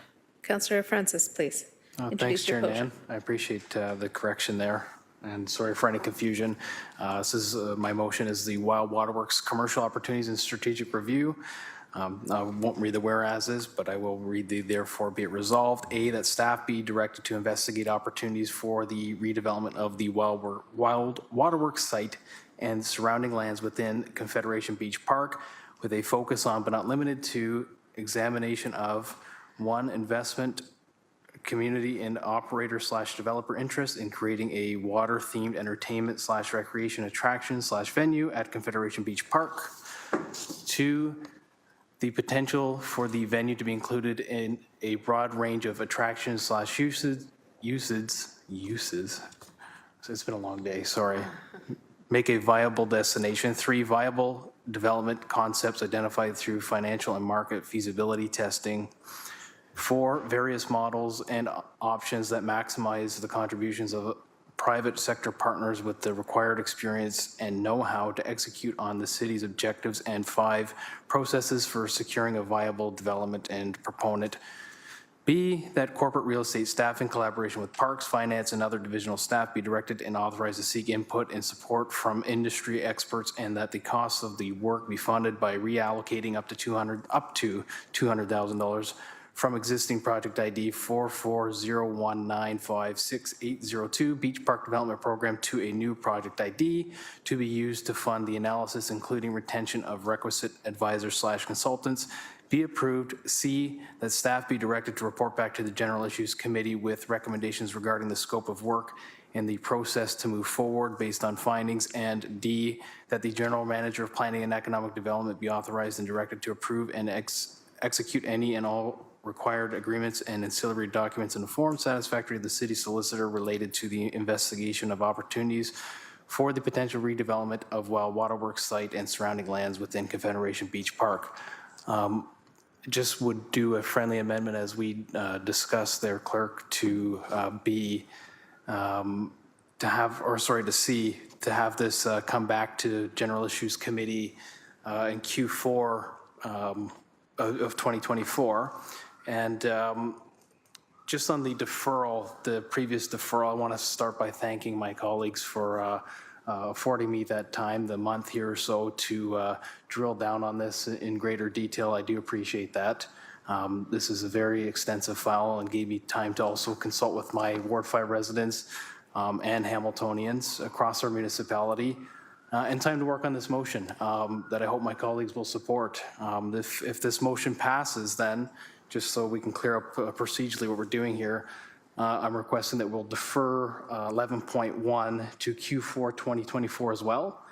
So these reports will come back together then. I spoke to Director Graham, and this is fine to do so. It's my understanding from staff discussions that the Wild Waterworks will continue status quo for 2024, and if there's any financial needs with the facility, staff will then bring that to committee for decision, as they've been doing so in the past. I spoke to HCA. They are also happy to continue as the operators as long as the city is making that request. Deferring this report will give staff time to report back on any opportunities in my motion. So, and on my motion, I don't think I need to repeat myself. I think everyone knows how passionately I feel about extending the life of Wild Waterworks and how important it is to Hamiltonians and my community as well. Over the last month, I've received many messages of support, not just from Ward 5 and my community, but all over Hamilton, people reaching out to me in support, and actually had a few people from other municipalities as well, sharing their support for Wild Waterworks and its continued operation. So this motion allows us to explore a fiscally prudent approach, and I'm hoping my colleagues will support it. Thank you. Thank you. Counselor, and your seconder was Counselor Danko? Thank you. Councillor Danko is the seconder. Thank you. Got it. On our speakers list, we have first Counselor Alex Wilson, then myself. Thank you. Through you, Chair, just trying to get some understanding on how the recommendations work together. I understand them individually, but then when the timing comes back, I'm just wondering what we're getting in 2024 Q4. Are we getting a report back from staff after they've met with private sector partners? We've spent $200,000 over this year kind of engaging with them. Then we're getting a summary report, or are they spending a year working on a report to tell us how they're planning to do that engagement with the private sector? Is it going A, then B, or happening in 2024, and then we're getting C at the end of 2024? Or does C happen before A and B move forward? So I think first a question to the mover, just to understand the intention from the mover. Counselor Francis, and then to staff. Yeah, no, the intention is to just have in Q4 2024 options presented to committee in terms of if there even are partners that are suitable for this, then we will have a decision at that point to, whether we proceed down that road, and then by deferring the 11.1 discussion item, then we can decide if council doesn't want to go in that direction, then we can go back to that original report and make a decision on that. I don't know if that helps clarify or not. Would you like further? I think that's my understanding is just A and B are going to happen in 2024 now, and the report in C is going to be, here's the results of A and B, and here's our recommendations moving forward. Just wanted to understand it wasn't a two-step report. We weren't planning how to make anyway, I think we're all clear now. My only other question, I'll frame it as a question, is just, one of the things that I think is most valuable about Wild Waterworks in its current form is the accessibility it provides to school trips, in terms that this is something that for a relatively lower cost, folks can go to, can attain, and it's something that is almost a universal. I didn't go to elementary school in Hamilton, but it's talking to folks who did, it's almost a universal experience. Waterloo has its own version, whether it's Lions Lagoon or other Bingamons. I guess that's my question is in pursuing this private partnership, is there some consideration of maintaining what's working so well right now in terms of this being maybe a more accessible site connected to community, and is the intention that these things can work together, or maybe a new model is being proposed moving forward, or a bit of both? Through the chair, I think that will probably be identified through this work, and staff will then report back on what these options are and what has been presented to them from a potential private partner. So I guess we'll find that out through this process is the best answer I could give you. But further to that though, I totally understand where you're coming from on that. I mean, I grew up in the area there and went on school trips to this place. So I certainly would like to see that as well continued in a similar manner. I mean, that was sort of the intention of keeping this going in that direction, is having it accessible like that. Thanks. Those are my questions through Chair. I don't necessarily see a concern with getting more information, seeing if there's private sector interest, and getting there. So happy to move forward. I will say I think there's certain elements of it being a public site that are really worth defending, and if there's a way to maintain those elements in a private service model, that's really exciting. If there's not a way to maintain them, I know what my priorities are, but absolutely, let's do this work. Great, thank you. So I'll pass the chair over to Vice Chair Pauls. Thank you, go ahead. Thank you. My only question was just to clarify ownership of the land. So current status and what would potentially happen in the approval of this motion. Through the chair, Cynthia Graham, Director of Environmental Services. So the land is city-owned land. Currently, the Hamilton Conservation Authority is our operator on the land, but it is a city-owned facility. In the review of the direction of the motion, I think we have Real Estate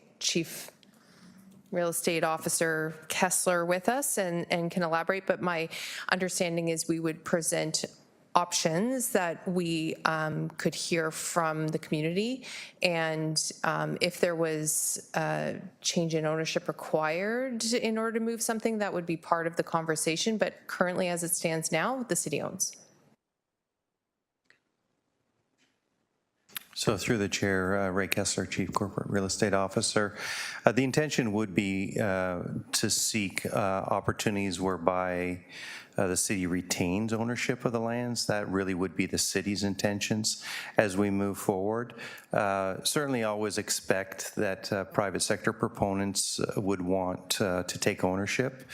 But these sorts of models happen all the time on public land, and certainly would likely have to entertain some kind of a long-term lease type of arrangements. But in terms of actual ownership of the land, I think certainly it's our objective to pursue models whereby the city would retain that ownership. If it's not doable in that manner, we certainly advise council. I don't think what's coming back here is going to be a decision point. It'll be a decision point in terms of how council decides to move forward, not a decision point with respect to what an actual deal is. Thank you. Through you, Chair, public asset and public access, I think, are the key things that we want to uphold in terms of public values when it comes to Wild Waterworks, and looking forward to the work coming back in Q4 next year to help us make a final decision. I'll take back the chair, and that exhausts our speakers list, and it's before committee for vote.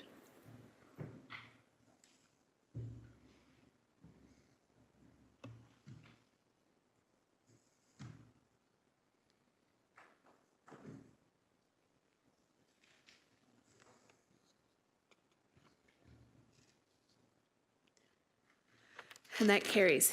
On to 11.1 then. It's been deferred through the motion that we just approved. MC McIntosh?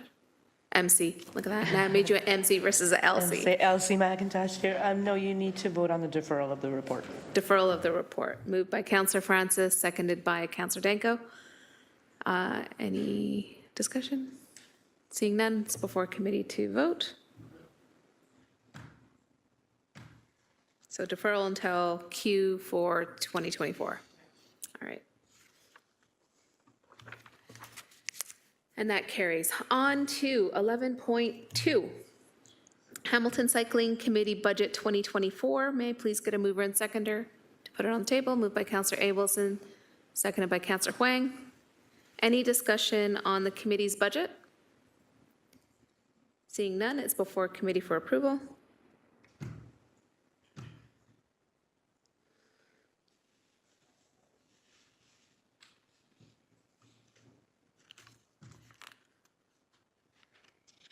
Thank you. That carries. Next is 11.3, Crime Prevention Through Environmental Design Recommendation Report, PW 23075, citywide. Mover and Councillor Wilson, seconded by myself, to approve the recommendations in the report. Is there any discussion? Councillor Maureen Wilson on the speakers list. Thank you, Chair. Very quickly, two questions. Late September of this year, this council approved the gender audit to be done, and in the scope of the work to be done in partnership with the YW, to be a group of citizens were to assist because of the real life experience they would bring to that review, that audit, and the recommendations. It included these stairs across the city. And if I could ask through you for some comment from staff on that which is presented here with the proposed work that was tasked with through Emergency Community Services originally, but ratified by council, and the scope of that work and how the two will relate. Director Graham. Through the chair, Cynthia Graham, Director of Environmental Services. So through you, Chair, to the councillor, I have connected with the staff that are tasked with leading that work forward through your motion. And my understanding is that I will be part of the working group to review the work and the studies that are required. I will bring in my staff as needed for the portions that are relevant to my portfolio, particularly parks and open spaces, trails, and natural areas. The work that is included in this report is completely relevant to that study and can be brought forward as part of the background work that that group, that larger review would need to be done. We wouldn't need to duplicate this work and it wouldn't be wasted work. So I'll bring that forward to that larger conversation and can form part of that report back. Thank you. I appreciate that very much. The second question I have, during COVID, and when we were asking people not to take transit, it became very apparent to me that while many people use the stairs for recreation, the stairs actually were already playing, but played a considerable role as a commuting route for people who are going either from the lower to the upper or the other way around. And I'm wondering if there has been consideration of the impact of shifting purview of these stairs from one of parks to that of transportation. Has that ever been considered in terms of the assessment of that, both in terms of values, budgetary priority, and the like? Thank you. Through the chair, so in my brief conversation with staff, I guess it has been discussed in the past, not ever anything formally handed over as an asset. I think when we have done trail counter use and some studies, the split pre-COVID had been a little bit more recreation than commuter, and that may have shifted over time. With the creation of the accelerated cycling team with a focus on active transportation. My group is part of that larger conversation, so we can take a look at that, particularly in light of an update to the integrated active transportation master plan that will be moving forward, I understand, shortly. We can take a look at asset ownership and use and see where it fits best. Thank you. I know, Chair, that Councillor Beattie and I have had a previous conversation many months ago now about residents in our respective wards using those escarpment crossings, the stairs and the trails as part of their integrated commuter flow. And so that incorporation in that sense would be very valuable. I just would like to underscore for any listeners that the stairs at Shadoke, the #1 stairs, 2,000 visitors a day, which far exceeds, as a footnote, the number of golfers probably in a year. But that's another story for another time. Thank you.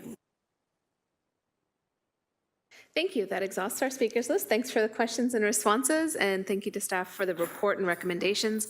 It's been duly moved and seconded before committee to vote. And as I observe my committee members trickling out, just got to make sure we maintain quorum. We're at motions.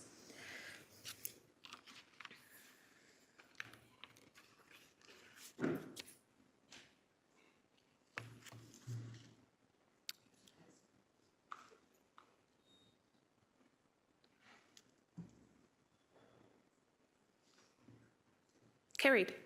On to motions. First up is 12.1, Remembrance Day crosswalk design for Stony Creek Saltfleet Memorial and at other memorial locations in the city. Councillor Beattie, please, your motion, and seconder. Thank you, Chair. My seconder just walked out the door, so I'm going to be trolling. I see Councillor Alex Wilson. Thank you.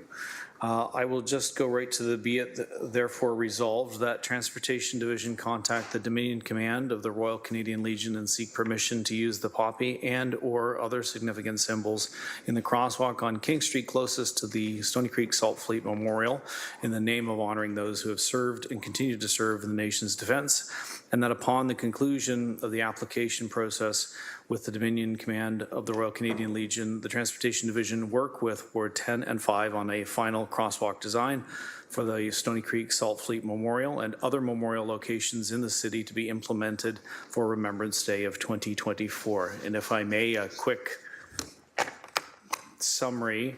I don't think that there's anything particularly outlandish in here. It is a response to actually something I heard on the radio on Remembrance Day when they were talking about how to keep the poppy relevant, how to keep Remembrance Day relevant.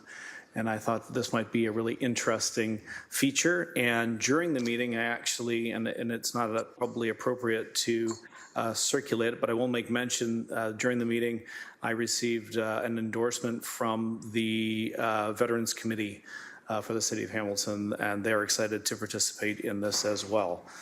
So with that, Chair, if there's any questions, happy to answer. Otherwise, hoping for support for this motion moving forward. Sounds good. Thank you, Councillor. Nobody's on the speakers list, so looks like we're going straight to vote.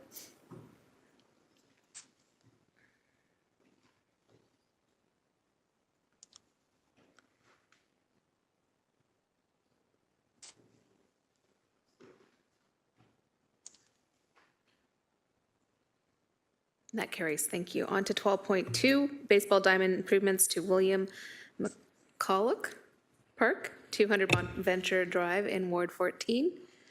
Councillor Spatafora. Thank you, Chair. It's moved by myself, second by Councillor Mark Tattison. I'll go to therefore be it resolved, A, that the replacement of the baseball backstop diamond fine in William McCulloch Park at a cost of $85,000 to be funded from the Ward 14 Capital Reinvestment Reserve, as well as the addition of sport lighting to one of the baseball diamonds at a cost of $300,000, including contingency, to be funded from the Ward 14 Capital Reinvestment Reserve. That $2,500 be added to the 2025 operating budget to fund the operational impact to the park's budget for ongoing electrical costs and maintenance of the new lighting asset, and that the GM of Public Works be authorized and direct to approve and execute any and all required agreements. Thank you. Thank you. With your seconder, it is publicly now clear that the bouncy castle situation has come to rest. Any discussion? Council members, seeing none, please vote.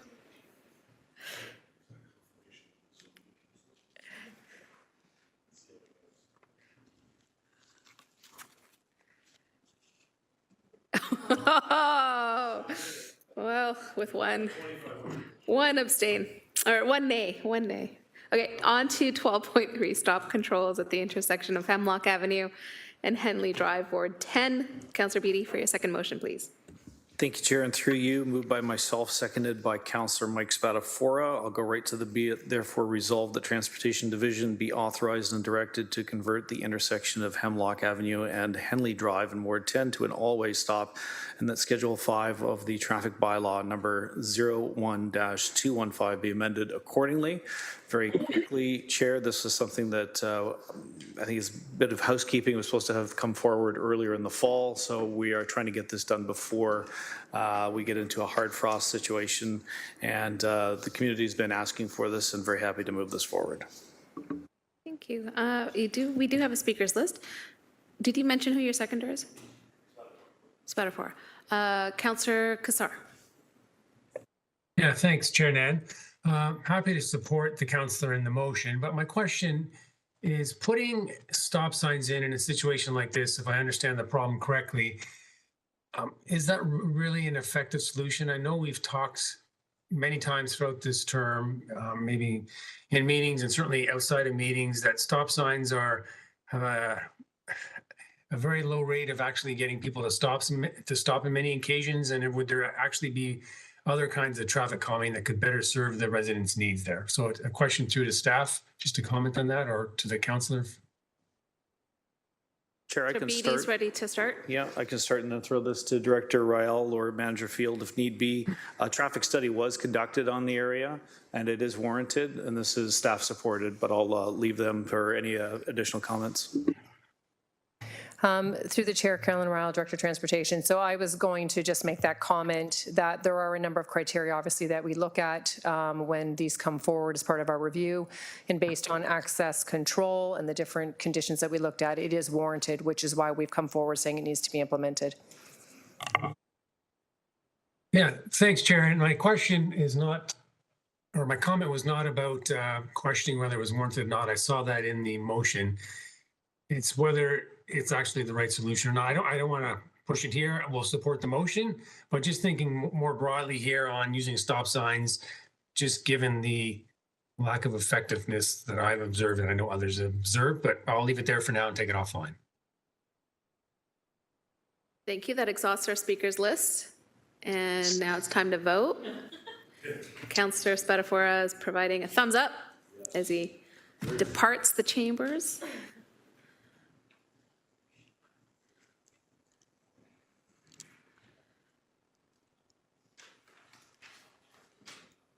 Councillor Pauls? Yeah. And that carries. On to 12.5. Victoria Park Tennis Court Replacement, 500 King Street West, Hamilton, Ward 1. Councillor Maureen Wilson, please, your motion and seconder. Thank you. It's moved by myself, seconded by Councillor Alex Wilson, that the replacement of 3 existing tennis courts and a practice pad at Victoria Park at a cost of $500,000, including contingency, be funded from the Ward 1 Capital Reinvestment Reserve Account 108051, be approved, that the 2024 Parks capital commitment towards the project will be funded through a $110,000 appropriation from Project 4402154699 Tennis and Multi-Use Court Rehabilitation Program. C, that the mayor and city clerk be authorized and directed to approve and execute all required agreements and ancillary documents with such terms and conditions in a form satisfactory to the city solicitor. Thank you. It's a much-loved, well-used staple within the park that needs some attention. Thank you. We do have a speaker, Councillor Kassar. Nope, my apologies. That was from last motion. Got it. No speakers on the list, so it's before committee to vote.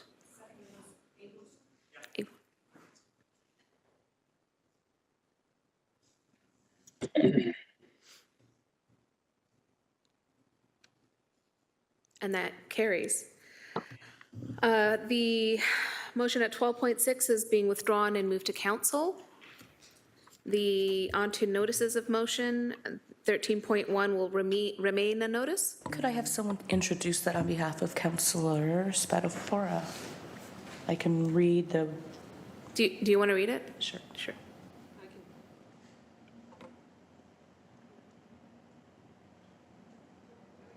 Therefore, be it resolved that Public Works staff be authorized and directed to rehabilitate the road and associated concrete works on Argon Court, Elsa Court, Glenhaven Drive, Greendale Drive, Gretna Court, Sonesto Court, Trevi Road. That all costs associated with the road resurfacing scope of work be funded from the Ward 14 Capital Reinvestment Reserve Fund 108064 at an upset limit including contingency not to exceed $1.5 million with design anticipated to commence in 2024 and construction to be completed in 2025 on the following roads.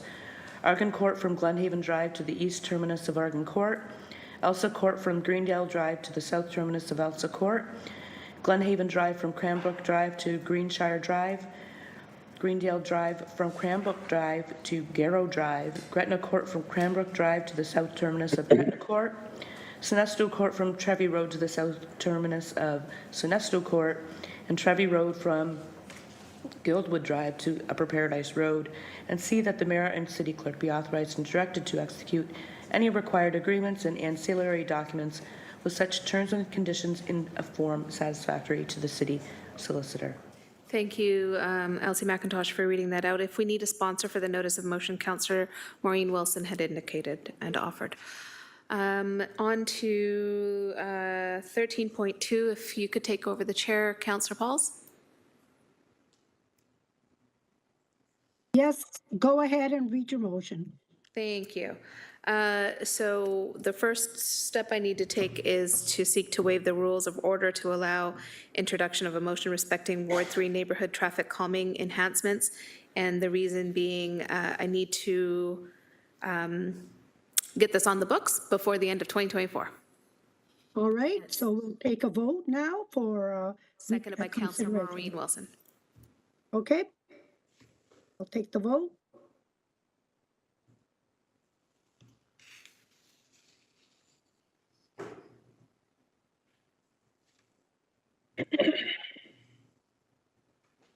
Councillor And Pauls, it that passes, carries. so go ahead and read your motion now. Thank you. The motion is before committee and the public. It is basically to continue our Vision Zero and Complete Streets work in the ward, to lift up the work that's happened around the Complete Streets study in Ward 3, and to respond to the ongoing list of areas of concern expressed by Ward 3 residents. And that therefore be it resolved that A, Transportation Division reviews and assesses the following roadways to identify traffic calming opportunities through leveraging the Ward 3 Complete Streets project to enhance neighborhood safety, including but not limited to speed cushions A, at Cumberland Avenue between Sanford Avenue South and Wentworth Street South.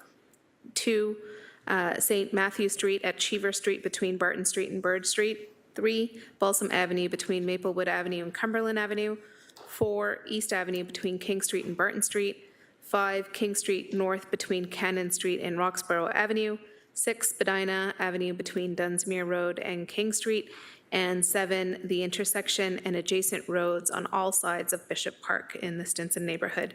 B, that the Transportation Division completes the above noted review of roadways listed 1 through 7, and determine implementation and scheduling details through consultation with the Ward 3 office, and that work be funded from the existing remaining available funds from the Ward 3 Complete Streets Capital Project ID 4242009306 and topped off as required from the Ward 3 Minor Maintenance Fund account at number 4031911603 to a combined upset limit of $350,000.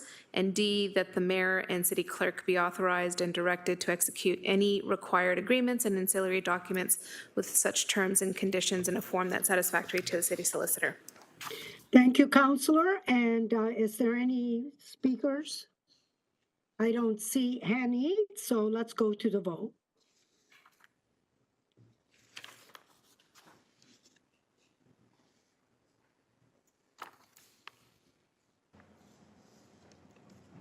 And that carries, Councillor. That carries. Congratulations. Thank you. Take over. Committee members. And thank you, Councillor. I'll take back the chair and get us to general information and other business. No. My apologies. No, we do have one more notice of motion. I apologize. Councillor Alex Wilson and Councillor Kassar, please. Thank you. Through you, Chair. Appreciate the chance to share with committee an intention to introduce a motion at January Public Works Committee meeting dealing with a road safety review for the Old Ancaster Old Dundas Road. From visibility, traffic concerns, speeding concerns, this has been a long-standing issue. We were able to work on some town halls in the summer with the traffic team and are moving forward to those next steps in the new year and excited about that. So just wanted to signal that intention with committee and community as well. And I suspect Councillor Kassar might want to jump on for another 30 seconds to just add to it. Yeah, given the late hour, I'll just say Councillor A. Wilson has encapsulated it well. Thank you both for that notice of motion, and we'll look forward to your good work in January. Councillor Maureen Wilson on this one? No, okay. Separate notice. Okay, so that remains as a notice of motion. There's no vote requiring the notice, just a public announcement. And so it'll be on the agenda for the January Public Works Committee meeting. Further notices of motion. Committee members, Councillor Maureen Wilson. Thank you. Also, I suppose for January, notice of motion. Thank you to staff for the assistance. But we recently heard of Mayor Chow successfully uplifting the Gardner and the DVP to where it belongs, and that's with the Government of Ontario. It was always the intent, I believe, for the link and the expressway to be similarly. It's connecting to a 400 series highway. So just giving notice that a similar request will be coming at the next PW meeting to have those highways uplifted as well. Thank you. Thank you. Okay. No, are there any other notices of motion, committee members? Seeing none, we will now move on to 14, general information, other business. 14.1 is the amendments to the outstanding business list. may I please have a mover and seconder to approve the amendments? Moved by Counselor Huang, seconded by Counselor Alex Wilson. Any discussion on the amendments to the outstanding business list? Through you, Chair, there are 2 items that are going to be moving to items requiring a new date. They are implementation plan for the two-way conversion of Main Street. Item on OBL is ACW. It will be moved to January 15th. And similarly, Correction, that reassessment, would be February, correct? February Yep. 5th. And reassessment of one-way streets, item on OBL ACX, will also be moved to February 5th. Thank you for reminding us of those amendments. So it's been moved and seconded. No further discussion. Seconder was Counselor Alex Wilson, moved by Counselor Huang, and it's before committee for approval. Yeesh.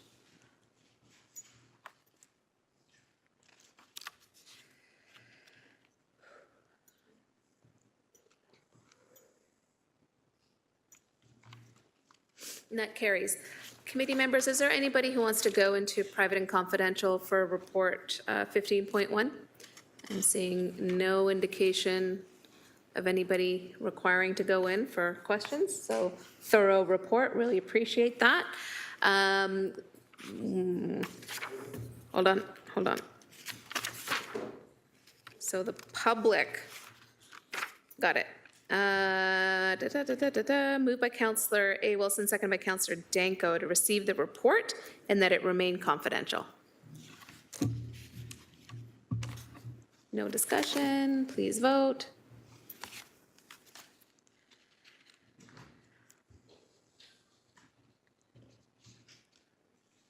That carries, excellent. We did it before 7. That was... Item 16, adjournment. May I please have a mover and seconder? Moved by Counselor Taddison, seconded by Counselor Huang. And as you're voting to adjourn, thank you all. It's been an honor and privilege serving as your Chair of Public Works for 2 years in a row. Peace out. Thank you to the legislative clerks team for all your support over the last year. We really appreciate it.